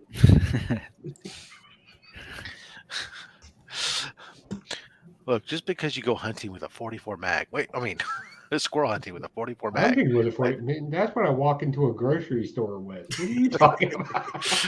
Hunting with. No, we joke. Yeah. No, seriously. My name is Pocan Joe, and I love and respect all of humanity. That's right. Mm-hmm. It's like when I go to the hospital, go to Kaiser, and they ask you my hospital HMO stuff. They ask you all these health questions. For some reason, all of a sudden, recently, they started asking questions about firearms and stuff, and like whether or not you have them secured or whether you own them. So I said, I'm not answering this question. And it is like, do you keep them secured? If I own any, then of course I would keep them secured. But I'm not saying I do or don't own any. It's none of your fucking business whether I own any fucking goddamn guns. Right. What does a hospital need to know whether or not I have guns or not? For God's sakes. Well, it's a California hospital, so they don't tend to mind their own business. I know. It is so awesome where I live, and the licensings that I have, they're like, do you own a firearm? Yes. They're What like, kind good of job. firearms do you own? I own a grenade launcher and everything below. I legit own. And then they're like, why do you have a grenade? I'm a government contractor. I make and Why develop don't you own one? munitions. The better question is, why don't you own one? Come on, let's just be honest. Yeah, that's one thing I love about Arizona too. Everybody, just assume everybody's got a gun. Yeah, just go ahead and assume everybody's got a gun and they got the worst case scenario. Best case scenario for you. Yeah, really capacity now is an honor system. You don't get yeah, that's really how it is in California. In reality, I could go out with mine. Yeah, my daughter's in Ohio. I've already heard that, and I was like, God, because I wanted to go out there and do a little hunting and visit my daughter, and then I was like, I'm not trying to reload. Like, exactly. Well, it's the same thing. Fridge here, man. It's the same thing, Joe. Like here in California, they're so weird on certain things. Like it's like my shotguns, because they're security shotguns, right? If I owned shotguns, hypothetically, they would be security shotguns, right? With their 9-round magazine and shorter barrel. Therefore, I could not, if I owned those, I could not take them to the local ranges because they only allow you to take full-size shotguns to the ranges. For some reason, the shorter carbine size are not acceptable. That makes no sense. I agree. Absolutely. Like, I love you as a person. I hate your state. At times, I find it very annoying. Yes. But now, if I lived out in the country part of California where I could do stuff on my own property, then it wouldn't be an issue. I could do whatever the hell I want. But so is that a county law then? Well, yeah, it's a county / city type things. Some of it has to do with unincorporated versus With incorporated state areas influence. That's and stuff, state right? Influence and local laws. So because I live in the San Francisco Bay Area, which is a giant metroplex, right, where you can drive from my place up to the Golden Gate Bridge and you'd never know that you changed cities except for the sign on the side of the road that says you're now entering this city, because it's just one giant city. You can't. There's a lot more restrictions for us here versus if I lived in the Central Valley, which is farming and ranching land, where there's much more liberal county ordinances, you're still constrained by the state rules, such as the 9-round magazine and no full auto, and whatever else they claim is a scary looking weapon that's an assault weapon, whatever. Yeah, a 222 the cool thing about that is a 222 with black plastic on it is scary versus wood grain is good. And we should say we should mention this since we're Or talking 223. about it. Even in California, let's say Pocan Joe wants to go hunt on federal lands. I have a federal hunting license. I can go on Right. federal hunting lands. I don't give a shit what California thinks. I just got to follow the federal rules, and the federal rules are Virginia recognized rules. I can go do on any. Here, think about this now. Just conceptualize this. I can go on federal property and hunt the same way I do in Virginia, regardless of what California thinks. Because I'm rich. Yeah, and I do except what I except the second you walk off the federal land, then all of a sudden your magazine Nope, better I'm drop covered down because size. I'm tagged and licensed. No, I'm talking about not necessarily what you're quarried. I'm talking about what No, you're I'm carrying. good. I'm talking Remember, about a what you're state using. can't supersede a federal law. I've walked off federal property. It can be and more it hurts me. restrictive. It can't be less restrictive, but it can be more restrictive. No, it can't be. Yes, it can be. No, it can't be more restrictive. It can only Yes, be it less absolutely restrictive. can. California's laws are more restrictive than the federal Good night, laws. guys. All right, boss, take it easy, man. Yeah, I gotta get the Tux rental back anyway, so I'm gonna. Yeah, you put the shoes in the bag too, Brian. All right. Yeah, I will. Thanks, guys. Have a good night. Yeah, Like federal I said, laws. I've been hunting in California before Joe, on federal Joe, property. the federal I can law walk is out the and do base whatever I works from want. which you can make it. A state can make it more restrictive, but they can't make it less. It's the same way with our emission laws for vehicles as it is for our gun laws or anything else. They're more restrictive than the federal law is. You're allowed to do that. You just can't make it less restrictive than the federal Are laws. vague to begin with. Right, they're the don't minimum. think that's correct. I do believe Absolutely, that they are. backwards, sir. Even though I'm intoxicated, I will guarantee you that the federal laws are the minimum requirements. You, as a state, can be more restrictive, but you cannot be less. I don't think that's right. Because let's say, all right, let's throw a hypothetical out there and answer in the chat. So, California, under your what you're saying right now, can literally tomorrow say, okay, anybody over the age of 25 can now own a driver's license. California can say that. Is what you're saying. States set, especially since states establish the rules with regards to driving in their state. But Absolutely, if states that's a say poor that, example. That is absolutely incorrect. They cannot do that. Yeah, they can. The state, No, they each cannot. state decides its rules regarding promise you. driving in its Well, state. isn't that's the same thing when California legalized medical marijuana, right? They were allowed to do that. Even Well, in that's different. So federal- the states, Yeah, that's a bad example actually, that's because a bad in that example because- in that case they went less restrictive, which isn't allowed. And So by the federal, way, if the even federal in government has California, chosen any state that legalizes it as of right now, it's still illegally legalized by the Correct. federal government. They can Right. go in and raid all that So stuff. this I got actually, friends that- actually, no, this is actually what Austin's saying. This is a perfect example of what I'm saying.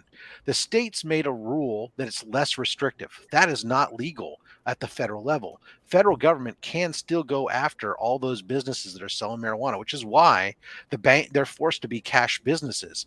They can't use the federal protected banking system and Use everything federal else. money. Right, because so The they law's can't do more that. So restrictive than this the is an state. example where a less restrictive law is proves my point, or or defends my point that less restrictive is not allowed. However, more restrictive is. If the federal government said that we're only going to allow you to walk around with 2 grams of marijuana, and the state said, well, we're going to allow you to have 0, the state could still arrest you at 0. But if you walked around on federal property, it would be different. Then the federal laws would apply. But while you're on I state, don't think that's correct either. I think that's a legislative decision. That's different than federal law. where the difference comes into play is when you have conflict, then it goes to constitutional law. So if I do something, so Right. the state of California, this is where we come in. So federal government does not have a magazine restriction on a firearm, correct? That is correct. California has a 9-round magazine law. No gun is allowed to be sold Right. in Because California. there's no federal law on it.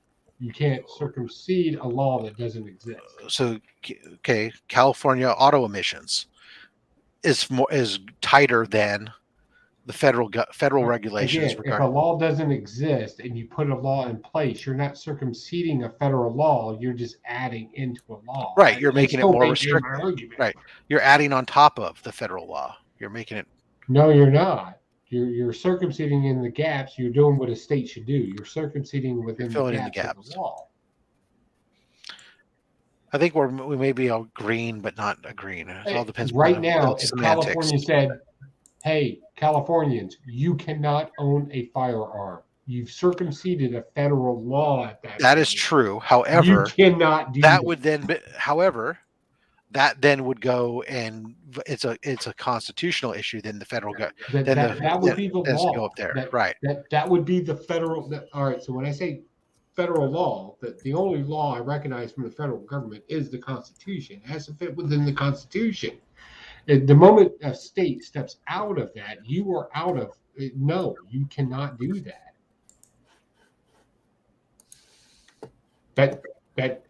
That's in our Constitution. That's the federal law, and the federal papers actually explain the federal law as such.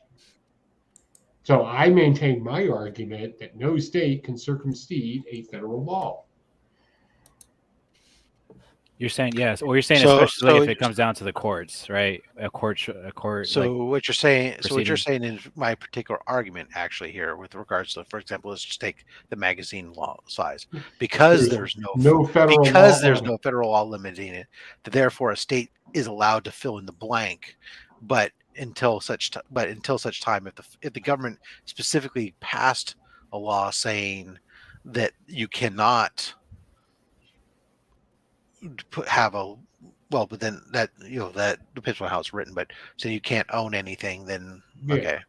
The states are their law and their own constitution and their legislative bodies are only there to fill in for gaps that are necessary within the state. The moment you break a federal law, or circumsede a federal law, you can't do that. And here we're talking about items that are fall under the guidelines that are constitutionally protected items that are under the auspices of the federal government. What would become more interesting is we started breaking down into, and I don't have a good example right now, but if we were to go into some of the things that where it's questionable as whether or not the federal government has any authority based on it's not spelled out in the Constitution, and therefore is supposed to be a state's territory. Let's bring this up because this is interesting. I like where you're going with this. So I'll bring up a known misnomer that's out there right now. Perfect. Good. Because I'm not thinking clearly. Constant belief, right, that Texas, and I'm about to piss off a bunch of Texans. There's this constant belief that Texans can circumsede from the United States because they have their own constitution. Oh, secede because they have because they're that's bullshit. Right? The South rise again. Absolutely. Don't worry, Nick. I don't see you as a Texan.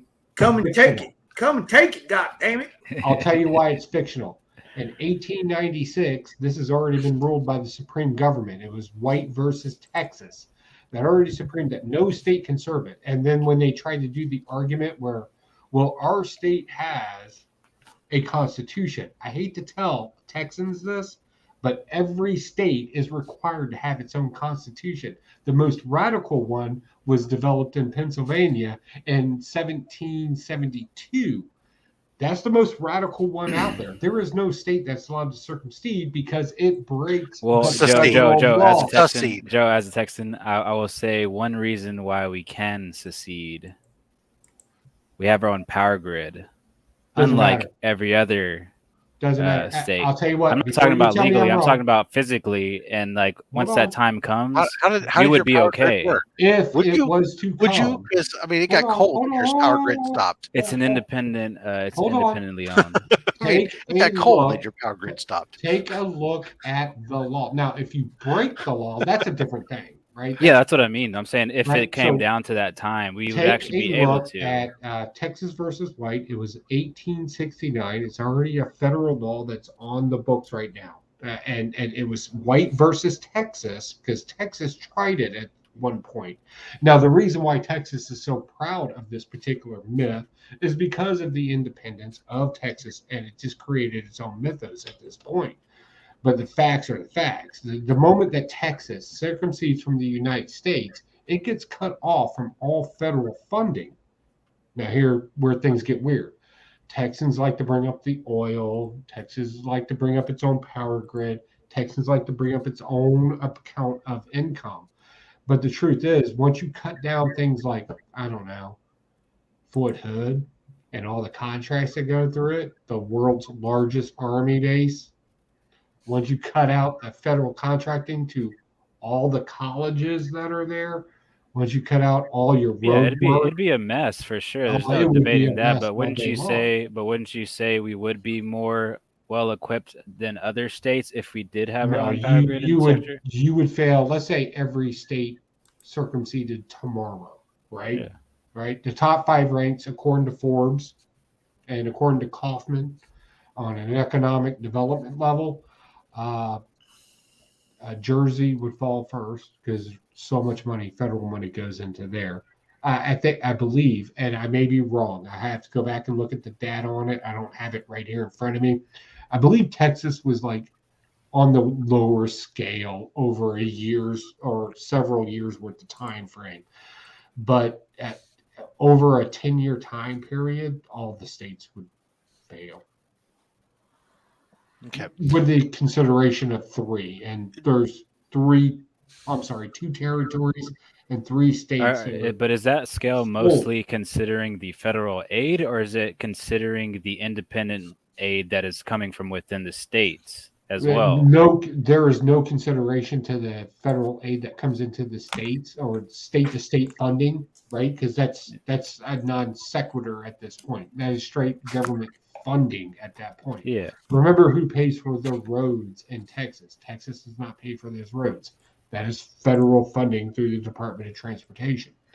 Also, the grants for all the buses, the subways, that is all federal grants at that point.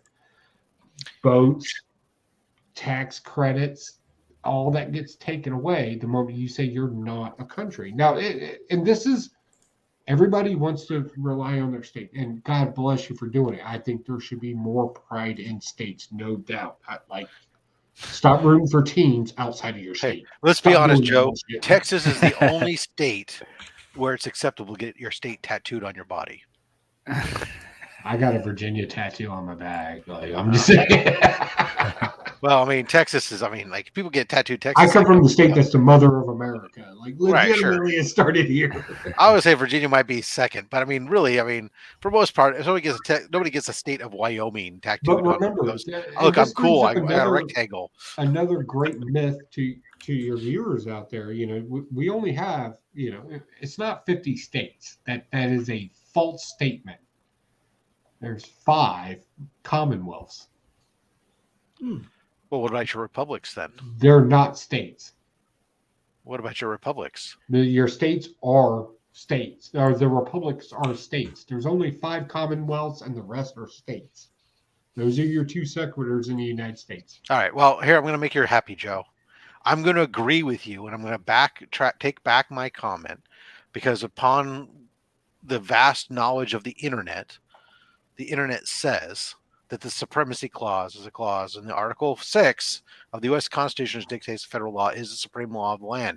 It means judge and everything, blah, blah. Anyways, it goes on to say that essentially that, yes, that the federal law cannot be superseded, not even restricted, more restrictive by state law. However, states may fill in blanks where things are not done, therefore, blah, blah, blah. So there you go. That's where the anti-discrimination, for example, states can extend it to LGBTQ individuals because the federal government doesn't specify it in there. However, if they were to go on and say, well, you can't, those are not a protected class, then the state laws couldn't make them a protected class. Mm-hmm. So that's 100%. And I So the think gaps that argument, is something yeah. that states should fight all day long. Everybody should have equal rights. I support no. that. Well, that was just the example that was spelled out there, for example. But if we use the same thing with guns, right? What we were talking about, or the drugs, or anything else. So that was the point, and Joe is Awesome. correct. Joe is correct. Congratulations, sir. I'm not trying to argue to be correct. I'm just, I'm just acknowledging that I was wrong. No, I understand there's a lot of things out there that are kind of like, they don't get explained very well. Hello, good sir. And then I took the time to try to explain them, unfortunately, on a comic book channel, of all things. To a man who's drinking too much. Cheers. Let's do. Oh, that was a mouthful of sediment. That's what she said. Oh. So free energy, I have a question. Yeah, what's up? Have you looked up Texas versus White yet? Oh no. Go ahead and look it up. No, I never talked about the legalities. I was talking about the feasibility compared to other states, since we are technically, as far as I'm aware, the only state with its own power grid source. You're not the only state with its own power grid source. That's separated from that is separated. No, that's not accurate either. Again, I don't mean to argue with you, right? Yeah. I understand that, everybody stays focused within their zip code in their state. Yeah. But there are more independent states out there. The people that own our power grid isn't Texas. We actually have a third party, let's just say corporation that owns our Texas. Yeah, is our independent. So yeah, we have dominion power here in Virginia. Yeah, It's an no, Joe. independent country. Again, now here's where I'm going to have to defer and say that free energy is correct. Again, through the power of internet, Texas is the only state with its own power grid. Not that it's the only one with independent companies or whatever that do the power, but that its power grid is segregated and not interconnected to the rest of the country. We have that here in Virginia as well. No, you don't. Yes, we do. It's not hooked up to a federal power grid in any way whatsoever. It's not federal. It's just they share transmission. The transmission lines cross across different states and regions. But Texas, when we say Texas has its own, let's be clear, that does not include all of Texas. No, only most of Texas. Yeah, it's like the most populated area. It's the same thing in Virginia. Power grids are power grids. Transmission lines are a separate thing. Transmission lines being shared is not how power travels. Although Florida, draw. according to this map, Florida though too also has a pretty independent across most of it. Right. So the power system that you're looking at, and this is another non sequitur, but head over. Okay, yeah, stop right there. All right. So what you're actually looking at here is not the transfer of power of independent power. What you're looking at is the travel of power or the draw. Interconnection. So in Texas, right, they're drawing their own power from their own sources. What's happening on this east interconnectional that you have here, power is not generated there whatsoever. It's just being drawn. So think of a light switch, right? Everybody thinks a light switch allows power to pass through it. It doesn't work that way. When you plug something in, it doesn't automatically light up because power is being driven to it. It draws power to it.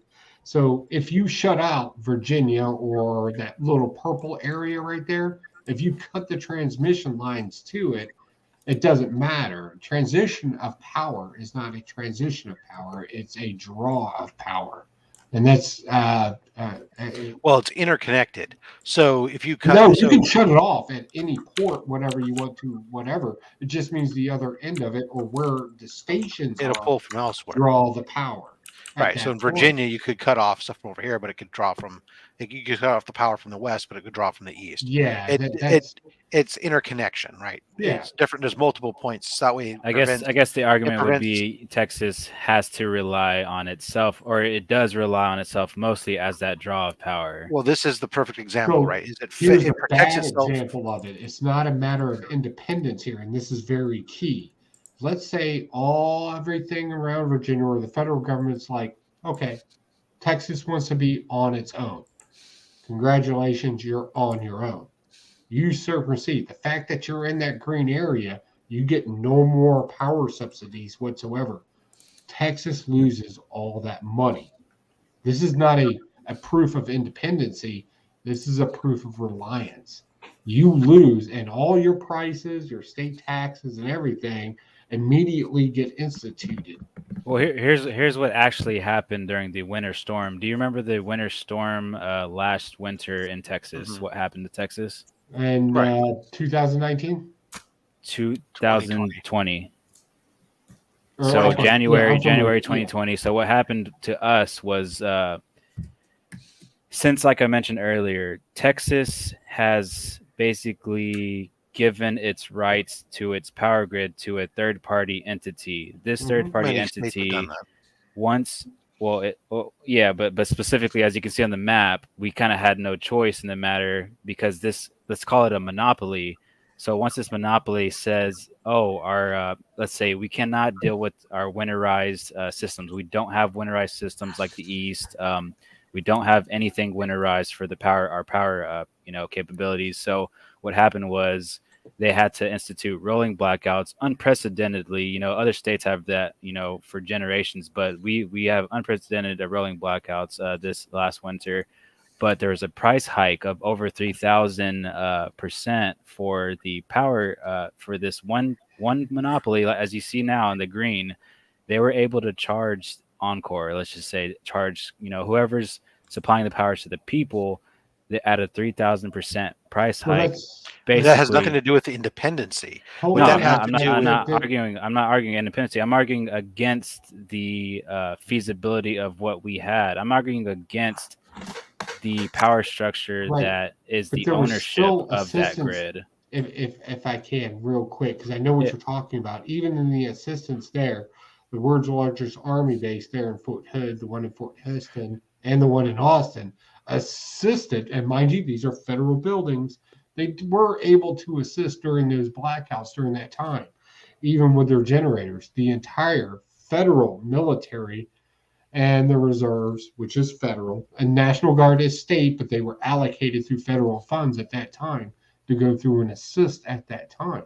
So that could have been, that situation could have been a lot more worse. Yeah. The problem is that this is not this region is not connected So to they any other compared area. it. They compared it to the Enron scandal, the whole power it was a- fiasco with the 2020 in Texas. It was nothing more than a price gouge. They saw Right. that they were able to use an opportunity to their advantage. Well, they're doing that with disaster. gas prices now. That's just too. because, Yeah. and that was because this area is not interconnected to the other neighboring states. Yeah, exactly. That's what I was saying earlier. This is an example of that of a negative situation. Here's taking a different application, right? Same thing, but have different results. So in California, we also have a separate energy system, third party that manages the energy grid, right? And we have issues where power goes out in different areas or whatnot, or they have to do rolling blackouts because of lack of power generation. However, because we are interconnected to the various Western states, one of the things that they'll try to do first before they implement it is they're able to go to the neighboring states and ask and check to see if any of those power generators in those states have extra capacity that they're able to step up and generate additional capacity that can share, that they can spread the But load that's across. something that a seceded state wouldn't need to worry about. Is asking Something that the is other seceded. states. It's something. No, it's not that they wouldn't have to worry about it. It's that they wouldn't be able to do. Well, they know that. They go into that you knowing would go that. back That's what into I'm the saying. same. So you'd go back in the same situation where you are now at the mercy of these companies, unless your state then took over those What happens companies is exactly and you made them state you actually grow utilities. some balls and you actually take down the corrupted power But that has structure nothing to that do with owns whether or not it. the state has the ability to secede from the union. No, that has an ability to say the difference between Texas and California, like you just That's a fair exemplified. point. Yeah, that's kind of the main point that I was trying to make. That if we were to, I'm not saying that it's a good idea. I'm not saying it's a bad idea. I'm saying comparatively, like you just exemplified, we at least have mostly our own structure to rely on that we wouldn't have to rely on others. Well, most part of the states generate and so rely on their own generation.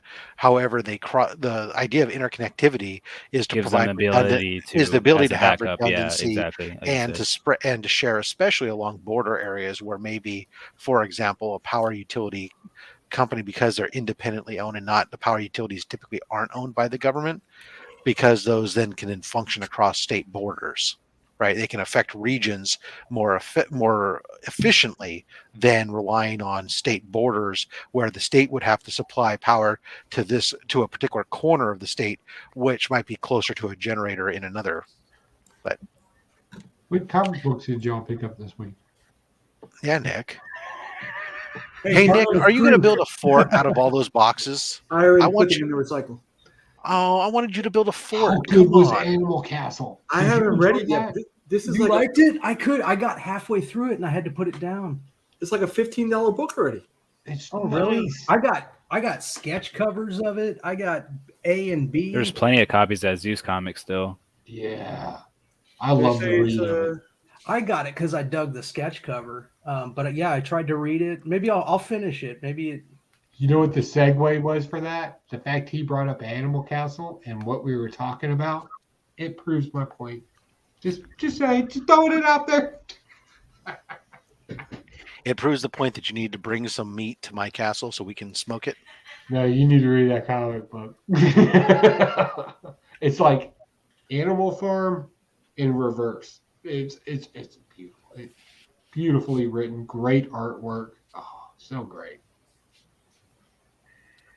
Yeah, so I'll read it before bed in a few minutes. Yeah, I opened the book to check it out, the LCS, but I don't know, for some reason I just don't pick up I don't pick up books, man. I'm just really cheap with my New Comic Book Day pickups, I guess. Oh, I don't blame you, especially after this last week with the $11 annuals from DC that pumped out 20 in a row.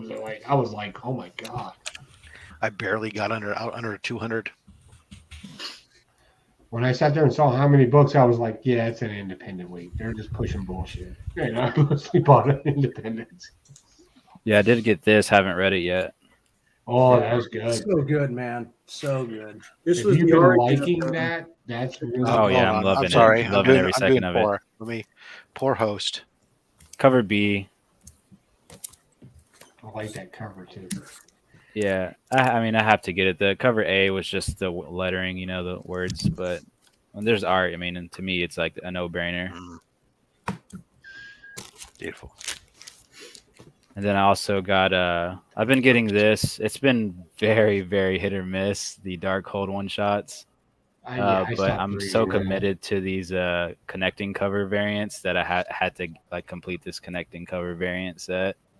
Nice. So I haven't read this issue yet, but I've read all the other one shots: Iron Man, Wasp, Blade.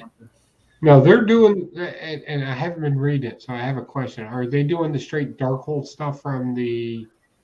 I want to say the 90s, but I think it was later than that. Is that a follow up from that Darkhold? I wouldn't be the one to ask, but it's the same book. It's the kind of like the Necronomicon book. I don't know if it's the Necronomicon exactly, but it's one of those ancient books to where they lift it. Once they read it, they get what the one shots are about is they basically get sent to their origin story, and they live their life as if they had been consumed by the Darkhold since the beginning. They kind of get teleported to their origin. Since Wanda's the one reading it now, she's in possession of it. Okay, yeah, that makes sense. So then the Avengers, obviously I'm a Doom collector, so I had to pick this up. I had saved the Masters of the Universe Evil edition, but this is the cover A because the that variant that I pulled was like super damaged, and this one's damaged too. You can't see it, but I was pretty disappointed in Marvel shipping these out this week. This is another one that I enjoyed reading this week. Oh, how cool was that fucking book? I thought it was off to a great start, man. And there's a good amount of dialogue in it, but it still wasn't enough. When I finished the book, I was like, man, I cannot wait for issue 2. Yeah, I think Comic Journey is giving away the #1 as part of his 200 subscriber giveaway. That was a great. I don't care about the covers. I'm not an art guy, but I'm going to tell you right now, I love this story. I like the whole old guy finding redemption thing. I like that story. Yeah, it was really good. It was off to a good, like the first page, the first panel was incredible. Boom, just grabbed you and drug you into the story. Yeah, I love it. So if you haven't read it, I highly recommend that. I And recommend of course, it too. Department of Truth. Department of Truth has always been.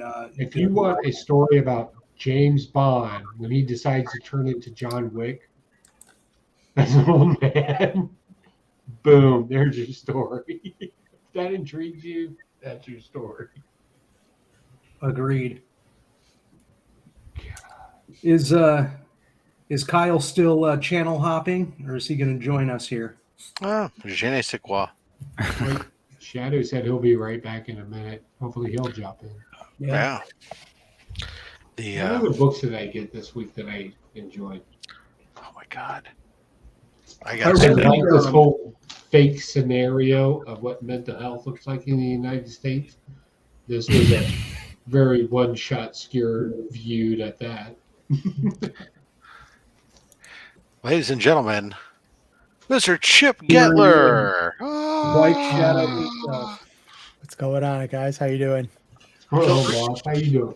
I can't tell if it's just Chip being Chip, but you're not coming to the convention next week. Me? No, I was never going to the convention. I'm just hanging out with you guys. I'm not going to Oh, the convention, really? though. You're not going in the convention itself, just hanging out with us? How nice. Well, I mean, if you guys are going to go to the convention, I'll go. No, with you, wait a but- second. He's got a VIP pass. What are you talking about? All right, that's what I'm saying. I didn't know. Yeah, I was going to say. I was about to God call damn bullshit it. on that. I fell for that. I can't believe that. Rob, you're supposed to be the elder of this group. What the hell? Well, this was full when I started the night. Oh, there you go. It's That empty explains now. it. I'll tell you one place we're not going to meet with Chip. Utah Bar. Thanks, Chip. Sorry, guys. I So- didn't know. Thank you, Nick, for pointing it out, by the way, It's, or it's asking all a right. question. 'cause Hey, I was- hey, Austin, it's okay. You're going to a place now that does 20-ounce pours on its beer and has 200 Before taps. I accepted it, I looked at it and I was like, well, this is kind of what I was talking about to begin with. I'm on board. He's all, this is Like, sway. This is collared shirts for all these fuckers. I wasn't batting an eye on that either. I have no problem. I mean, my Yeah. biggest thing is, it's going to be cold, so I'm going to be wearing a sweatshirt. What are you going to do then? Do I just Tell you lift what. my sweatshirt and show I'm wearing a button up? I'll tell you what my problem know. is with it is I don't know that any of those good clothes will fit me anymore. I've been pandemic for 2 years, not having to wear business attire.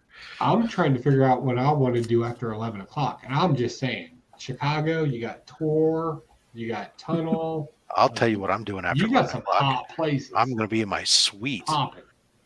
just hanging out because I ain't gonna. I'm not a nightlife guy anymore. Yeah, I'll be in I Rob's am. suite too. I'm That's right. nightlife. I like making it rain. Or So I'm literally the He's only like, one "Yo, not Shane." going here in this whole chat. I like to just hang out. Oh, I'm not going. No, trust me, Relax. I'm not going. You're good. Whatever, Me and free man. energy. I'm I'm gonna gonna hang out throw- and watch you guys. Chips I'm gonna who throw put White C2E2 Shadow together. at C2E2 Tunnel, and I exists want to because make of him Chip. the DJ for that night. I'll be like, welcome to your DJ tonight. Hey, Tyler, awards are Flipping the good. wax. How would you know?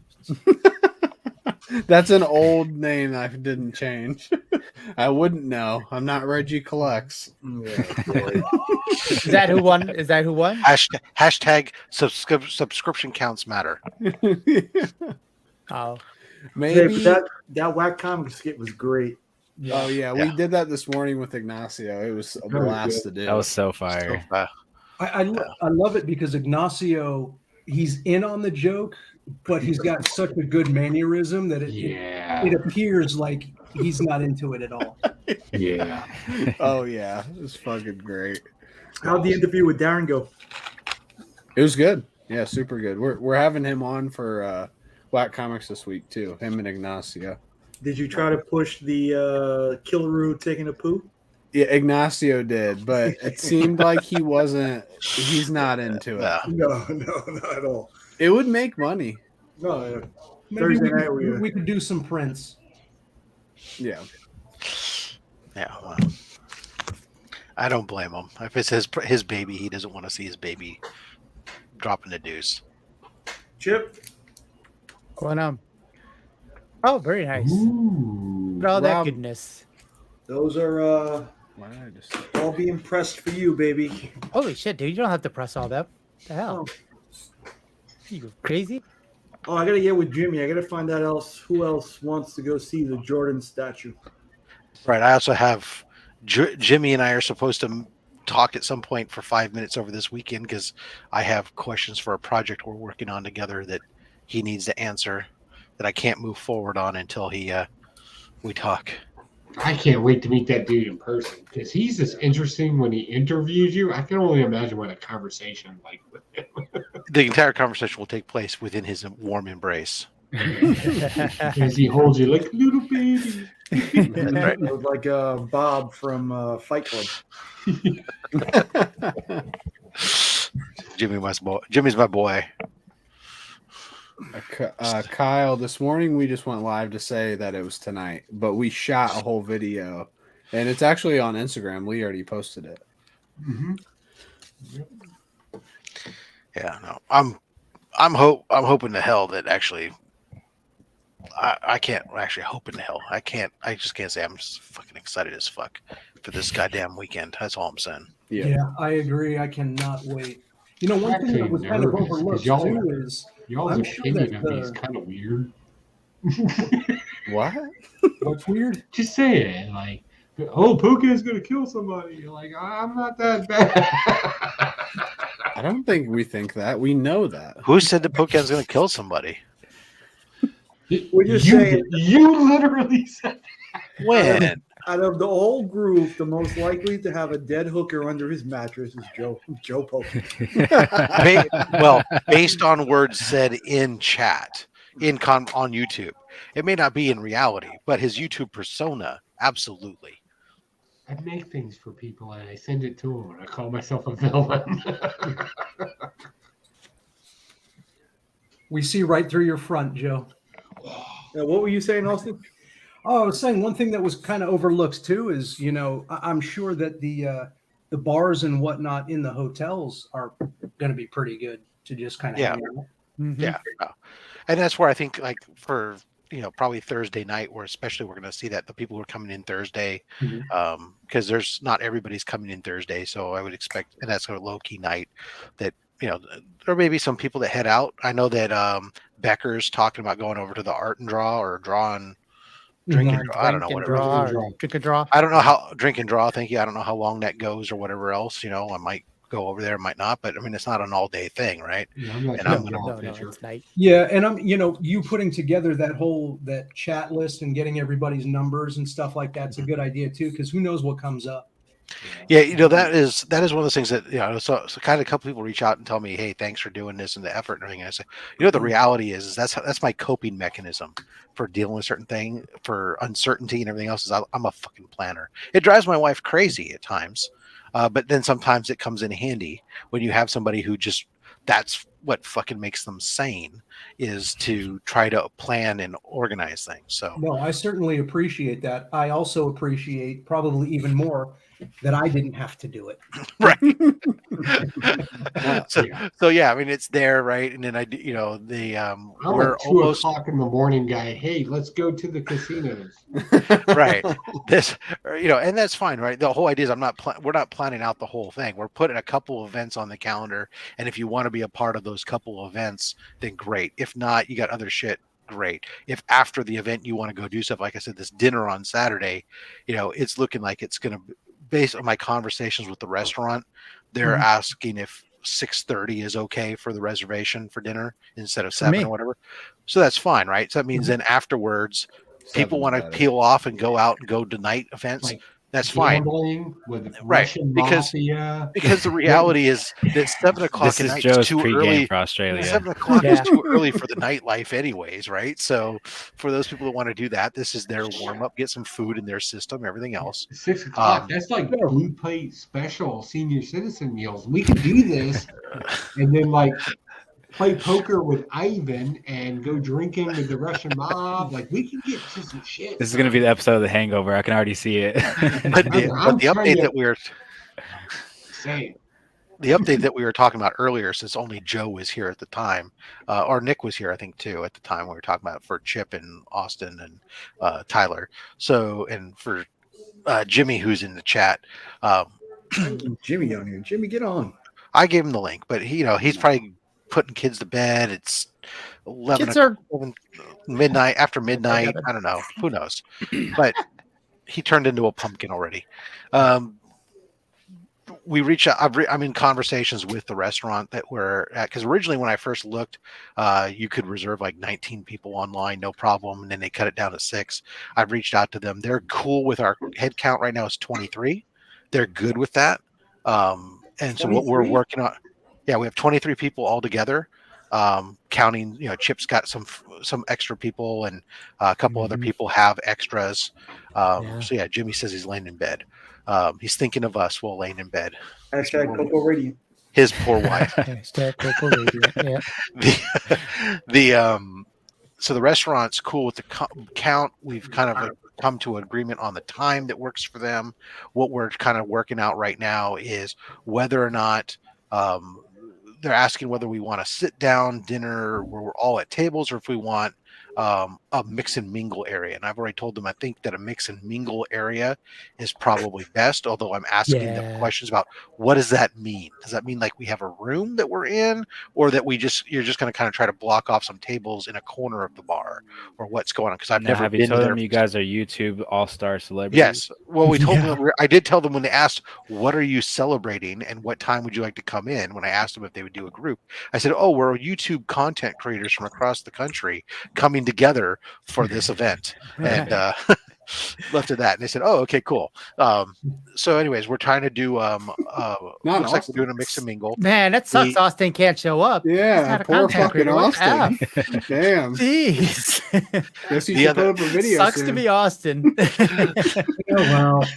Fastest growing channel. He's got a channel, and it's growing. Right. Yeah, just send pics. I'd love to see photos. Wait a second. Hold on. Wish you were here. Austin Does would your buy channel- the bar and then not let any of us in. Yeah, no, exactly. That's what'll happen. Austin, does your channel have a image at all, either as your back your of his head. avatar for you, or It for does. background? Then you have created content on YouTube, and therefore are technically a content creator. Thank you, Rob. I'll see you at dinner. No problem. Jimmy, no, we did not have to resort to telling them that Dawn was coming into town, and they best be on their best behavior. But if we've kept that in our back pocket. Yeah, you would have got the whole restaurant if you. That's if you would've right. Said the Don. But anyway, I'm waiting for the definition of what their mix and mingle area is, and the other thing we're talking about is whether or not we're doing ordering off the menu or doing a catering menu. Their preference is to do a catering menu for a group of that size, where we order ahead and tell them what we want. That way they can have it available. Versus doing it off the menu. They're saying, the kitchen can't handle the capacity. Essentially, food's not going to come out all at once, and everything else. Yeah, and we might as well do the catering and just pick easy stuff that people eat. Yeah, because I was going to say one way that a restaurant will actually allow a group this size is if they don't, if they know ahead of time, they don't have to dedicate a huge waiting family style it. Yeah. Right. Yeah. Right. Right. So that's good. That's what I'm hearing from you guys, which is great. I'm trying to hear back from. I asked them for. I have to ask them for the catering menu because they said it was attached, but it wasn't attached to their email. So that's good. So I've gotten at least enough feedback from people, and the positive was afraid people would be like, "Oh, no, I don't want to see a catering menu." The only drawback probably to a catering menu, realistically, and it's not a drawback necessarily to me 100%. I don't have a problem with it. Is it means that probably I'm going to have to pay for it up front, and then everyone else is just have to reimburse me, and versus doing kind of separate bills and stuff. And I don't have a big problem with that. Try and get that one. So, well, yeah, I don't mind. I might forget to pay. I'll find Jimmy and get some of his muscle to come break some kneecaps if I have to. Hey, Jimmy gave you permission to do whatever you have to do in his name. Right. I mean, as long as I don't end up with like a $5,000 freaking bill and everybody freaking skips out on me, that's just make an offer they then can't I'll be refuse. then I'll be coming around to that people. Skips out on you, then you don't have to worry about it. Then I'll be taking it out of you. I'll be taking it out of your flesh instead. Sweet pound for ass. pound. Thursday. Hold on. That was a $200 bill, Taylor. Hold on, Tyler. You better get it in. Yeah. You know what I can get for Daddy's $200? coming to town on That's Friday. right. You will call me daddy. That's a few tootsies in there. A few tootsies. Let me show I'll you the reimburse toy- you with. Let me show you what's in feet my toy pics. chest. Well, Thursday is Lisa's birthday, and we're going on Thursday. Nice. So we want to do something, whatever, dinner. Well, I think that there's a smaller group of us Thursday, right? Yeah, definitely. Yeah. Yeah. Let me know. There'll where be to- stuff other nights. So what we'll do is, I mean, this is the one night where we're doing a mass coordination thing is the Saturday. The other stuff, that's where the groups things are going to be, right? It's kind of go, hey, we'll probably ping out, Thursday when we get there, we'll kind of figure it out. We'll start pinging people and figure out in the group chat, like, hey, who's going to go, who's interested in going to the thing with Becker, who's interested in potentially going to dinner, where do you want to go? I mean, there's places within walking distance that are able to go see. I mean, there's a barbecue place, or I'm sure there's a pasta place or something that's across there's looking at the street. There's places that are within walking distance. So Yeah, even if it's something at the end of the night, like, hey, there's 3 or 4 of us at the hotel lounge having a nightcap. well, that's where I'm Yeah, hoping yeah. that I've put in the or they sent me a notice telling me that I had the opportunity to go onto a standby upgrade list for a corner suite. And so I said, yes, go ahead and put me on there, because if nothing else, then that gives us another place to potentially, for small groups anyways, to if we want to, either to do content in a room that's got less noise, or whether it's just go and hang out and just talk and stuff away from the mass groups. It gives us a potential with that if I have the suite. So Yeah. hopefully that'll work out. What we should probably do too is maybe throw a couple bucks. Thank you very much, away. Beefit, for subbing up the people here. Everybody should feel free to sub up everybody. We really appreciate that. It helps everyone. I just got Thank you very much. And make sure you hit that notification bell on my channel. Yes, Austin really will And bug maybe you nuts. He releases so much content. No, I was going to say real quick though, if Chip, if you're up for it, maybe we throw a couple bucks your way, because I know that a bottle of whiskey or something like that will be cheaper at the liquor store versus us. Oh yeah, drinking. no, there's a Binny's right by the house, so oh yeah, I'll pick it up on the way down. Chips, you can always throw money my way. What are you talking about? Yep.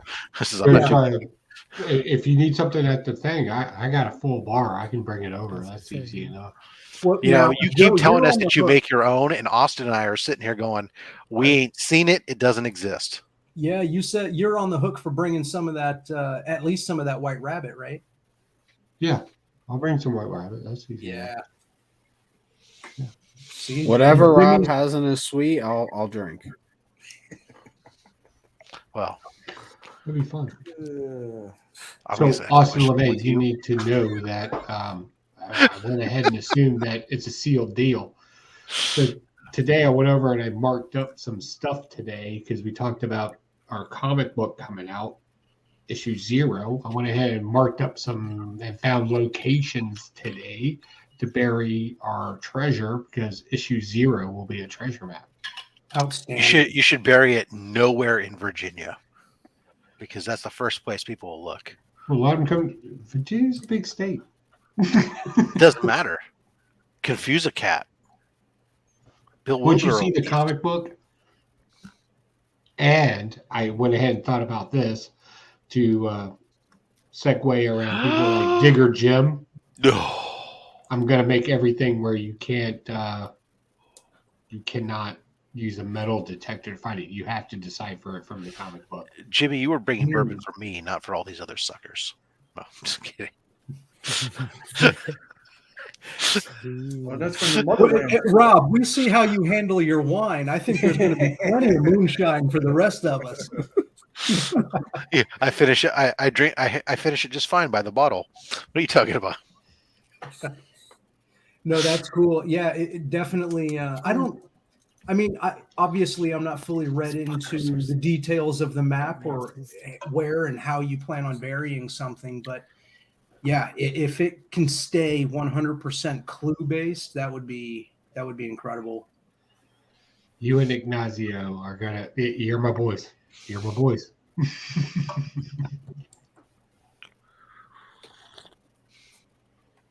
Oh, I get my own bourbon, and then there's bourbon for the group. Lucky me. In that case, Jimmy, just for you, when I make my next batch of barbecue sauce, you're gonna have a jar coming your way of the good stuff. I'm making a brand new. I've been doing traditionally a brown sugar bourbon sauce, but I have a buddy of mine who is a beekeeper and has a ton of honey. And so I have procured several jars from him, and I'm going to make a honey bourbon barbecue sauce. I cannot wait. Do you guys want to make some Viking meat? Oh, we should make Viking meat. Who likes Viking meat? I've never had it. Yeah. I've had mead before, but There's a meter. The pinnacle of manliness. There's actually a meadery around here somewhere that does. Can that we sells drink it honey. out of horns? I do. You've seen my horn cup. Either a Everybody knows horn I or a have a lambskin flask, one or the I want other. to drink it out of a human skull. Can I do that? You bring me the skull, I'll pour the drink. I got you. Good answer, Joe. I want to drink it out of Tyler's skull. Me? How about a young child? Tyler Skull, like he said. Let's make it darker.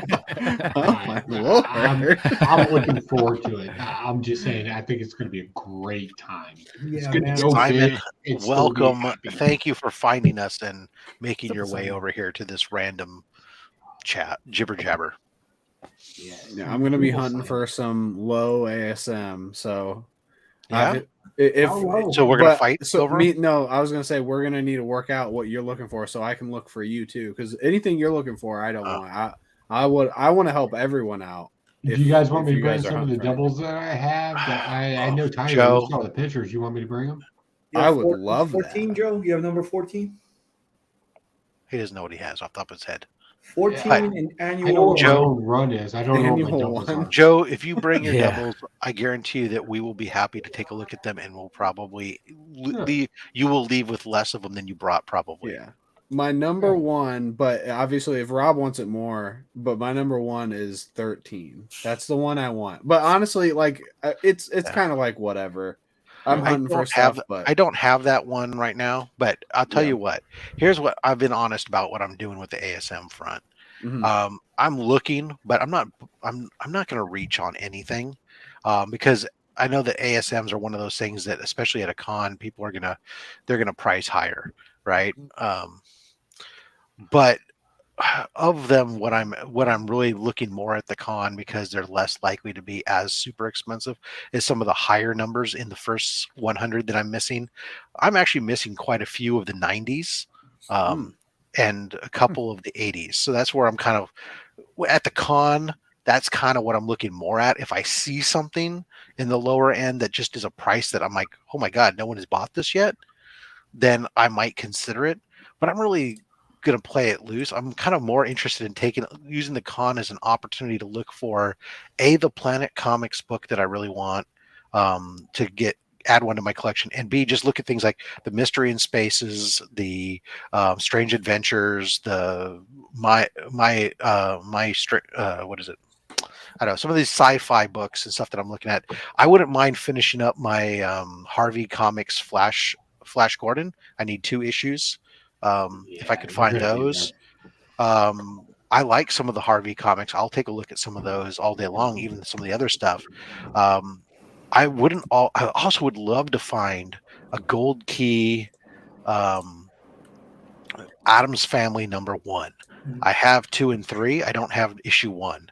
So I would love to add #1 to the collection. Yeah, it's going to be a rough one. Yeah. Maybe put together another column in your spreadsheet, just like a brief in search of. Yeah. I mean, these are things that like I'm just kind of like in my head.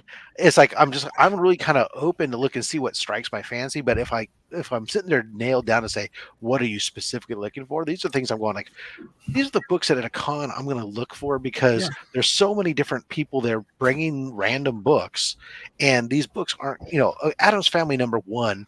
Look, I'm not going to pick it up for $5, obviously, but it's also not going to be $500, right?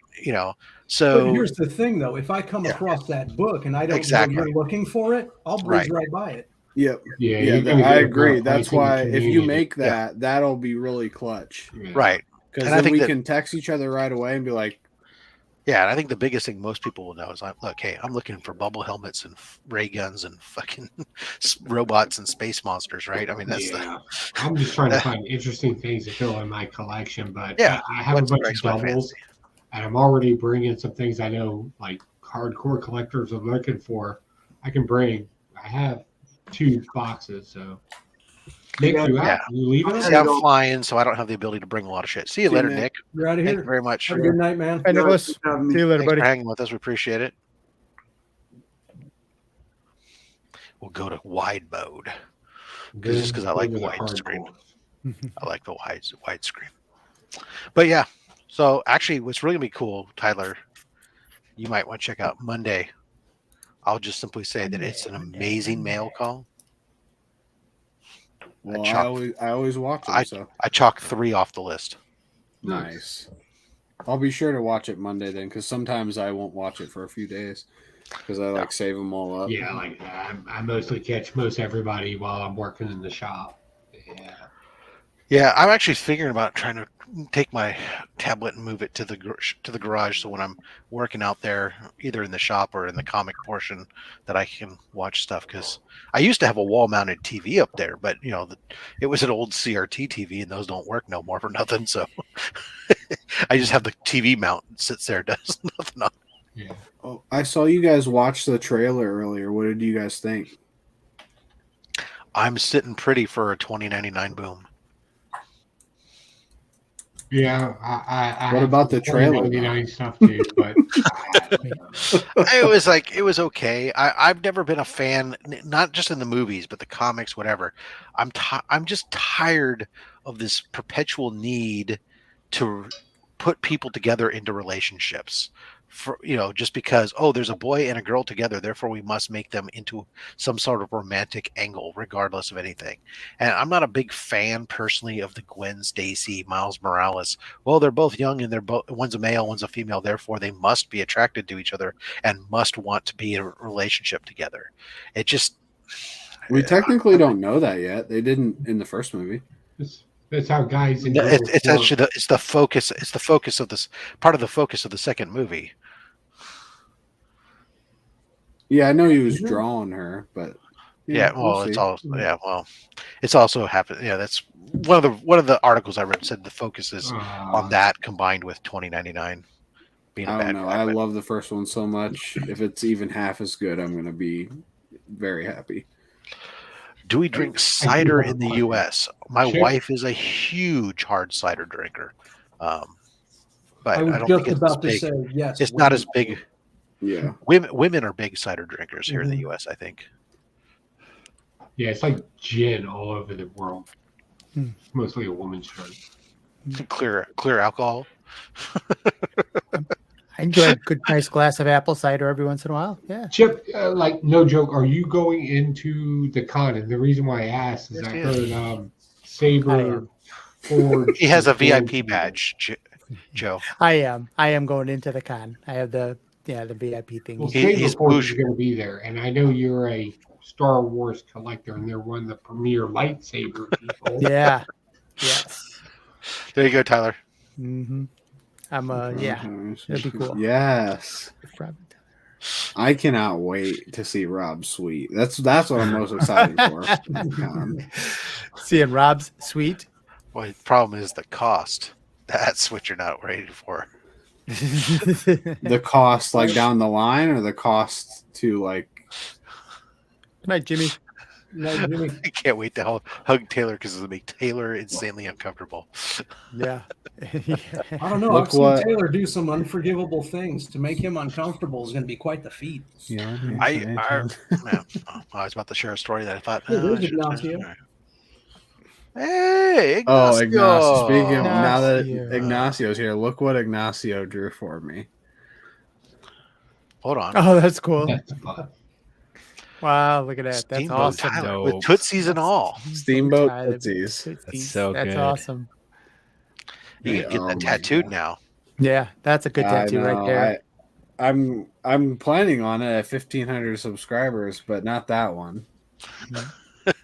1,500 subscribers, we're getting the Whack Comics tattoo. I've tried to get face tats, but Lee's not down for face tats. Well, face tats is extreme for anybody. I'm sorry. I disagree. I feel like if Oh, you're gonna get a no. tattoo, it might as well be. Well, on then your the rap face. career will really pop off. All right. So yeah, exactly. So this is where the age difference comes into play. And you know, I'm old school enough that, you know what, all my tattoos are in places where I can wear shirts and long pants. You don't know. Because when I'm doing business with somebody, and there are certain people that have certain stereotypes, right or wrong, about tattoos, that when I'm doing business with them, I want the business not to be shot in the foot by the fact that I have personal expression that has nothing to do with the business I'm doing. You know, I've been you could pretty fortunate. tattoo your chin, Rob. The only tattoo I have that you can see out when I'm wearing short sleeves and long pants out is one that's on the inside of my left arm, because when I reach with my right arm to shake your hand, you can't see it. It's on the inside of my arm against my body. You really can't see it. That's a lot of thought for a tattoo. Actually, also because it's the names of my kids, it's my left arm, which is closer to my heart, which is along with my other That's tattoo a that's about lot family. of symbology. Like, Yes, I got a tattoo of a skull on my shoulder. You know why? because you think skulls are cool.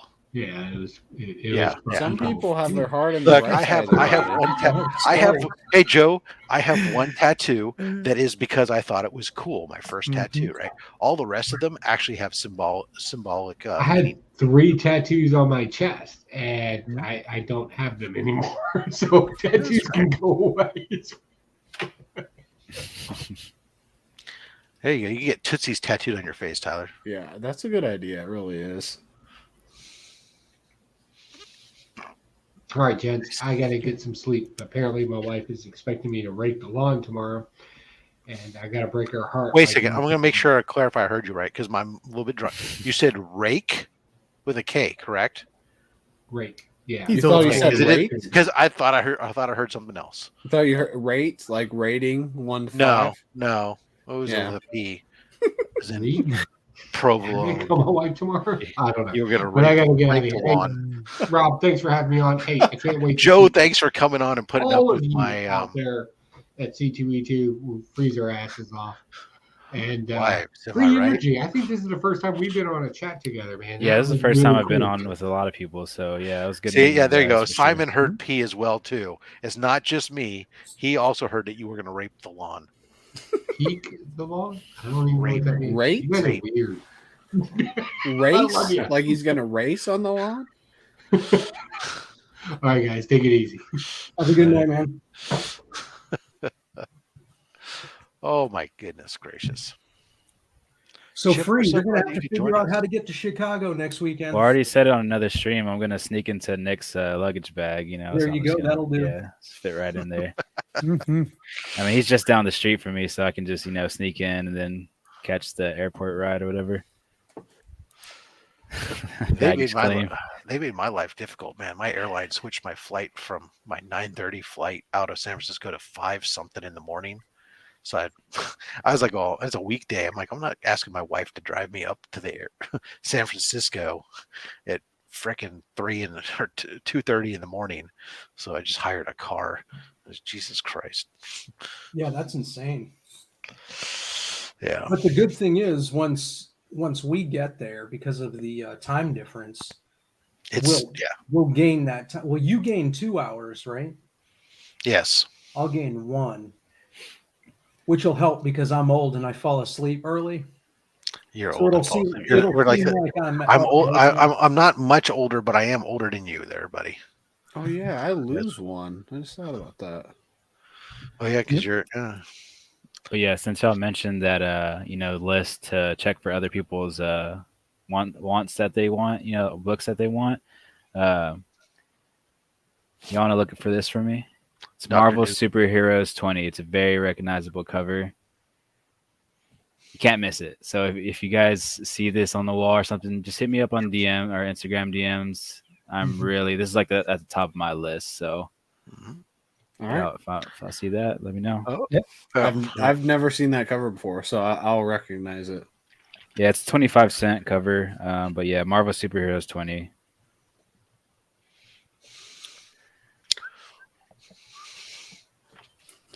Yeah, my biggest problem is when I travel east like that and I gain 2 or 3 hours, is you end up staying up as late as you normally would for your West Coast. Or you're looking at the clock, you go, oh, it's midnight. Oh, but it's really only 10 o'clock.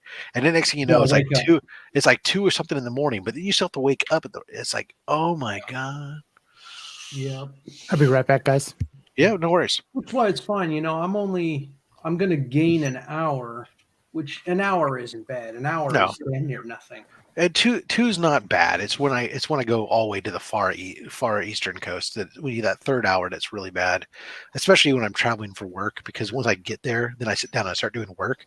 The next thing I know, I put in like 8 hours in the hotel after having traveled all day, and I didn't sleep on the plane. So it's like, What kind of business is Chip conducting this late at night?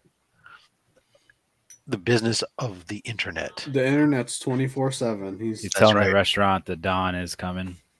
The internet is forever. He's not dealing with the restaurant now. That's me. He's preparing the email. Okay, that's Yeah.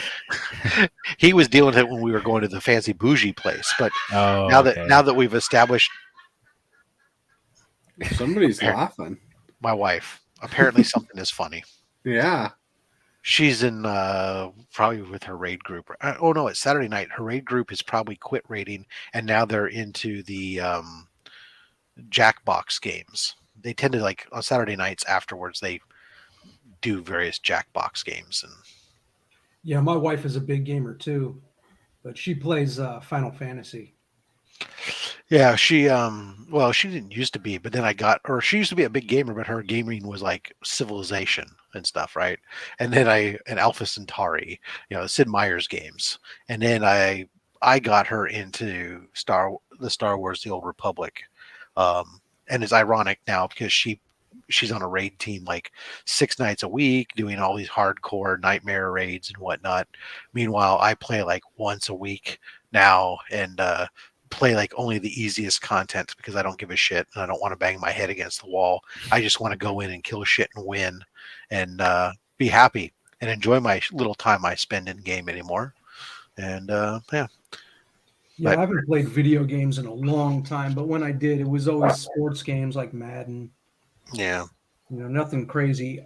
I liked to know that I could sit down, dedicate an hour or so to a game, and just be done. Which is nice because sometimes with these MMOs or some of these strategy games, you sit down and next thing you know, it doesn't seem like it's been more than an hour, and all of a sudden you realize, why am I hungry? Why do I have to go to the bathroom? What time? 4 years oh later, my god! and you're still playing the exactly, game. and you're like, oh my god! But I still have we go to the bathroom because I still have, and let me just go finish up a couple things, and then it's like 4 more hours just to get yourself ready to save it and log out or something. Yeah, see, I can't handle that.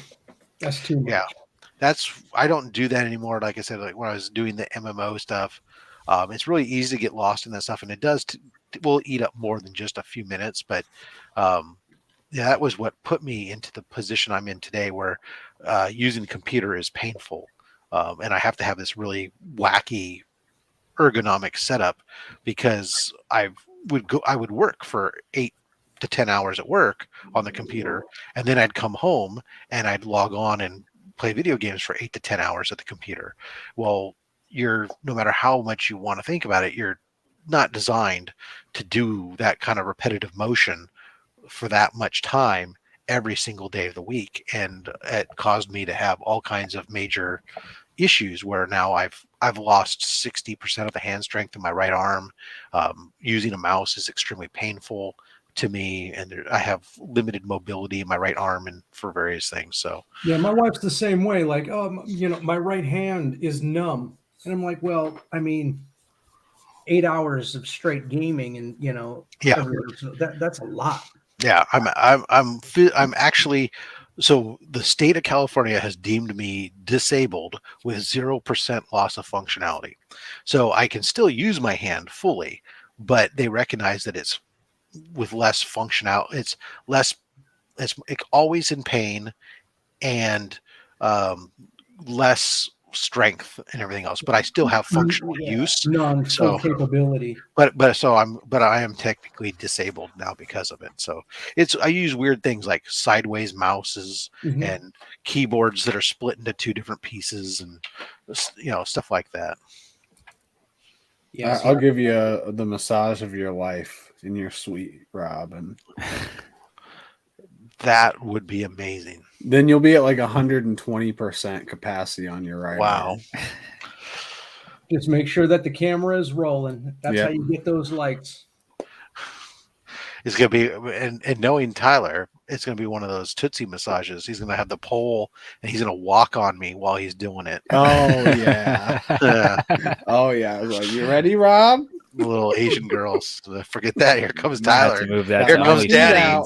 Let me take off my socks. Here comes Daddy.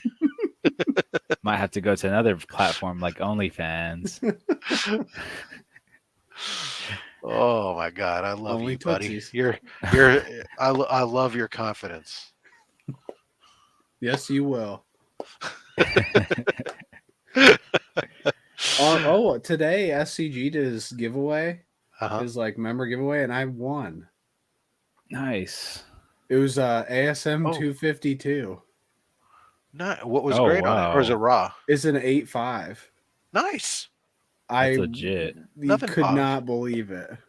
Nothing to balk at there. That's yeah, huge. But the label is a little like wavy, so I'm gonna crack it and press it and see what I get. Nice. Which I've never done before. Oh, that's not too bad. You just have a good presser. And Yeah, I do. I've never is it CGC or CBCS? CBCS. Okay, I would, before I crack it, I would look up the grader's notes on it just to see what they say, and if it looks like that they mention things that are potentially pressable as well. I'm cracking it no matter what because of the label. Because you don't like CBCS? No, because the label is like kind of messed up. Oh, okay. So I'm like, well, I'm just gonna go for it then. Might as well crack it, press it, and send it no matter what. I cracked this Submariner #1. Mm-hmm. So that was a 7.0 CGC, and I cracked it and sent it to I left it in the slab and I sent it to my presser, and he cracked it and charged me for it. I was like, I'm just going to ship it to you in the slab because it's protected in the slab. I'll pay you to crack it rather than me. Yeah. So he cracked it and then pressed it, cleaned it, and sent it off to CBCS and came back to 7.5. So it wasn't a big jump. It got a little bit of a jump. And I appreciate that because there was a lot of other issues on it. And right now, Submariner's getting hot. So I was happy. I wonder when he'll come in. Most of the rest of my cracks and reslabs and stuff have been signed books, where I've taken signed books and cracked them to re-sign and have them signed and then have them reslabbed. Is there any person you're looking to get stuff signed at? I mean, I'm sure you are. Oh yeah, I actually put a list together, but so I'm going to bring and I'm going to definitely stop by Comic Mint. They got Rose Besh is there. Oh, cool. I have a book to get signed by her, and I want to pick up one of their con exclusives and have her sign it. I'm trying to think about whether I have anything for Jimmy Palmiotti and Amanda Connor. I have so many signatures from them already because you can just send stuff to them, and it's like $15 to get their signature on stuff. And so I don't know if I have anything left for them to sign, but I'm looking to see just because they are there. I think we said Jenny Frizen's going to be there, so I got a Something's Killing the Children Jenny Frizen book bring. There's a couple Jimmy Palmiotti, I do have a book that I pulled out.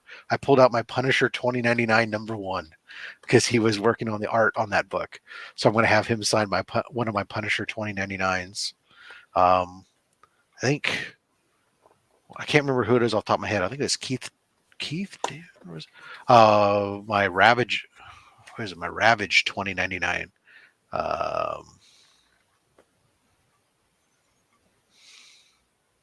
Who is it? Keith Williams. He's going to be there. He did the inks on Ravage 2099. So I'll bring that. I'll be that weird guy who brings 2099 books. I'm sure you won't be the only one. I saw like 5 Ravage 2099s today, just at like 2 LCS. Oh, did you look at my short box? Because I got like 4 directs and 1 newsstand sitting out there, number ones. Nice. I just got in. The only ones I didn't have like at least 5 copies of were Doom 2099 and Hulk or Unlimited 2099, which is the first appearance of Hulk. And I got in like 3 copies of each of those the other day. So now I think it's just Hulk 2099 that I don't have a bunch of, but they're not. But that's nothing special on that book, to be honest, because it's not the first appearance, unlike all the others. I have 2 copies of Doom 2099 #1 because I bought one. That was one of the first comics I ever bought, and then I bought the whole lot, the 44 issue lot of Doom 2099. So I'm down on my Spider-Mans, to be honest. So my Spider-Man 2099s at one point, I had probably like 15 copies, but the last couple mystery boxes, I gave a few away. So now I think I'm down to like, where's my Spider-Man 29 volume number 1? 1, 2, 3, 4, 5, 6, 7, 8, 9, 10. I'm down to 10 copies of Spider-Man 2099 #1. Did you ever look into that new 2099 series to where they have like everybody in it? There's like a new Punisher one that looks like an anime kind of Punisher 2099. I don't know how recent is it, but I think it's like the late. Well, there's more. So I mean, I have Spider-Man 2099 Volume 2, Volume 3, and Volume 4 as well. The full runs of those, and then there's been subsequent releases of. Recently, Marvel did some one shots of different characters from 2099. I think that's what I'm talking about. Yeah, because they also did one shots including like Conan and some others. Yeah, that's the one. I grabbed all those. Yeah. Okay. Without a doubt. But then Tyler, I just looked at your story. Is it your birthday, dude? Oh yeah, it's my birthday. Yeah, happy birthday, man. Thanks, man. Yeah. No way. I'll have to make sure that I get you a birthday present next week. 30. The dirty 30. I'm 30. I know. Isn't that old, Rob? Isn't that sad to be 30 years old now? Today's your birthday? Today's my birthday. Well, shit, man. Happy birthday. Thank you. 30. Just disgustingly old. Can't imagine, man. Can't imagine. I'm at a loss for words. I have no response to that. I'm only 26, man. I cannot imagine. I know. It's hard to imagine. Yeah, it's and my wife Lisa turns 30 on Thursday, which I was just talking to you guys about. So we're 4 days apart, born in the same hospital and everything. Oh Really? wow. Yeah. Well, even though When did you guys meet, though? At the hospital. When did you cognizantly meet? In middle school. Okay. So I was 14? Okay, so you've known her for. When did you start dating? When I was 16. Very good. Oh wow. Yeah. And then I broke up with her, and then I decided to give her a second chance. Or she gave you a second chance, right? No. And she's still your first wife, right? Yeah, Just she's your still my first wife. Yeah. Well, congratulations See. on that. How many years you guys married now? 2.5. I think. So more recent development. So you dated for quite a while. Yeah, we dated for like 10 years probably. Okay. But when you start dating when you're like 18, that's my excuse, I guess. Look, I understand. I started dating my wife. I was 16. I didn't get married till I was 23, 24. So, we had been dating for like 7 years before we got married. Yeah. I was married at 19. We've been married for 22 years now. Yeah, I've been married for 25 years. Well, that's not true. That's a false statement. I'm sorry. I will be 25 years this coming I'm March. fucking 57. Beefit said I'm fucking 57. That's right. Thanks, Jonathan. Yeah. I will tell you this, Tyler. Even though you feel old at 30, you're still a dumb kid. No, I've been really honestly. I think ever since He I said turned, no. ever since I turned like 19 or 20, I could just tell like I was more mature than most of the people around I me. thought the same thing, and I look So, back at my well, no, I 30-year-old mean, just self and- because you know me, so you know how mature like I am. And I just think it's hard to really relate to anyone else around my age because I'm Yeah. just so much more mature. You know, I stand corrected. When I think of maturity, you're the first name that pops into my head. Yeah, I know. Huh. I saw him on Wikipedia the other day when I was looking that up. Maturity. Tyler did show up there. Maturity. I love Wikipedia. Yeah, All my it really- information is from there. Yeah, exactly. I mean, how It's the wrong could it be? I just Yeah. go straight to Bing and search Wikipedia. Ignacio is right. You know, we make the joke that Tyler's not actually married, that his wife is actually the nurse, and he's Right. in some crazy house right now. Yeah, I had that pop up. That's the comic we really need. Yeah, my son turns 20 next week. Well, I'm at C2E2 actually. My son's coming home from university. I will not be here. He will turn 20. I will not be here because I'm going to be with these guys instead. We'll pour a drink for him. Celebrating my wife and my birthday instead of yours. Exactly. You are his son now. Tyler. Yeah, I'm now Rob's son. Oh my Can't goodness. wait to be in Rob's suite for my birthday. Yeah. He's gonna take you under his wing. No, it means Tyler was conceived during my senior year. Yeah, so you could be my daddy. What's your mom's name? I'm not telling. Good for you. While you're at it, what's her maiden name and what was your state of your birth? You don't want him to scream your mom's name while you're giving him the massage. Bring back too many memories. It'll be scarier when I do it anyways. Where did Daddy go? He's in California. He's like, I got a secret, Tyler. I'm your dad. Well, speaking of which, Tyler, are you bringing any stickers? Yeah. Do you Like have whack comic any of stickers? the Venom one that I did? Oh no, I'm out of those. You're out of those? Okay, Yep. because I would have happily paid you for a few. Okay. Well, I'll get more. By next week? No. But I can still get more and send them to you. No, I mean I could go. I can go and buy them, right? You still have them available for purchase. Right? Yeah, but I had them made like through. I didn't buy them from there. I bought them through Sticker Mule, which was like way cheaper to buy a bunch of them. No, okay. No, I was just going to sign a couple of them and have you send it off to Lee. Oh yeah, that would have been a great You don't want idea. to print yourself, but If I had thought of that before today, that would have been. Yeah, I should have. You didn't think of it at all. What are you talking about? Yeah. Well, in a way, I did. If you think about it. I have to think really hard. Yeah. You already sold your sister to Panda, Tyler. Don't sell your mom to him. Yeah, pay Todd for. Yeah, I will pay Todd for a few, but I just don't think he can get them to me by Wednesday. Yeah. I mean, maybe. Yeah, it's hard to fathom. Actually, it was my problem I was grappling with earlier was how. Oh shit! This is like in a couple days because I'm like all sitting there going like my list of things I have to do before I leave, so that way everything's still running around the house and I'm like and at work and oh my god.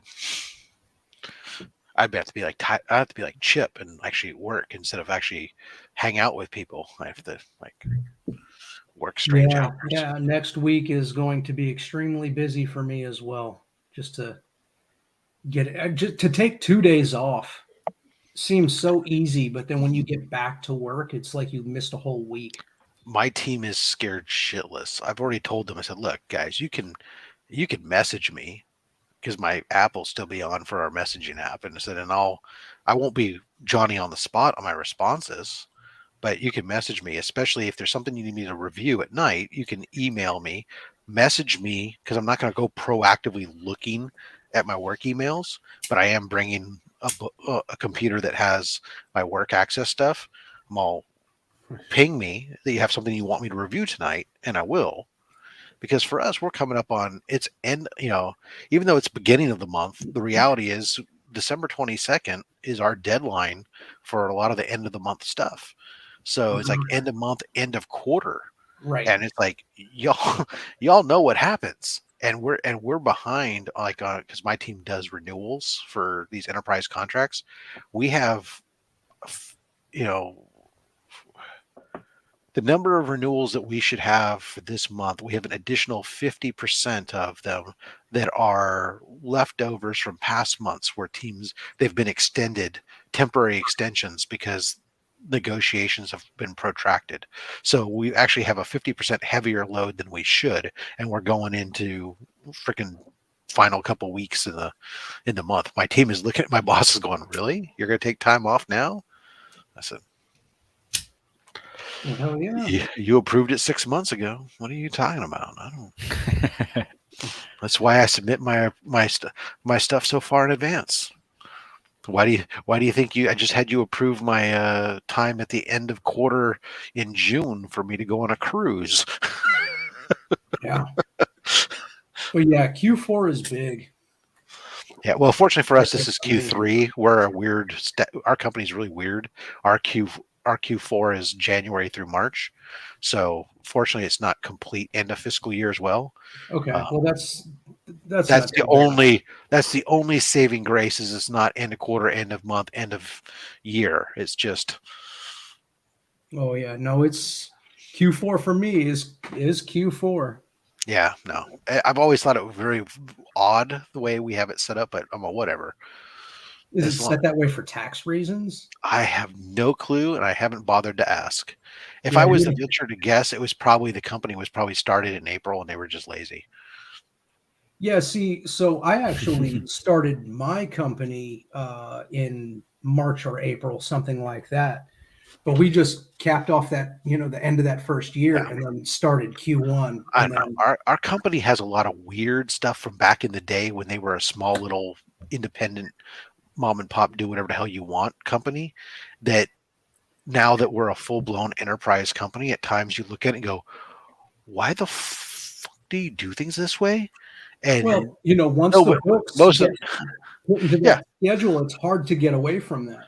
Right. And some of them is stuff people don't have the answer anymore. Remember, I'm honestly believe that one of the reasons I've survived as many purges that have gone on in places where we're at, and I've moved around to a lot of different roles within our company. People always find room for me on their team because I've been there so long now. I know so many of the questions that people have when they come in about why are we doing it this way, or why do we do this way? And it's like being able to be the historian that tells you, oh, we do it this way because of this. Well, that's stupid. Yes, it is. But that's why you didn't ask me if it was a good idea. You asked me why we do it this way. We do it this way because that's how it's been done, and nobody's been here long enough to undo it. Yeah.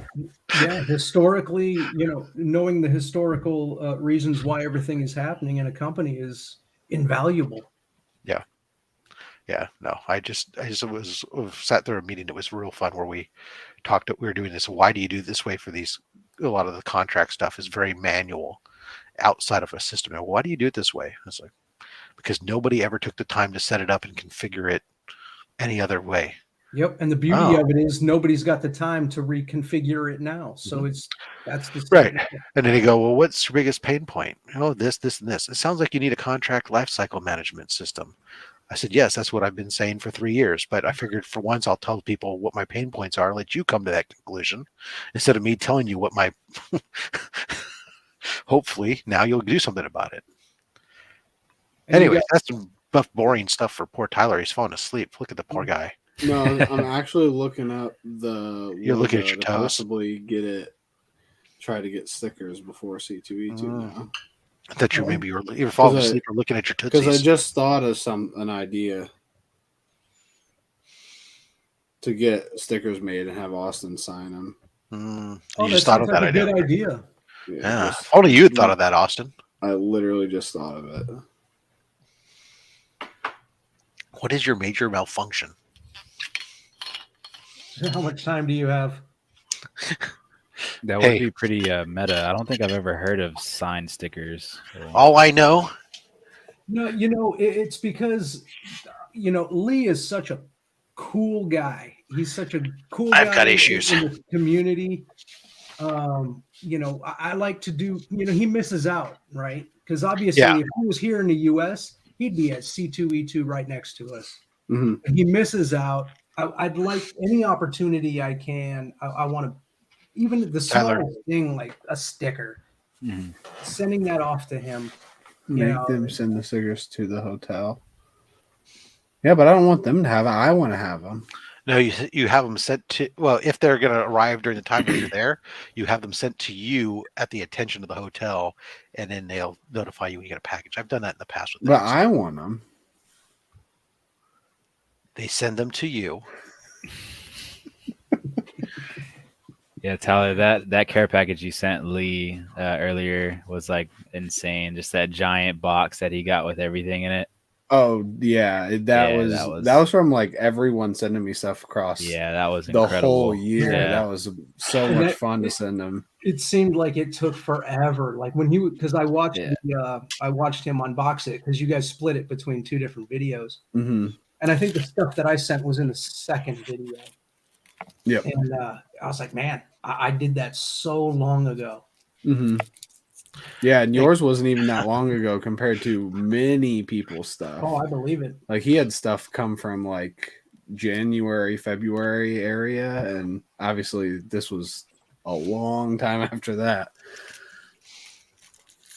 Yeah, my problem, Ignacio, is I'm going to blame it on this. So That's the easy way out. I know exactly what to do. Just bring up a nice bottle of wine to Rob's Suite. Get some massaging oil, some signed stickers. There you go. A roll of blue tape. Blue tape. I got some right here. Yeah. Yeah, You always got to have it laying around, right?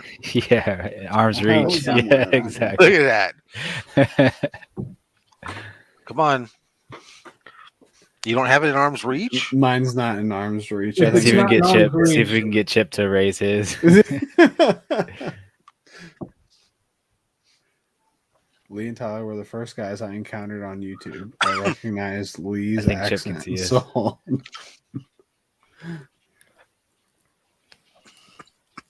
Sold.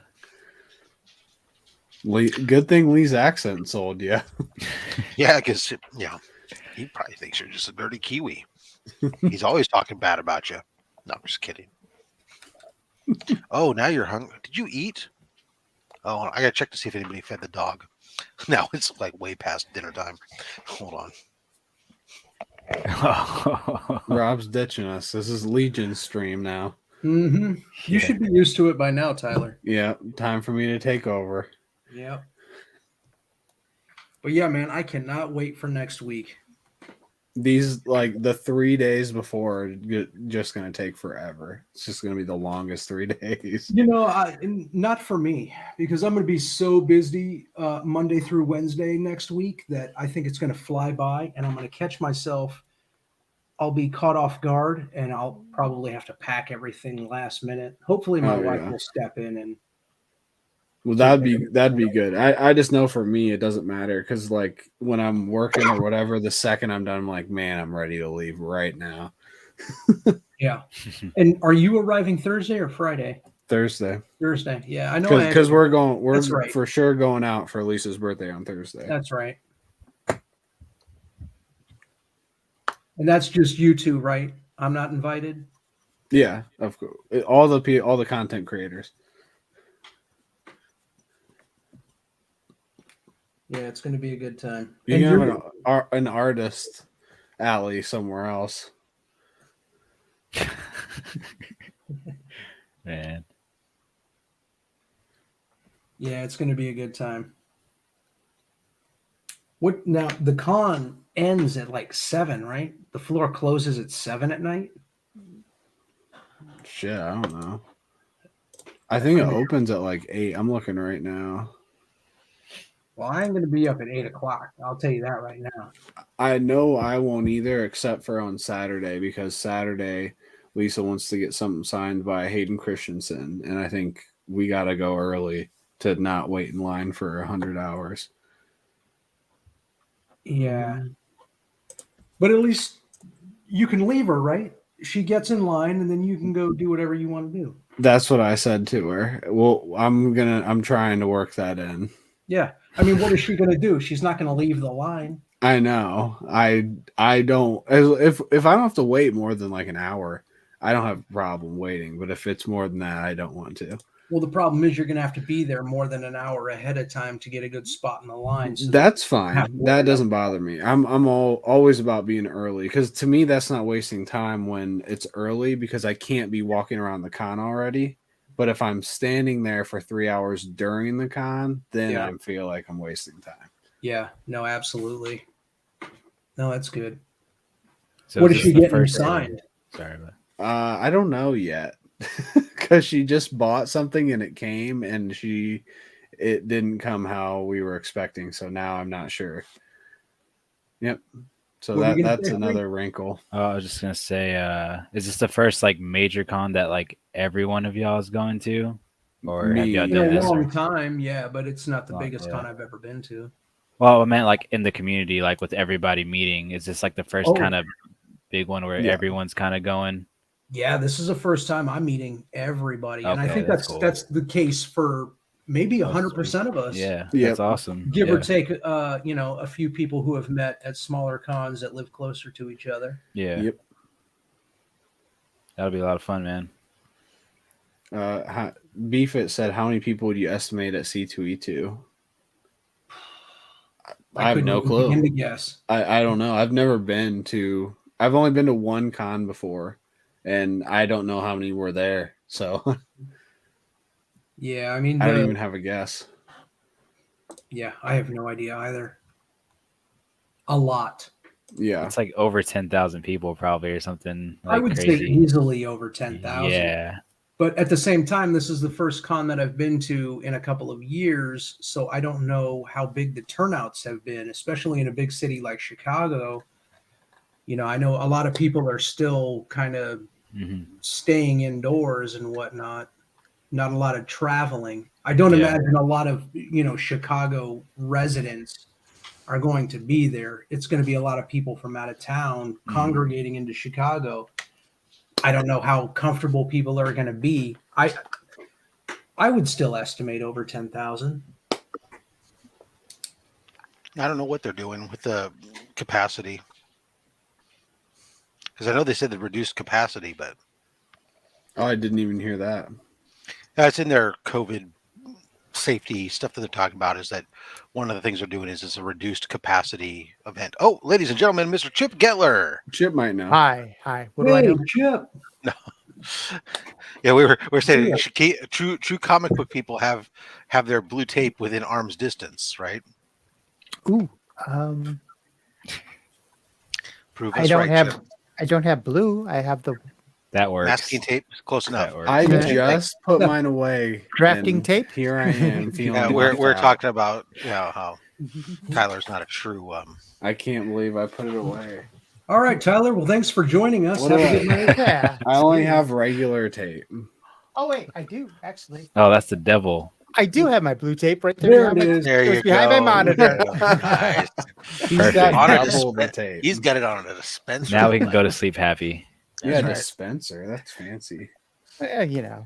Well, he is bougie. Yeah, I am bougie. That's for sure. I actually like the thicker one. That's what she said. I have both. The thicker one is out in my garage for certain purposes. That's but, also like, what she said. But when I'm using it to make signature boxes, especially, I like the thinner, because otherwise that thick stuff, the tape's just too big. I end up having to split the tape Yeah. when I'm making signing boxes. So when it goes on the back of my bags, what I do is I just basically the width of my thumb. Yeah. And then I just go like that, and then it's perfect. Fair enough. Yeah. And I for that feel purpose, like I it's have great. more. It's probably an illusion, but I feel like I have more tape, and that works for me. Do you go vertical or horizontal on your seal? It depends on the tear, if I'm honest. It really does. Yeah. I've got them vertical, horizontal. Yeah, I'll flip too. I've got some books where I have two pieces of tape. Yeah, there's no consistency. I'll tell you, since I use most of my books, I use self-sealing, so I don't deal with that. But when I do Mylars, especially on my Silver Age stuff, and I do use blue tape, it is horizontal because I use a long strip that covers almost the full width of the bag. Well, with the Mylar, you kind of have to because it's a thicker material and stronger material. So there is that, but I'm also trying to do some kind of a little bit more keeping stuff out. But why am I on fire today? Because you weren't doing anything when I guess, and all of a sudden we jumped straight into blue tape. You pulled it right out. Yeah. Oh, gotcha. Okay, gotcha. I'm guessing. Yeah, Ignacio, we're talking about how much we cut blue tape. It's like this is a comic. What a bunch of nerds. That's right. Yeah. I have really sticky spit, so I just lick it. We literally only know each other because of comics. Well, I even go one step further. So like when I'm bagging, like all these Silver Age ASM books and these sci-fi books I get, when I take them out to the comic cave to get them set up, and if they're going to be eventually going to be pressed and cleaned and eventually for slabbing, they will of course go into Mylar and everything else. But the backing board also gets a I'm not going to. It gets a label put on the back of it with my name and address and stuff on it, so that way it's already pre-ready to go to the presser. That the book is already labeled. I don't have to go and do that later on. I just do it at the time I'm doing it. Here's my label. Everything's good to go. So I can just grab them and print out a packing list. And yeah, I make notes here and there on books that I'm not 100% familiar with that are just kind of going into my collection. Things that I lie to myself and say, maybe I'll sell this. I don't sell anything. that's what the app is for me. I don't have to worry about putting notes on the comic. If I'm going through the bins, I can pull it up. I can just go look at it up and go, oh, okay, that's what that is. Or because no I use notes on it. Price, it's nothing. And I go to their hot comics because you use Cover Price too, right, Rob?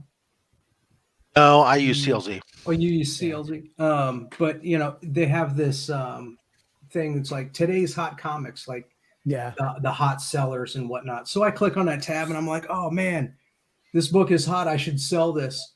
And then I just go on living my life. I never, I like to know that I have a hot book in my collection and that's good enough for me. And let's see what tomorrow brings.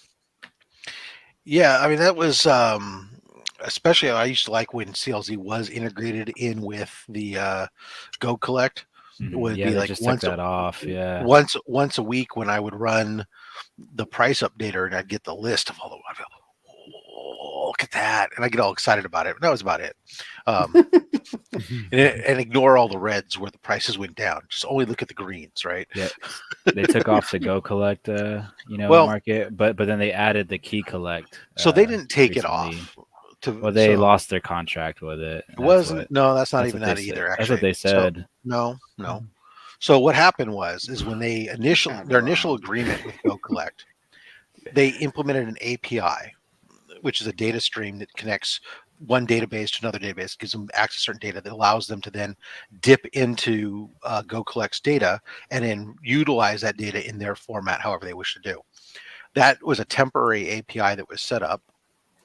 And that API was supposed to be developed further and eventually cost CLZ money, but Go Collect initially gave it to them for free because it wasn't 100% fully developed. Go Collect never went ahead and finished developing it, and then they started redoing their entire database because right now their whole website, everything is redone. When that was done, the API, the data dip device, broke because it was no longer connected to the same source and stuff. It didn't function. GoCollect said, well, we're not going to, at this time, we have no plans to rebuild that and reestablish it because you're not paying for it. Well, we're not paying for it. And GoCollect, so we're not paying, or CLZ says, we're not paying for it because you haven't built the app for us to pay for. Yeah. And so they're kind of in this situation where GoCollect said, well, we don't have a timeline for building it out. And because there's no timeline, CLZ's had to say, well, okay, well, for right now, we're going to explore other options because there's no commitment from GoCollect to reestablish the API. But the API has to be provided to CLZ by GoCollect. It had nothing to do with a contract because there wasn't really a contract in place because it was a free API that was initially established. It just has to do with that connector. The database source changed, so the API can no longer connect to the data. I was under the impression that GoCollect was a bigger company because an API, I can write an API in an afternoon. It I don't doesn't think take they're very a big. lot to it doesn't take a whole lot of time to dedicate to make a simple update. Not to mention the fact that if CLZ was going Is willing to pay, it was well, not even that, but if they knew that they were going to redesign their infrastructure or whatever the case may be, they knew what hooks they had in that API. What did they change? Why did they go away from the data that they had available to them in an existing API? well, They GoCollect moved their data, so. But the fact that GoCollect won't commit to when they're going to do it. Yeah, I agree with you. You would think that maybe they're a bigger company than they were, but in reality, what are they doing? I mean, it's not that big. You would think that potentially it's not that big. Yeah, I mean, at the very least, why wouldn't you say, okay, you know what? We understand that you're not going to pay for this API. We'll get it. We'll get it, the foundation there so that you can have whatever data that you had before, but maybe put a little one-liner, data. I mean, I would have thought that if nothing else, you would think that GoCollect would go, okay, hey, look, if you're willing to pay for it, which is what CLZ claims that the original intent was, then if I was GoCollect, I would have nothing else. If the money makes sense, depending on what the contract was, right? Go hire an outside, contractor to write the API to start making money. Did you get all that information from the email they sent? From the email that was sent from CLZ combined with the blog post that GoCollect. The only difference between the blog post that GoCollect posted and the email CLZ posted is the GoCollect added some verbiage in there about difference in professionalism between the two companies. Now, what exactly what that meant? Yeah, because I was just going off of their Apple software update, which just says that's kind of how I worded it. Was like no more comic values from GoCollect. Our agreement with GoCollect has ended. Yeah, the agreement kind of implying that they had there's a handshake agreement, and that's what it was. But it was an agreement over the free to use API. That's cool. I didn't know all the details to that. So yeah, thanks for filling I mean, it's in. pretty weird. I mean, at the end of the day, cool, really. I mean, yeah, it sucks. It sucks that they lost it, but I mean, it was fun. It's kind of funny because when it went away, so many people complained on the CLZ forums and the CLZ Facebook page about those going away. At the same time, they're probably the same people who were constantly complaining they didn't like the values because the values were all based on slab sales, which is really, I mean, if you're going to just report on sales in order to establish quality and condition, it's the only thing you can do. Yeah. And that's why it never affected me because I have one slab in my collection. So right. I mean, to give you an idea, if you bothered to grade your comics yourself, it said, okay, well, here's an idea. If I were to grade it, here's what it potentially may be worth. That's one reason why I like Cover Price so much, because they have both raw and graded sales. And as long as you take it as an average and not true value, right, it's a great thing to base a decision on when you're trying to get a book, raw or graded. Yeah, because even though those numbers are there and available through Cover Price, I still look at recently sold on eBay. the hype that people are talking about. I take a lot of different things into consideration when I'm buying a high priced book. Yeah, I might have to look at it, but because I did like having the pricing. It was a big deal. Although I will be honest, um, I am much with the pricing fluctuations the way they were and the way they average stuff. It was very difficult to always. Sometimes if you just saw a price spike, you'd have to go look at it and double check to see if it was actually true valid. Because I mean, we'd see books that all of a sudden would shoot up overnight $400, and you're wait a second, why did it do that? And then you go drill into it, and you find out it's some stupid esoteric thing, and then the 2 weeks later it would drop down $200 or something. But now it did give you the keys. And of course, that's fun. It's hilarious to watch. I mean, people just want to complain about everything because 1 second they sit there and say, okay, well, this has gone away, but we are announcing that we're going to bring a long requested feature, which is to auto populate keys on your Yeah. comics. So what's the 411 on that? Are they what database are they using for that? They're just not copying key collector. No, they're not. So without saying key collector Exactly. in their initial announcement, they basically made it very clear that they weren't using them and saying that their keys were going to be focused on true keys and not focused on speculation like some other companies is their verbiage in their announcements that they used, which makes you go, okay, you're going to stay away from some of the fluff stuff. But now every first issue is a key on their database in CLZ. So people started complaining, going, okay, well, I don't like your keys because your keys aren't giving this as a key, or this is now saying it's a key and it's not. And so there's questions of interpretation of what is a key, what isn't. But now they just sent an email today I saw that discussed they're making, as they continue to evolve this. So they're working on doing a couple things. One is splitting keys into two different into major and minor keys. Oh man! So you'll have a gold key symbol for major keys, such as a character, cool. a major, such as like a Hulk 181, Amazing Spider-Man 299, Amazing Spider-Man 300. Those major keys versus minor keys, which will be kind of gray or silver. And then they're also talking about adding a new category, which is key category, where it would define it as to whether or not it's a first appearance, whether it's a cameo, whether it's a cover appearance, whether it's a first issue or whatever. So you would have these subcategories. So if you wanted to search your keys, then show me major keys of first appearances. Yeah, because as of now, all they have is yes or no. Yeah. Is it a key or not? That's correct. All they have and that's just today, that was there before when you would manually enter. Yeah, when you used to manually enter your keys, you could always, when you designated it was a key, that was always there. So now they're adding refinement to it as they look to tweak it and adjust. Remember the good old days when they just printed collector's item right on the cover? That's how you knew, right? That's why I have so many polybagged X-Force books. Yep. Because it says collector's item on it, right? Collectible card inside. Yep, right. There you go. Only 1 million printed. Like, what is Comic Dumb?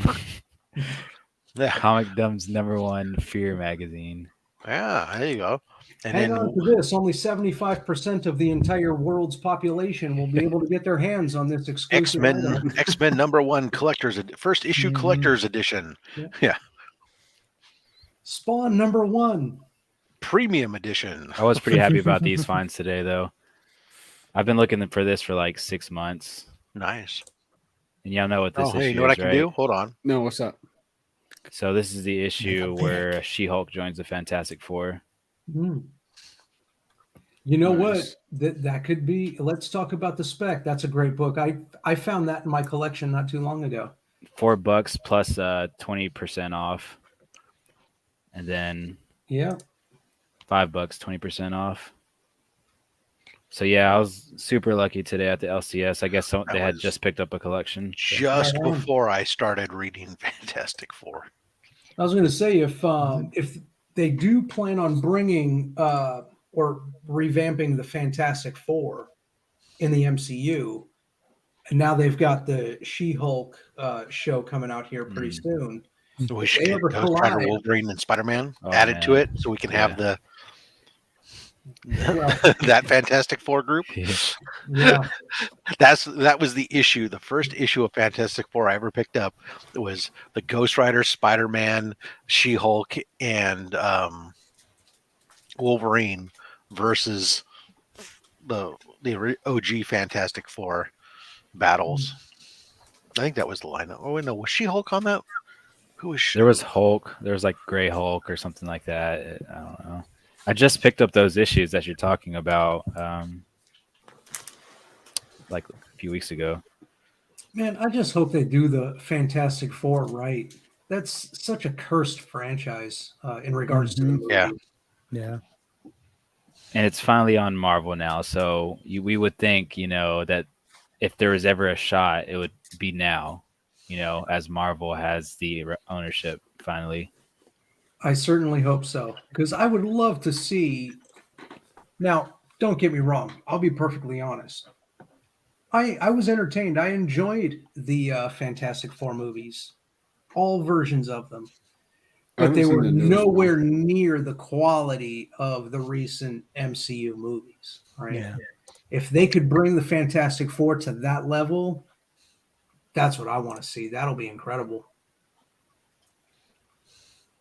Yeah, I guess maybe it was Hulk, not She-Hulk, who was there, teamed up with them. I'm looking at.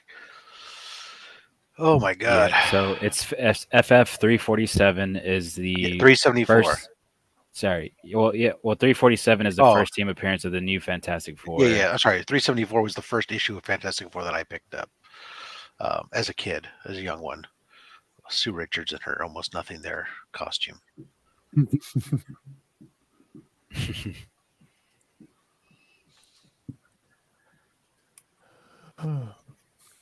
Hey boys, I gotta take off. I gotta get back to work here. Oh, Really? Don't they know what time it is where you're at, man? Damn, man. No, it's he's got a big- 1:40 on Sunday morning. I feel your pain, Chip. You go do what you do. You got to Damn. Hey, Chip, we really appreciate you hopping on and even just passively being with us for a moment, making us feel important enough to Yeah, spend right. some time Whatever. with you. Whatever. Can't Hey. wait to see you next weekend, man. This is all because of you, brother. Yeah, please. All right, guys. We'll talk to you later. I'll try Have to a good spend night. some time with you next Easy, weekend. Chip. Thank you. Thank you, Ed. But you don't Talk get to any you guys Nick's later. Bag. I'll see you next week. See you next week. Bye. No, that I just remember that was that Fantastic Four versus Fantastic Four cover. That was what I saw on the spinner rack. Picked that up and So yeah, my entire engagement with Fantastic Four is through those movies. I never read a single comic. I'm sorry. Yeah. My whole That's engagement pretty for rough. the That's pretty Fantastic rough. Four has been through Doctor Doom collecting. That's where he spawns from, and that's where he makes Right. his most appearances. So just throughout that's where I've just filled that whole, slowly by surely, just filling out these runs. The same for me. I've never read a Fantastic Four comic. But yeah, free share if you're after some, because I have, I don't know, maybe 20, 25 books. They're just sitting in these boxes. They mean nothing to me. If I got a book that helps you out, complete a run or whatever the case may be. Yeah, I'd be interested to see which ones you have for sure. Because what numbers range are we talking about? Because obviously that range is 1 through Completely 700 random. now. Something Yeah, like completely it's random. Pretty I don't insane. collect Yeah. them, so.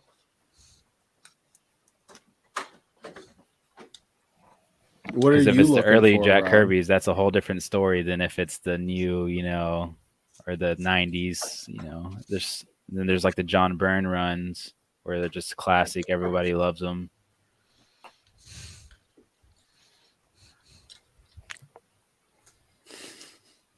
Fuck. What will you be looking for there? Or are you not going to be looking? We already talked for about it. I didn't. But I Who's thought you skipped yourself. Everyone else. No, I talked ASM about it. 14. I don't remember. No, I what you said I wasn't really looking. Oh, I mean, I said the upper range of the ASMs I might Oh, look at. that's right. The Bronze Age 70s, Batmans, 80s, 90s. bubble helmets, ray guns. That's why I don't remember. You robots. didn't say like a specific number. Right, because I'm not Yeah. looking for any particular issue necessarily. Yeah. I mean, Got that. Yep. Got it. Yeah, see that is got it.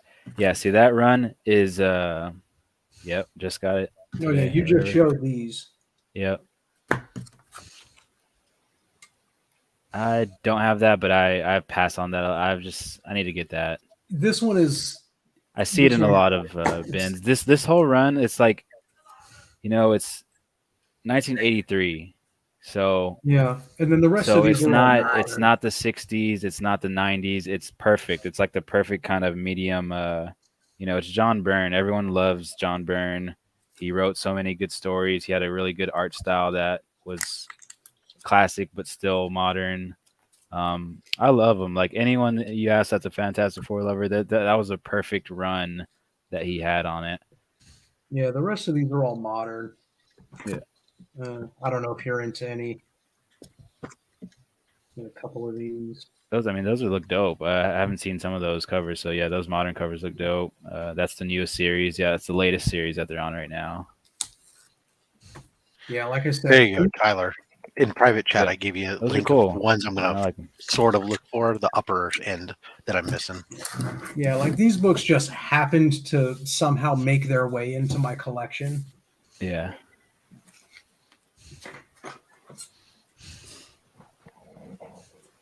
Everyone's on Whatnot now, so maybe you could do a Whatnot bundle, get that off or something. I don't know. I think Whatnot's great, but I hate that I have to be there live because, if I'm busy.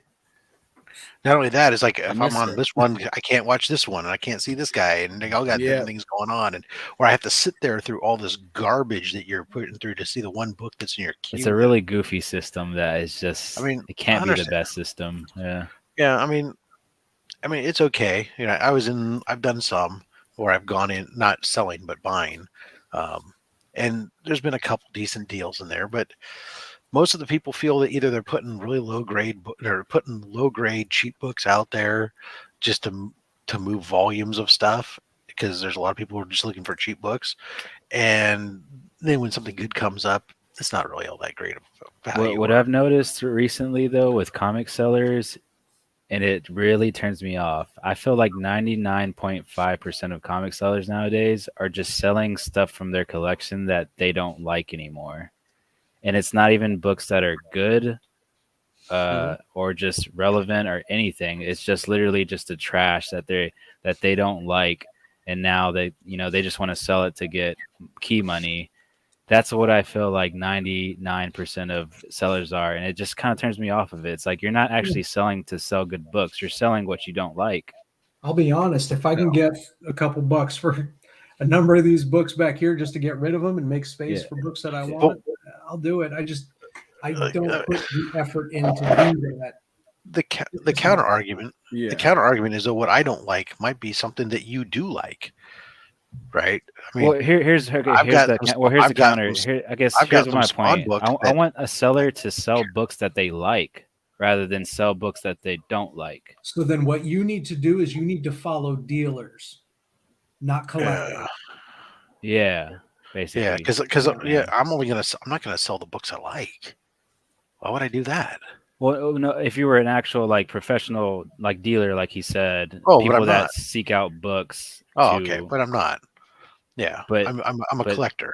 But that's 99% of people aren't dealers. They're just collectors that are trying to sell off right now. But it's like, why buy that stuff if you didn't like it? A lot of why them are are you selling all either your collectors books? or, more importantly, a lot of them are flippers. They're getting to the idea of buying collections, trying to find the one or two books that they want at a high value, or they're trying to find those really high value books that they get for next to nothing, that they can slab those and sell them for really top dollar. In the meantime, they're trying to move boatloads of inventory, right? Yeah. I mean, it's always cheap though. It's like they're willing to get rid of it for like $5 because like you listen to someone out. like when I listen to you know, Alan May. I was listening. Look, he's buying collections. He's buying them, like, $10 a long box or something. He's gotten almost he can afford to get rid of the book at $1, and he can still make a profit Well, selling. yeah, we would consider him a dealer then if he's buying collections. He's a compared flipper, to right? Yeah. Selling someone that Yeah. just specking on everything and then just flipping because they have no personal attachment to it. Yeah, but I mean, wish Rob was a dealer because half that wall I'd love to have in my collection. Exactly. Yeah. See, that's the But I type don't of want to book that sell we any of it. want to see.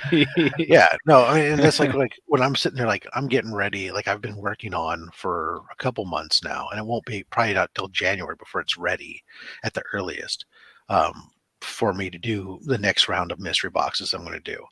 But I've been going through there, and it's like not just is it going through my collection and finding the books that I don't want or aren't focused, or it's more finding sometimes the ones that aren't part of my focus, or ones where it's like, okay, look, you have 2 or 3 copies of this.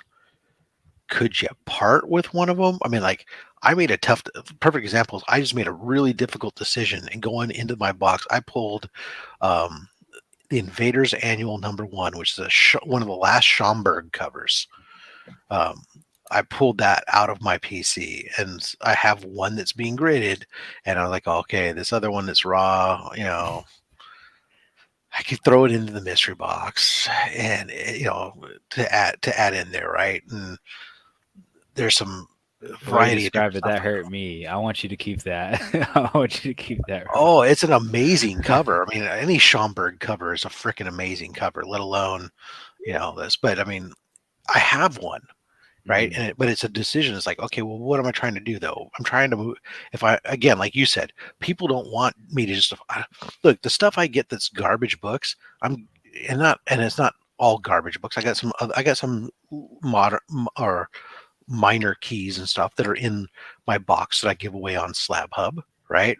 I take stuff in there and I throw it in there. The books that are $5, $10, $15, whatever. But perfect. That's a giveaway. You're not trying Right. to sell those. I'm giving those away, right? So that's perfect. So Imagine for the if more mystery, people did that. right? And that's what I'm saying. So the mystery box, I'm trying to cultivate it with higher end books, right?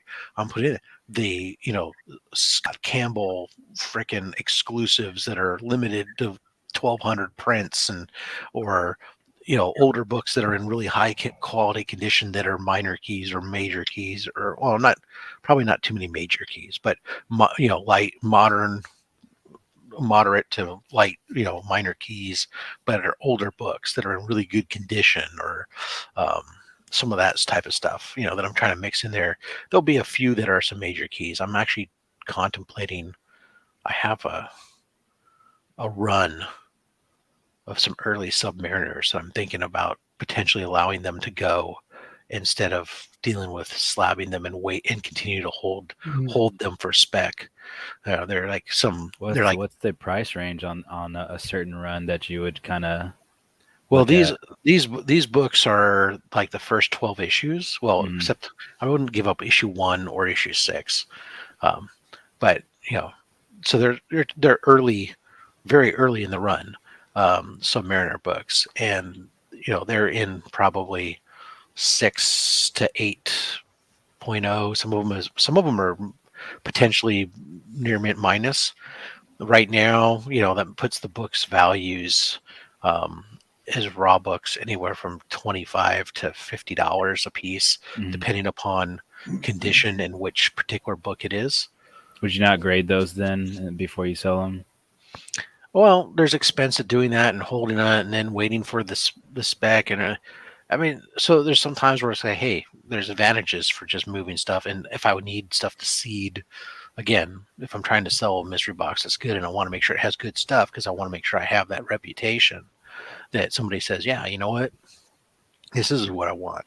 I got I've picked up a bunch of some early Spawn. I don't care crap about it. I mean, single digit Spawn. But Single digit, yeah. Yeah, but I mean, I know other people who think that, hey, that's a pretty I good still book. need a Spawn one, man. I see it for 30 or 45, 35, 40. I and I'm just finally like, got man. one. I finally got a copy in a mystery box, and I decided I would hold on to it just because it's Spawn 1. Mine won't grade higher than a 9.6 just because it's a it's got a spine tick that can't be pressed. But at the end of the day, but I mean, if I sit there and I put out if I have in my box a near mint, Spawn 6 or 7 or something like that. I mean, look, I'm not saying it's a $50 book by any stretch of the imagination, but is it a nice book to have in there as far as some of your filler books in your stuff? Somebody like Austin would say, yeah, that's kind of cool. Yeah. Me, I go, that's fucking Spawn. I don't get the hate for Spawn. I've never gotten any hate. Like I don't, because think about this for a second. Spawn is something that you can go to when you want a more visceral, kind of more aggressive action comic, right? It's something that not every Marvel and DC comic can show off. They can show in their comic. Yeah. That's kind of what I've always loved about Spawn. No. Yeah. I'm officially less than 20 issues away from having the full run of Spawn. Oh, nice. I've probably got close to 20 number ones, 3 or 4 newsstands. I've got 2 9.8 sitting up on the wall right now. Any high grades in those raw ones? Other than maybe 2 of them, yeah, they're all pretty high grade. I've always protected my books and kept them as pristine as I possibly could. But that's me, right? I like it, and I would love to take a look at your full collection, Tyler, because I know you're sitting on some pretty books. But every time we see you online, we're staring at your bullshit DVD collection there.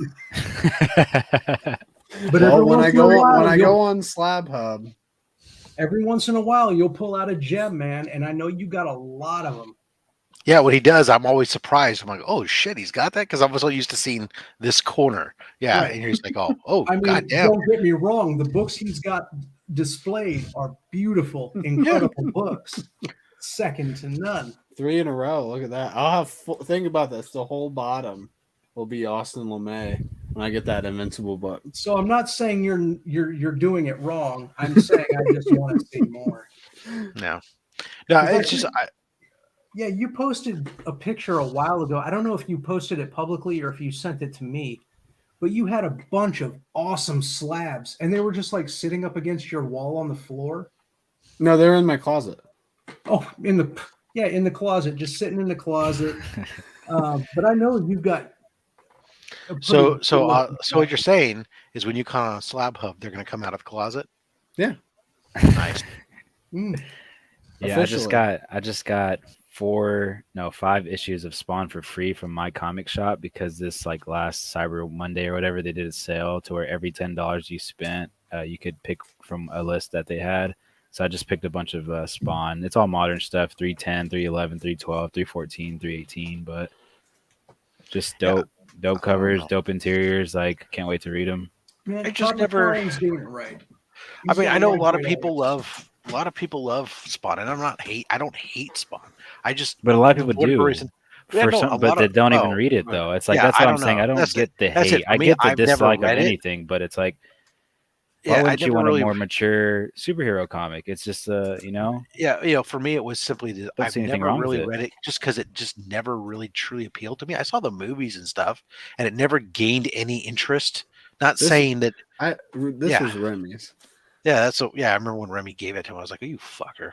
But to your point, Rob, with me, it gravitates towards me. I'm a fan, but I'm a fan for my reason. Right. I don't care why you love it or why you hate exactly. Spawn. I know why I love it, and that's why it's in my collection. Same thing with, you know what? I acknowledge you loving the old school sci-fi bubble helmet stuff. I'm a big fan of that too. Not in my collection, though. Who the hell likes Spider-Man or as much 2099 shit as me, right? Can't really. I mean, fucking A, dude. It is bizarre, right? I've got my Spider-Man 2099 up there. Got the casual. Go to hell, Tyler. Look at that. See, he's just pulling out keys left I and know. right. Meanwhile, we're staring at the Family Guy DVDs over here. Wait, Tyler, can I ask you a question? Animaniacs. Yeah. What percentage of your collection would you say has been digging? Digging. Yeah, digging in comic been going in in boxes? In long LCSs, like boxes? yeah, well, yeah, at shops, at LCSs, like what would you say your like ratio is from online to like do you LCS? Yeah. I got this at my LCS. This is from 1917. No way. Yeah, see, that's what I'm saying. He's got a lot That's of so cool. I did not expect that. So Yeah, he's pulling look out look badass at that keys. cover. I mean, is Yeah, that not Charlie Chaplin. one of the coolest covers? Look at the colors. Beautiful. Yeah. So, but look how big it is. It's like massive. Oh yeah, no, it's That's what I'm saying. Like he shares this stuff, but if you're not watching every day or seeing what he'll post it or he'll just show it real quick on camera. But how much would you Trying to say, Tyler? Like how much? Yeah, what was your ratio? You would think? Like, do you go to the LCSs every week or every month? or Yeah. Oh something? yeah. Every week easily. Usually a couple times a week. You back bin dive a lot, or mostly Yeah. I get look at stuff the online? walls. I always see what they got coming in or talk about getting coming in. I'm just curious. I'm always curious to I see don't what know the about a percentages of percentage. every I've never really collector. thought Yeah. about that, but Yeah. I do both. Sometimes I'll do a lot of in store, and sometimes I'll do a lot of online, just like depending on what I find. Definitely. Mine is almost so little of it is in store for the older stuff, just because the store I go to doesn't really do well. They have back issues. It's all like recent back issues. Right. It's They hard. don't. They It's don't all based have on a- your location, right? At Yeah, that they don't point. have they don't Yeah. have a lot of older stuff. They don't because the owner doesn't want to buy collections, and the store manager always has to fight with the owner about, oh, you should buy this collection because, and then they just recently moved and they liquidated a lot of what they did have that was back stock. They liquidated it so they didn't have to move it, and so now they're starting all over again. And it's like, oh, you're killing me. Yeah. And there's and let's be honest though, I could go to other shops, right? I live in an area where there are lots of potential opportunities, but I'm a lazy son of a bitch who doesn't like to drive very far away from my house if I have to. A, and B, yeah, I got one of those the other day. I'm sending this in soon. Nice. I sent mine off Beautiful. to the presser. But That's Miles' uncle. Yeah, got one of those. I got it got damaged in the mail, so I got. Do I have one of those? I think I have one of those. I gotta get this repressed too because it got damaged. Yeah, Rob's copy is a full point ahead of mine. I have a 7.5. Oh yeah, and this was just laying around the junk drawer for years in the house before we found it. Yeah. Mine, you told that story, which is an incredible story, by the way. Mine was just sitting in the box forever, and I finally decided to grade it, and it only came back a 7.5. I just packaged up one of my Wolverine #1 limited series books to send off to CGC for Frank Miller signing because it's missing. Not because I really want it, but because I have. It already has Chris Claremont and Rubenstein signatures on it, so it's screaming out that it needs a Frank Miller signature. And since this upcoming signing, Frank Miller's signature isn't going to cost multiple hundreds of dollars, I'm like, oh, all right, well, I guess I'll get it because it's just like the regular price. So I know, Rob, you mentioned that you might bring a few books to get some people to sign next week. Yep. What is at least one book and one signature that you're absolutely going to leave C2E2 with? Hold on, let me grab my list because I'm that organized. We know. I had a spreadsheet for that. Where's my C2E2 signings? Open with Google Sheets. Let's see here. I'm gonna bring I'm going to bring my Batman: The Adventures Continue Season 2, Issue 1, Zulo variant. Have Chrissy Zulo sign it. I'm going to bring my Batman Adventures Continue Season 2, Issue 1. The Zulo was Season 1. Season 2, Amanda Connor. I have a 1 in 25 Amanda Connor variant. I'll have her sign it. I'm going to have Jimmy Palmiotti sign my Punisher 2099 number 1. Mhm. I'm going to have Keith Williams sign my Ravage 2099 number 1. I'm thinking about if I get the right Yeah. if I can get the right protector to carry it, the larger black label format books, they don't fit in my folio the same way.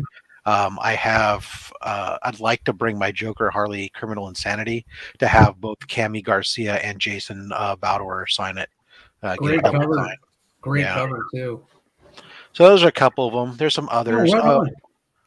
but it's just a. Other then, than like I your 2099s, those are pretty modern books. Yeah. And then I'm going to bring, most of these artists are pretty modern. So I'm going to bring, I got a couple Rose Besh books that I'm going to bring so I can swing by the Comic Mint and pick up the Rose Besh exclusive that they have there and have her sign a couple books. Right on. Now, we all know that you're kind of a signature whore. Yeah. You love your SIGs. Are you going to have any of these authenticated through CGC, or Witnessed, are you going to just So- go through CBCS? So I don't know. I haven't decided yet. I probably, at least the Rose Besh ones, I'll probably authenticate mostly because the Comic Mint's booth where Besh will have also Captured Collectibles there, who's a facilitator that I use on a regular basis anyways. So it's pretty easy to use. I already have a relationship with him and use him as a facilitator to handle it. The rest of it's going to depend upon, I think, the primary facilitator I use. I think he's planning on going, and if he's there, I may engage him for a couple of these other ones. But otherwise, I don't have a problem with, especially on a book that I'm going to witness it myself. Getting a verified signature on it after the fact is not going to bug me one iota. Okay, yeah, and that was really the base of my question. Like, Yeah. The signature means more to you because of the experience of getting the signature, or do you want it sitting behind you on the wall? Well, and I don't have a problem with the yellow label CBCS slab on the wall. And Yeah. BFIT, no, CGC doesn't authenticate. They're only going to do a witnessed book. But CBCS now does yellow labels for their verified, so you don't get the red label anymore. So it just says verified instead of witnessed. So I want to know who's going to spend the most money. Who out of like everybody is like, I'm going to spend bands. Thanks, like, Austin. I know I am. It's probably true though. No, he's Rob. pointing at Rob. Yeah. Yeah. Oh no. Yeah, I'm not raising. Out of everybody, Yeah, you think? yeah. Even It though- looked I like knew- you were I knew- saying me, and then No, I knew what Austin was saying. Yeah. Yeah, I thought he was saying me at first. I thought he was saying... No. Yeah, I think. But even that, compared to everybody else, you think like you who know, else is Well, going up there it trying to depends. I spend mean, up some it depends on bands? what people tend to do. I mean, so I think that most people at this time of year are on a budget, right? And I think most of the group that we're going aren't really going there with the intent.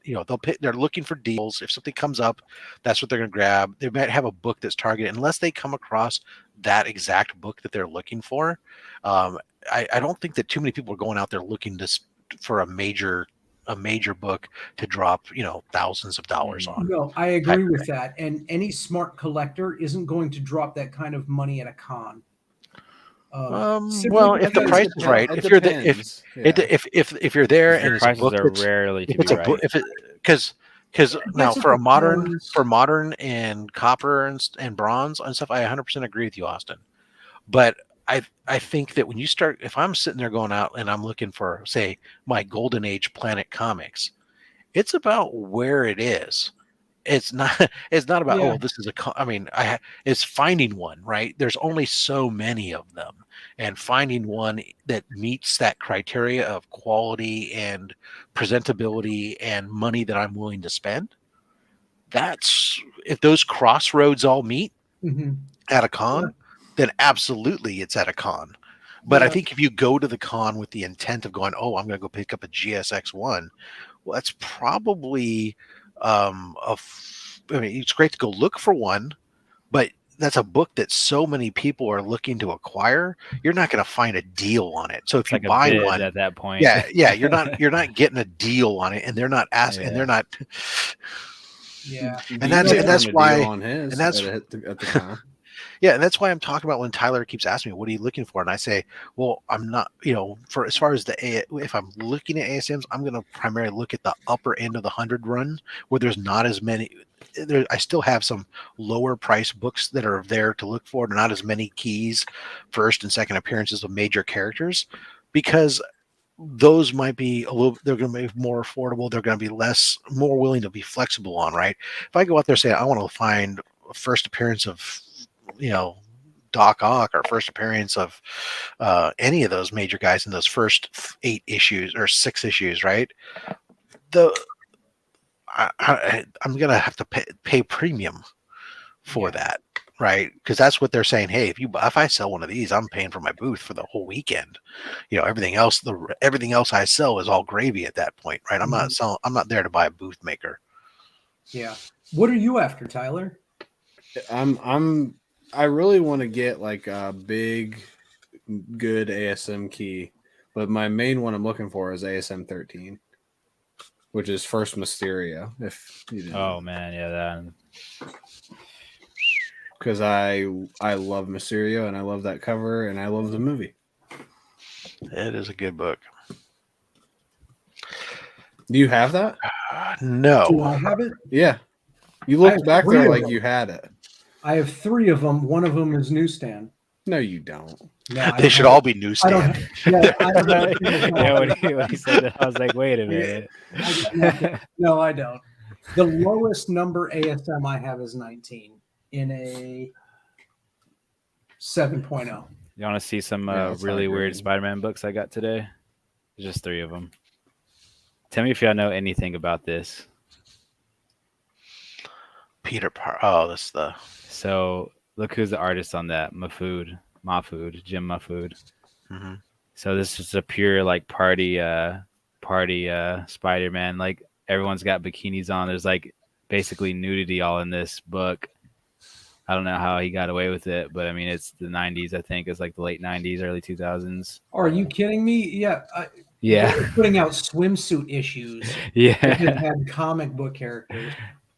And then he did this one, Spider-Man's Tangled Web, where they have like the Rhino, and I don't know who that other one is. That looks like a bear, but I wouldn't know what spider character that is. Oh, Tyler, I'll tell you, if I was to say the one that I would really love to get there, but I'm not going to go looking for it there because right now it's so overpriced everywhere, would be 20. That's the first Scorpion. Oh yeah. I mean I picked up 19, but 20 is just that cover is so I love it so much, but damn, right now it's just blown up just way ridiculous. Now, Rob, are you after any grade or high grade, or is it? No, when it comes to I've come I've come to the realization and reality that when it comes to working this run because of the price that ASM books are at right now, everything, I'm looking at presentability. I don't care about the grade itself. And wouldn't they mostly become graded anyway nowadays? Well, either or. No, I've actually picked up a lot of these books raw. Okay. And actually that's been better because you're able to get better pricing usually on the raw books. But I've also picked up some graded ones. But I mean, I'm not, like I said, my ASM 7 is a 3.5, right? It happened to be. I'll go down to. I'd take a 1.5 if it presents well. Well, that's what I'm saying. It looks great on the wall right now. Yeah, well, this is actually a pretty good looking 3.5. Most of the stuff is on the backside, and there's a really significant there's a subscription crease that's pretty significant on it that runs down the middle. You can see. Yeah. I love the subscription crease. I've always loved the subscription. But I mean, it's mostly that. I mean, the book is. I think it got graded harshly, actually, to be honest with you, because it's got a good. The spine is pretty damn good. Yeah, that looks higher than that. Has that been pressed? Do you think? Well, you can't press out that crease, but but everything else. That's a solid color break going right down the center of the Yeah. book, though. Yeah. But I mean, but like you said, it presents. I mean, look at it. The colors on the thing are great. It's not all shipped to even pieces. holding it right there, I can see it because Yep. I'm looking at it at the crate, but it looks great.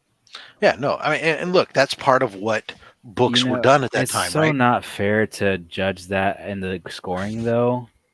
Like Oh, you just it said, it was is. part of the time. It was a part of the time, but convention. it limits the grade.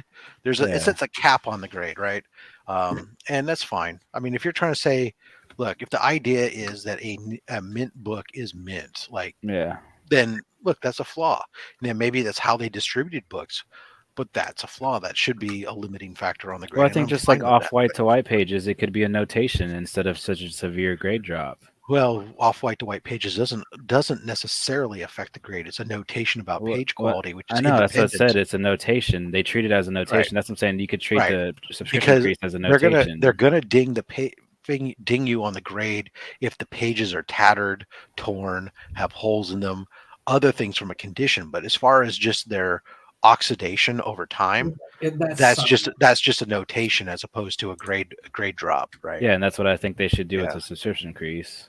Well, then you start getting the handle of what's a subscription crease versus what's just a regular crease, and why does one crease decrease the value but another crease doesn't, right?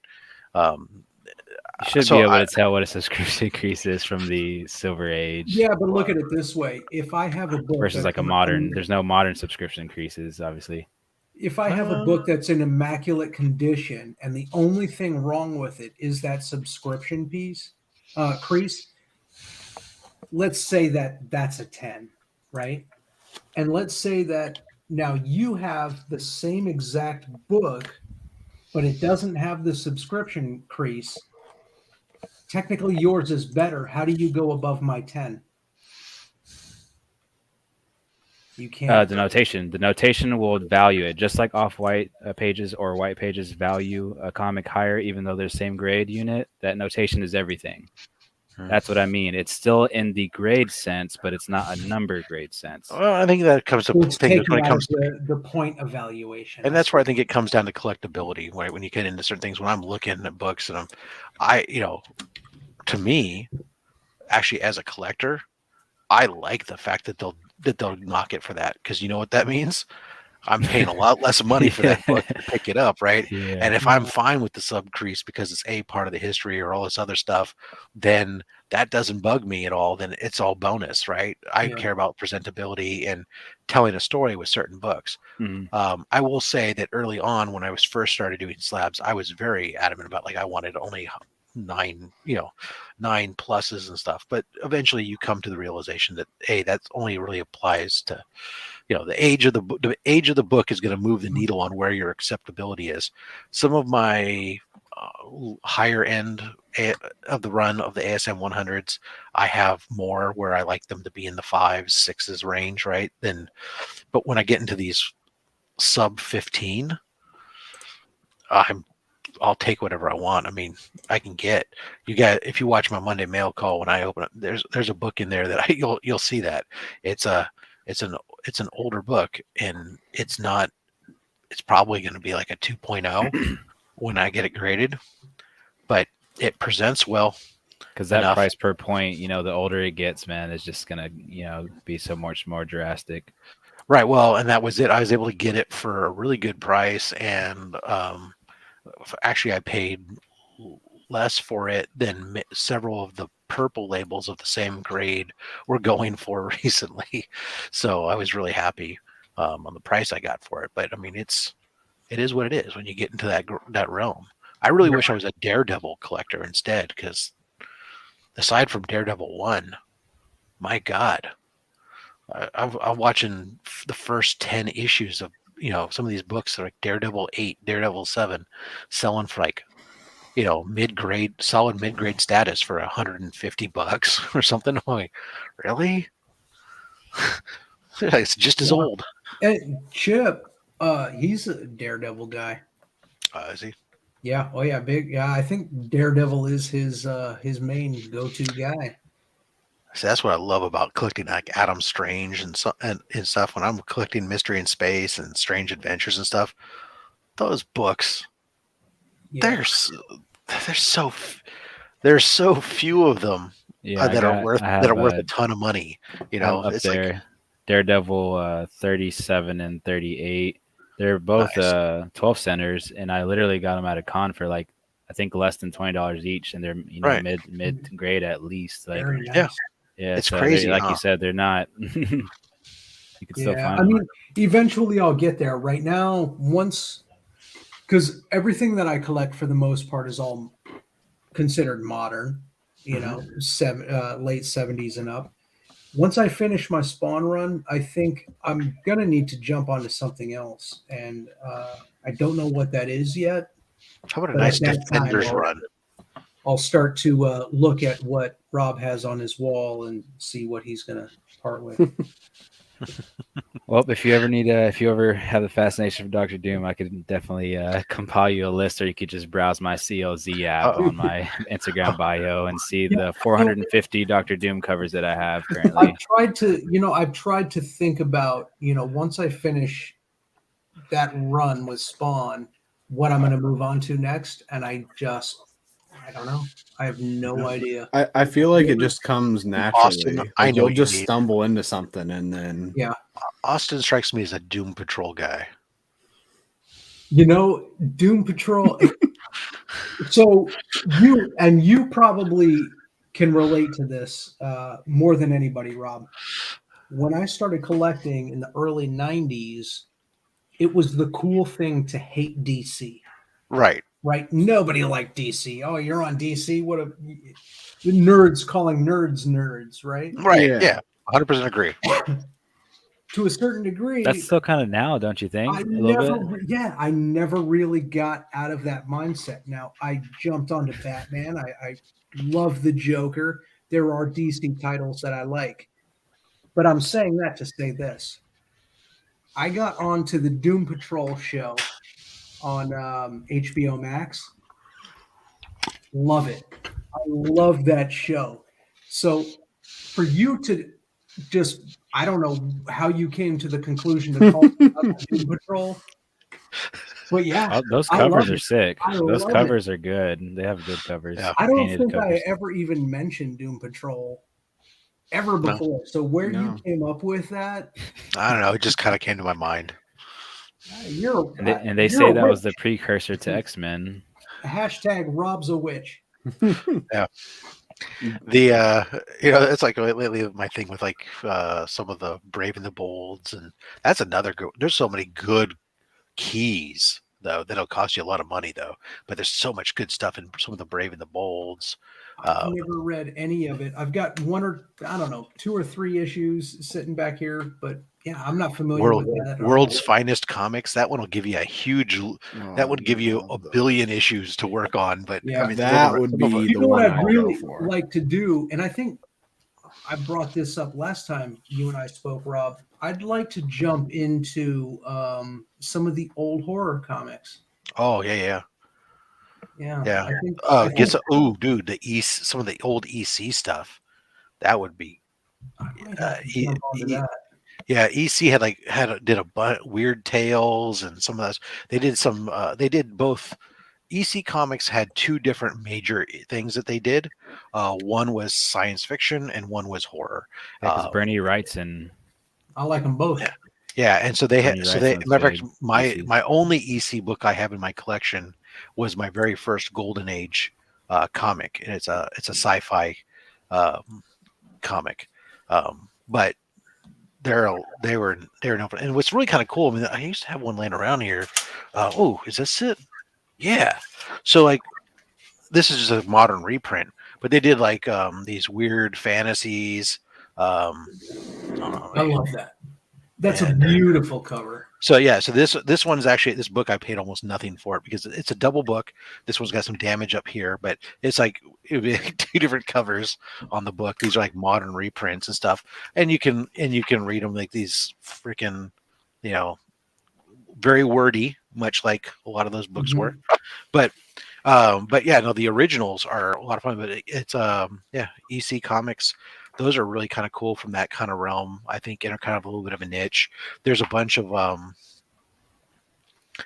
you know, finding some of the different publishers that are like the non-Marvel, non-DC are kind of cool. That's where I've kind of had some fun with some of the Harvey comics I've done lately. But it's also stuff you might not be able to find in like the dollar bins. Yeah, know, no, it is right. at the Charleston, same time. yeah, some of the Charleston. So it's a little bit more challenging, But which can be more I understand. rewarding.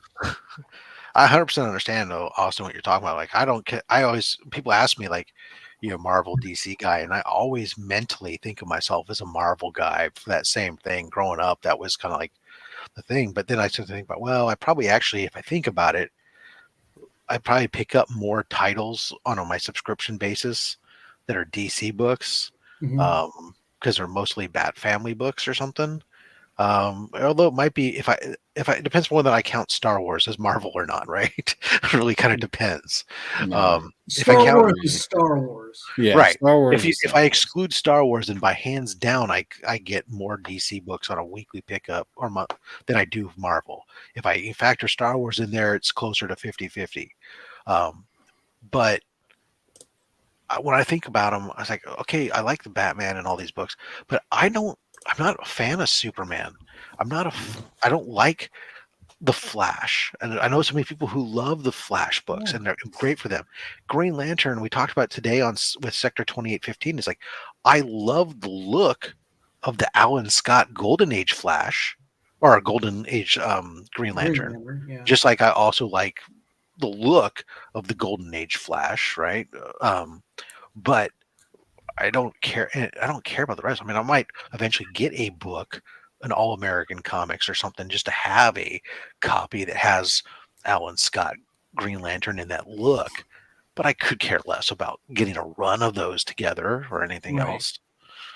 Exactly. And that's the thing, right? The passion builds what you're going to collect. Yeah, if I was to say some like longer term, what I could see myself going into from pulling a run together is I had at one point I started thinking about doing the Dick Tracy monthly run, kind of working on that. And then there was another one. What was the other one I was just thinking of the other day? It was something science fiction, I think. I don't know, but anyway, so some things like that, you know, like, oh hey, you know, the Dick Tracy monthlies or Golden Age book, I could work on a run of them. Those books, for the most part, they're high publication numbers and they're not expensive. Yeah. I could work on a run of them. I mean, and you know, mid-grade books I've found in raw mid-grade to upper mid-grade books for $20-25 a piece, but they're cool Golden Age books that people know Dick Tracy. They know. Well, we know Dick Tracy. Right. Well, these two guys. You know what? The greatest thing that came from the Dick Tracy comic books. Yeah. We're all wearing them. Well, not me, but. Yeah. You get it. Yeah. No, I know. It could be. Yeah. Nobody ever imagined that smartwatch that would be a real thing. Yeah. With the ability to communicate via your watch. Yeah. Oh wow, they had it all the way back then. Oh yeah. Yeah. It was a radio. That was his gadget, man. You know, he awesome. Always he had the watch. Green Hornet. I mean, I accidentally got a built a complete run overnight of Savage She-Hulk. I mean, all I had was issue 1. Just the key, and then I stumbled on somebody at one point was moving issues 2 2 on the rest of the series, everything except for issue 1, and because it didn't have issue 1, they had to sell it for cheap, and it was all high grade. You had the missing piece to the puzzle. Exactly. It's like, okay, Yeah. I guess Yeah. I'll just in one swoop get the entire. Yeah, I've liked She-Hulk. I might collect her one day. Yeah, she's. Look I at mean, if you're gonna That's do it, you alright. better do it now, because Yeah. if that series hits, you're gonna be shit out of luck, man. Well, that's why I sold my Her stuff is already scarce, I believe. Like, you can't find her stuff like you can Yeah. find Incredible Hulk series. You can find Right, Incredible and I'll Hulk tell series you all this, day, but man, She-Hulk series, like, it's well, if this Print TV numbers. series hits, you're gonna be shit out of luck. She's a huge female character, so Mm-hmm. that's gonna bring a lot of females into the hobby, man. Well, here's Everybody's my gonna be theory after about those She-Hulk. books. Here's my theory about She-Hulk. So, her green skin allowed her to be overly sexualized no matter what age she was in, unlike any other character, to where they had to just say Red Sonja, they'll put her in a a bikini or whatever, but She-Hulk, they would literally make her naked because she's green, but somehow get away with it, like with John Because Byrne she's and not tied to a race. yeah, exactly. So they can just flaunt her whole green skin. That was always the thing about her, is like even on her covers, she's wearing nothing basically. Yeah, exactly. They did a whole issue. She's the first 12 pages. Yeah. She's jump roping naked. Yeah. Right. Actually, that's what I like about the character. You could get away with a lot because of the way she was designed. It was that. It was a different time too. But I mean, I had that issue in a 9.8, and I just finally sold it the other day, not too long ago, because I was like, I mean, I had it in my collection for so long, and it was like people were paying so much money for it, even though it's not going to have anything to do with the show. And I'm just like, oh, you know what? I know how these spikes and these things work. I'm not super duper attached to it. I've had it for a long time. You know, I paid like $70 for the book, slabbed as a 9.8, and I sold it for $800. I mean, I'm gonna cash out and run. Thanks. Yeah, as long as you're happy, awesome. I think that her books are going to. I think there's still a lot of room on them because, for a number of reasons, right? Obviously, the character, but the actress that is going to play her in the series is big in the UK. Mm-hmm. So that's going to spike them up a little bit too. And then again, like I said, it's a strong female character that's going to come into play. She just came out with her new series, and all those variant covers were super hot, and at least on Instagram, everyone was buying them, posting them, all that stuff. So, but now I'm finding myself interested in some of the older stuff more and more. So, I'm actually, it's funny. It's as much as I've been doing a lot of silver and some of gold and stuff recently. I've been late in the last 2 months. I've really started to begun to find a good number of Bronze Age books that I really like some of the covers on, that I'm beginning to think that maybe. What series? Oh, it just varies. I mean, obviously some of the Defenders and the Champions and some of the but I mean there's the Doc Savage, the the 70s run on Doc Savage. There was a lot of books that were put out that just had a lot of there's a lot of things going on the covers, like the Invaders, man. These Invaders covers, I love these things. These are, I mean, fuck. This type of stuff. Let me make you big first here. Hold on. There I go. I mean, it's 25 center. Right. 25 cent. You got Spidey, you got Moondragon, you got this is the epitome of what I see. Like when I think Dr. of Doom, you got Vision, you got Scarlet Witch. These mid-70s covers, right? There's so much going on. You have all that, right? Or then you take, you're gonna put like everybody in the world. That's insane. Yeah, we're doing this whole stories of this going on with this stuff. It's like crazy. Check out these I got today too. So this is Warlock issue. Warlock issue 6 and 7. So Reed Richards basically, I haven't read it yet, but I've kind of read a little bit of synopsis. Doom and Reed Richards kind of switch places, switch bodies, and then at the end of this issue 7, Doctor Doom actually sacrifices himself for like the greater good, and he has a statue erected in his name and everything. It's pretty cool issue. What makes you like Doctor Doom so much? Like, if you were trying to sell me on Doctor Doom, because I wouldn't say I know a ton about him. Well, selling him and the reason why I'm attracted to him is different, you know. But the way I got into him was I was never into comics. I was 26 years old, and my first comic was Batman Fortnite issue 1. So it was this year, 7 months ago. So finding a character that I gravitated towards was easy with Doctor Doom because I was a huge MF Doom fan, the rapper. MF Doom, it was a rapper that took the whole Doctor Doom persona. He created his silver mask. He wore like the green stuff. He used samples from like the Spider-Man TV show, like all the Doctor Doom samples in those cartoons and his music. So I was always basically subconsciously liking that character without even knowing that there was a whole, you know, generations from the 60s onward of that character. So once I got into comics, that's what got me into Doom.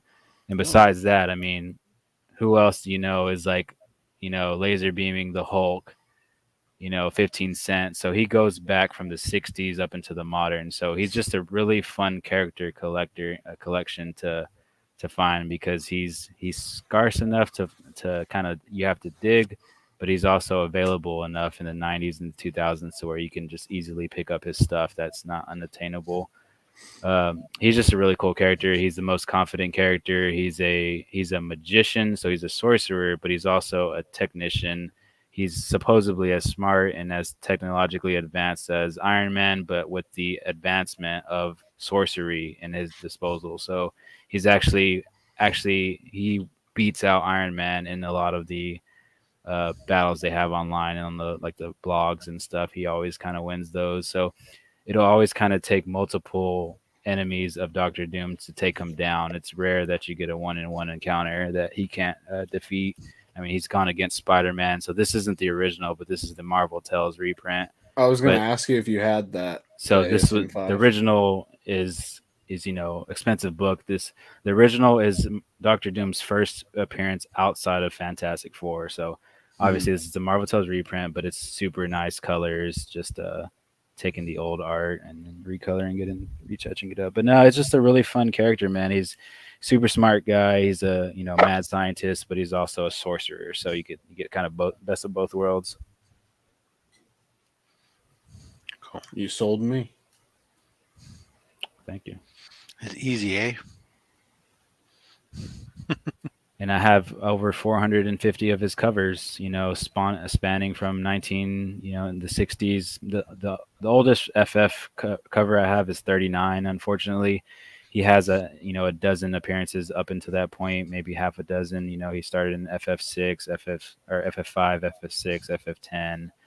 He's in like 15, 16, or 19, one of those. So I still need to get his early appearances, but I have, you know, 39 onward in his FF runs. So nice. Yeah. I'm people guess, you know, people ask me how many Doom covers there are, and I have 450, and I'm still going to say that he has less than 1,000 covers, and that's including everything.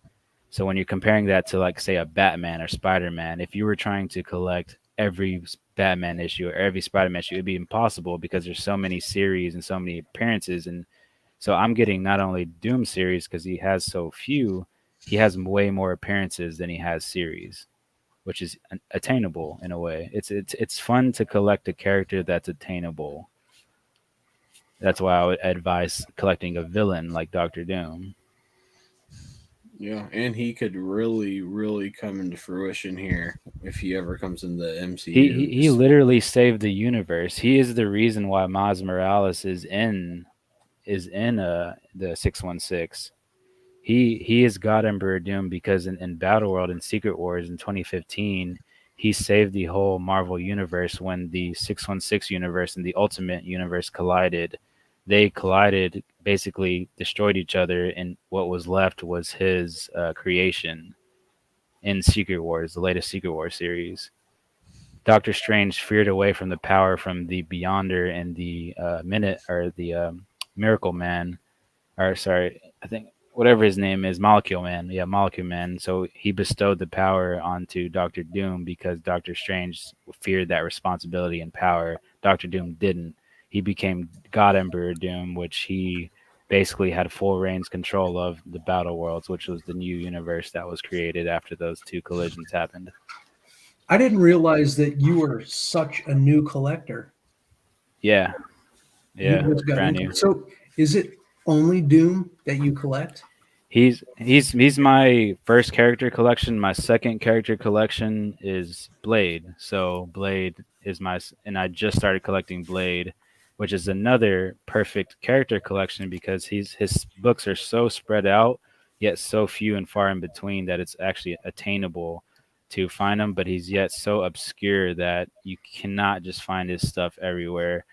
But yeah, in terms of collections, it's just those two characters. But in terms of reads, I still pick up New Comic Book Day every week. But that's only relegated to just really small stuff, kind of mainstream stuff like this. Like, so I will back bin dive, 20 books every week, whereas I only get 2 or 3 New Comic Book Days. I love back bin diving more so than spending that money on new comic books. So Yeah. far, since I'm so new, I tell people I have a lot of catching up to do. Like literally, like I have decades and decades of back bin diving that I need to go through before, anything else. Well, that's a lot to do with it, right? With collecting is the hunt. Yeah. I've got a good number of books that, were all about the hunt. Now that I have them, well, I have them. Yeah. What am I And going to that- hunt now? That's kind of when I was asking Tyler if he hunts versus online shopping. I was gonna say that I've been blessed being such a new comic collector. I live in Dallas, Texas. I don't live in Dallas, but I live 40 minutes south of Dallas. So I've been like basically blessed to have been living next to such a big city that literally in my DFW metroplex, my let's just say hour and a half radius around Dallas, there's literally dozens of shops. Like there's like a dozen shops that are all quality shops. So that's how I've been able to collect 900 comics now, and I'm gonna say like literally 75% of them are digging because I've just had such good quality shops that have back bin issues and that like even dollar bins, back bins, new comic book days. So I've gotten as lucky as you can be. Talking about like incentives, like literally all those right here are like incentive ratios that this one shop, I can literally just call them and say, hey, can you save this for me? And I've never been charged ratio. I've only been charged under ratio every single time. Like he won't even charge me ratio for like. Well, I incentives. mean, It's pretty dope. yeah, your location is key because Yeah, I only have 2 shops by me. Well, like where I live, and I'm sure Rob can relate too, is there's a good number of shops around, but a high population of collectors, right? So a lot of the back issues have already been dug through. So if I don't get there early, I just miss out. So usually when I do come across like, back issue bins and stuff like that, they've already been dug through. Mm-hmm. So yeah, and that's definitely a thing this year. I feel like with all the speculators, just having the market now how it is, it's like you get any key issue and then you'll have 10 people go out and try to buy it, before it's even you can even see it in the bin. But that's kind of what it feels like. But that's why for me as a non-spec player, I don't collect off a spec. I know a lot of people do. That's a really fun thing to do. But when you're when you're collecting characters like me, it makes it a lot more kind of realistic and attainable to just try to find the period pieces of that character instead of like trying to find the hottest book of the week or month and stuff like that. Right. Kind of makes it more attainable. Yeah, and it's a lot more pleasurable too when you're not trying to flip a book. Mm-hmm. You just want that book to possess it in your personal collection. Yeah, Beef is asking about the FF32. I can grab these real quick. Just be 1 second. All right. I take a was perusing the old catering menu for Fat Poor, taking a look at it and see what's there, or where their price ranges are.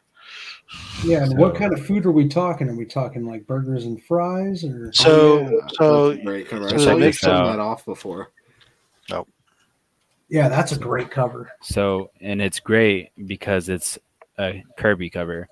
This is what was called a hidden gem variant. So what Marvel's been doing is they come out with artwork, repurposed artwork. It's recolored, retouched for a modern look, but it's using the same pencils as Kirby, 60 years or 40 years ago, 40, 50 years ago, whatever it was. So this Yeah. is actually a panel in FF, I think 86. It's one of those. But anyways, this was a 1 in 50. So 1 in 50. So your shop probably had one of these if you were lucky, which mine did. This was sitting for months. He had it for $40. I didn't want to pay 40. Finally, I just asked him one day. I was like, "Hey man, can you cut me a deal?" So I got it for 20. So $20 for a 1 in 50.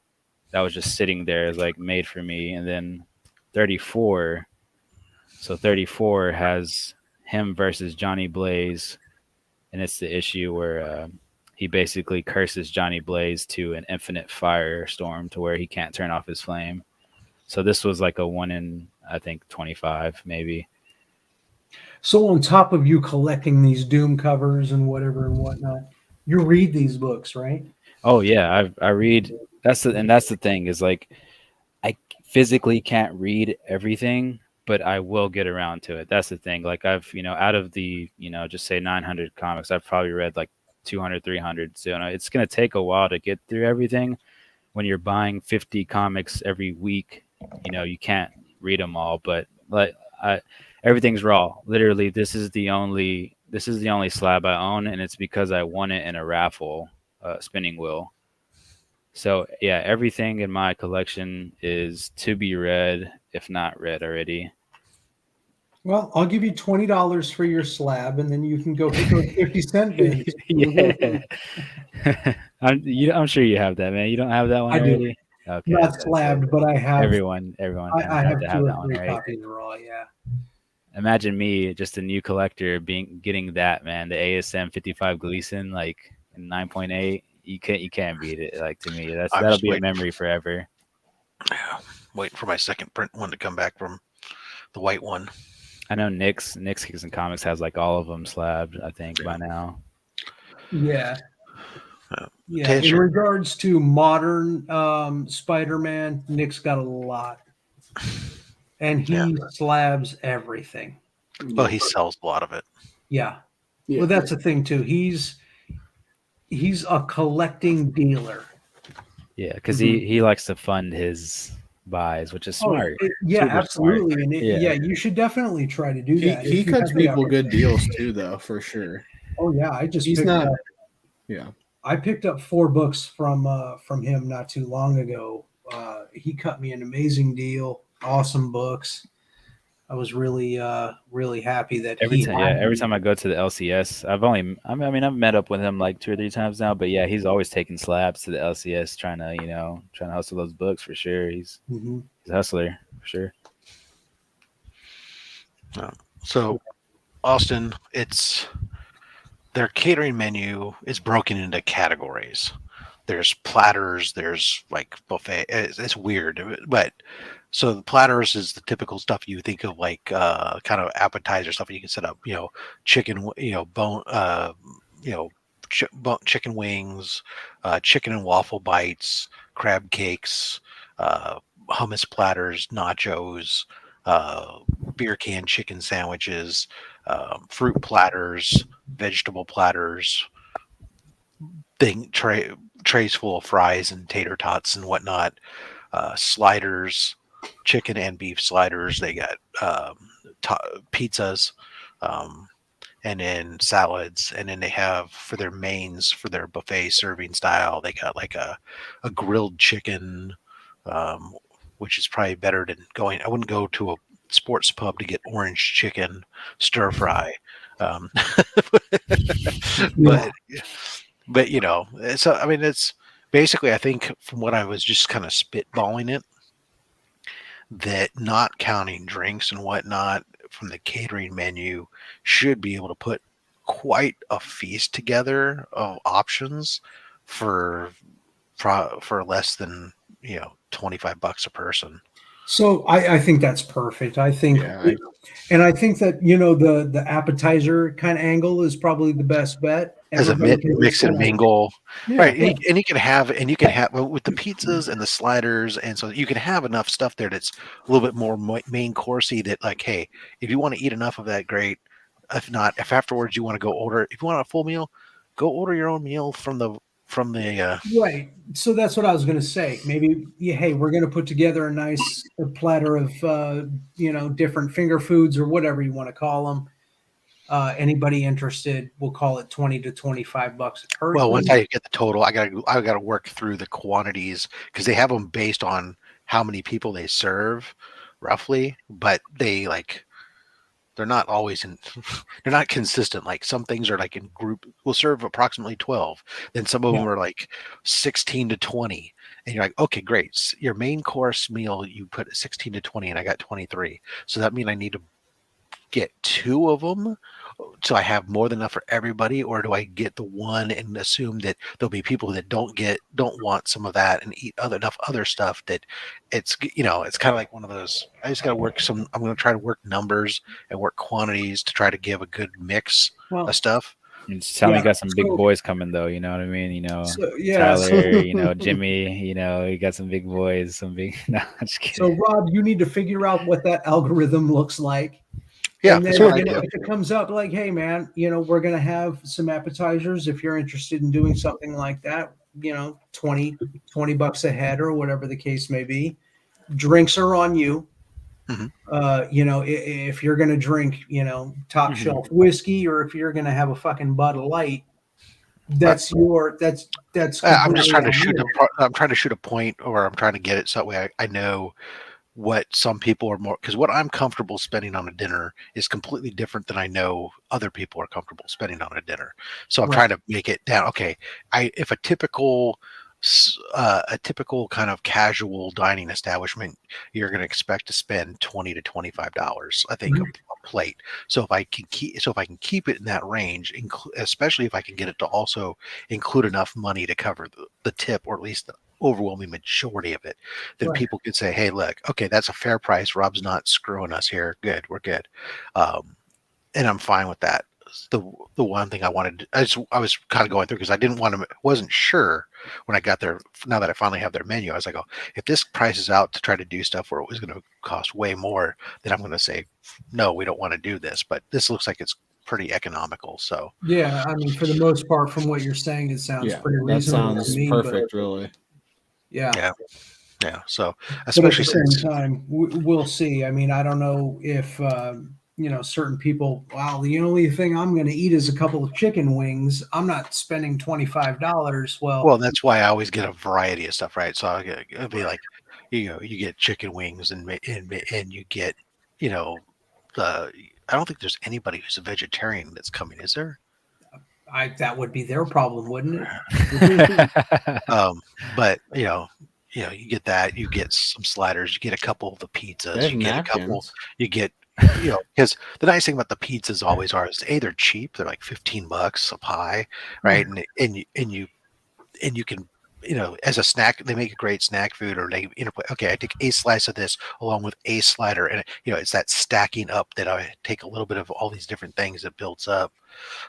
Sliders are obviously a thing that you do. You get some salad because salad is cheap and it's bulk and it makes the people who don't eat meat happy. By salad, you mean just the basic garnish that goes around my meat, right? No, the stuff. No. I mean the stuff that my meat ate. So now we have to feed our food. I'm not paying to feed my food. You get a fruit platter, just they No, got in a all honesty, though, I Mac enjoy and cheese vegetables stuff, as much as I joke around. grilled chicken, mac and cheese. Actually, what's kind of cool is if they actually have off their catering thing. a sit down and eat option, or they have individual servings for groups of 10 or more, which is served family style or buffet style. But the only items on that menu, Who is this, Rob? is Spider-Man 2099. Why is there two of them? Because there was one from another time. Oh, that's pretty cool.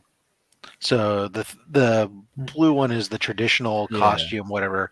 But in Yeah, volume, the white one is. in volume 3, he gets a new costume upgrade, and that costume upgrade, among other things, includes little jets in his feet, and his little webbing between his arms and his body allow him to glide, so he can actually basically fly for That's pretty cool. Extended periods of time and stuff. But yeah, I just figured I'd ask you. I thought. Yeah, Rob, I agree, man. If we can keep the price range around the $20 to $25 a person range, and yeah, it's gold, still, because I'm looking at so their section of their menu, which is like either you have a buffet or a family style, and you can have it 10 or more people.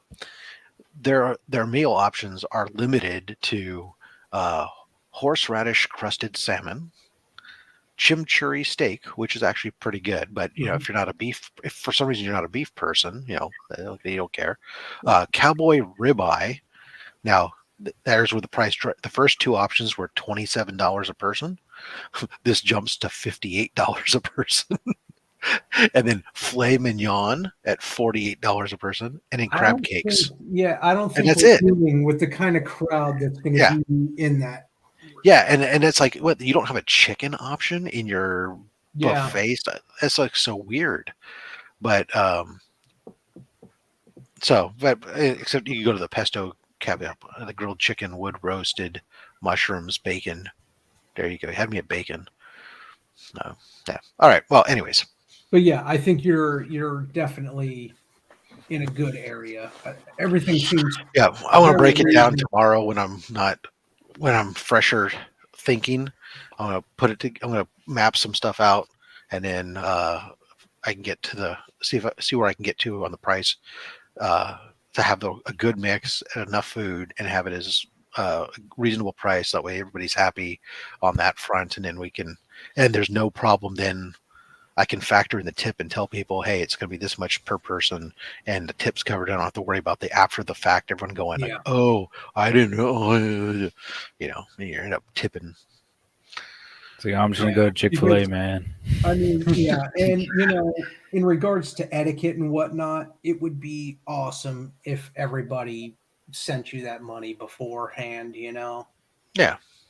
I don't want to go there and be like, I'll send Rob $25, but I'm going to eat 3 dozen of these wings. I'm going to have half this pizza. And then I'm going to argue about it. Yeah. No, that's what I do. Like Jimmy sent me, he's like, oh yeah, I want to do the escape room. He sent me $20 already via PayPal without me even prompting him. He's like, oh, I got spot secured. I'm like, man, seeing Jimmy, man, in the escape room got with it, y'all, brother. I would pay to see that. Like, I want y'all to film that. That's going to be awesome. The escape room? Have too many. It's like 10 of us. Up to 10 of us in the escape room at once. That would be a movie. I would love to do the escape room, but like I shared before, my brother and his wife and his 2 sons, so my 2 nephews are coming with us. Yep. And this is my big opportunity to kind of bring my nephews into the comic book world, which is my biggest agenda next weekend. So that's the only reason why I'm not doing the escape room. Well, as it stands right now, there's a couple slots open. If your mind changed, where you're going to break away for 30 minutes or something, then let us know. Yeah, if for whatever reason, because I know that my sister-in-law wanted to take the boys at some point to the museum, which is right down the street. Yeah, because the escape room appointment is at 3, or our booking is at 3 p.m. And then the maximum time where you have to get out before they just tell you, sorry, you lost, go away, is 40 minutes. Yeah, so I expect to be in there like 10 minutes max. We're gonna bang this out. I'm like, yeah, they'll be like, okay, guys, just as long as we're not in there banging. We're setting the world record. In this That'll be quick too, Rob. That'll be quick. Oh, that's true. Don't worry.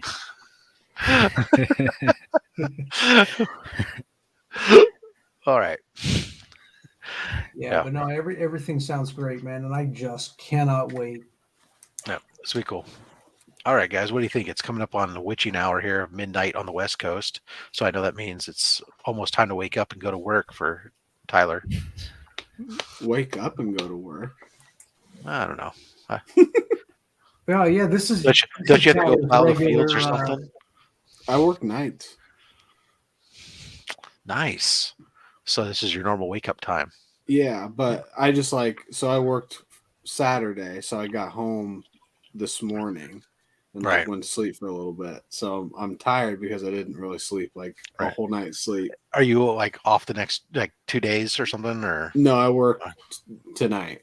Oh, I work tonight. Okay. Yeah, so I don't have to right now off today. Okay. I know when I used to work someplace where I worked the overnight shift, and I was always it was really weird because I had kids, and so I'll tell you, you don't have kids right now. I'll tell you, man, you want to get off that shit before you have kids. When I had the overnight, I'd going to work and sleeping during the day wasn't that much of a problem. Just put whatever your time shift is time shift, but it was the weekends trying to spend time with the family who's up during the day. So I would always, so you're doing like that. You'd come home Friday morning and it's like everybody's gone to school or gone to work. It's like, if you slept during the day, then that means I'm going to be up all night, and then that means Saturday I'm going to be out of whack. So you're trying to get onto a daytime for them. So I usually would have the time to take either just a short nap, or I'd be doing a firefighter shift where you're trying to do a 48 hours straight. So that way you're so tired that you fall asleep at night all of a sudden, and then so you'd wake up during the day. But then while you're awake during the daytime, because that's when you're normally sleeping, you're freaking, even though you're awake and you've slept full, you're groggy as hell and out of whack. And then you got to shift it back again, back to work nights. Yep. It sucks. Yep. Sometimes it sucks. Like today sucks because I only have one day off. So I basically try to do that all in one day. Ooh. And then go right back to literally in just right, because you want to spend some time with your wife. 14 hours from now, Silly I have to guy. go back to work. So I got to figure that out. But, whatever. You're young still. You can do that. And it's like not anymore. I just turned 30. I'm not That's right. anymore. That's right. All downhill from I'm here. old as hell. 30-something. I'm checking a new box when I check things off. It's it says 20 to 29. Yeah. Well, not that box anymore. Yeah, then no, it's I'm watching 30 the to next box 30 to coming up behind. 39, and then it's 40 to death or something. Yeah, it's we were so close, Tyler. Me and you, and now it's just you're unattainable now. It's I can't even. Yeah. I don't even know who you are anymore, man. Once you hit 40, though, it's shit. Like I said before, never mind. Then everybody else is young little whippersnappers. You may be 30 now, but you're still a dumb kid. No. No. Just my maturity level takes me so much higher above that. I literally thought Tyler was I remember one stream he said he was 29 and I'm 26, and for some reason I always thought you were older, but not because of your looks or anything, but just I don't know, just something something about well, maybe it's just I don't know.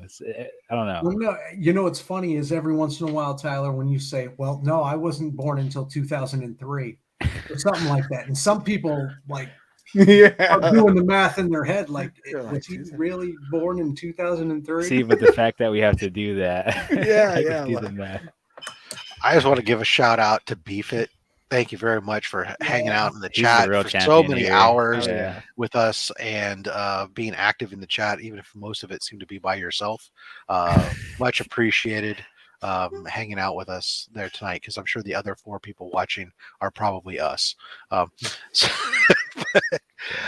gonna call it here because it's after midnight. It's 7 hours straight here. Surprisingly, I drank a thermos of coffee and an entire bottle of wine, and not surprisingly, I need to go use the bathroom. So, everybody, thank you for coming on board. Much appreciated. To those of you guys who'll be at the C2E2, I can't wait, man. Much love. And to everybody else, collect what you want. don't listen to any of us, especially me, because I'm just a fat man with a fat stack of comics and a fat opinion. Thanks for watching.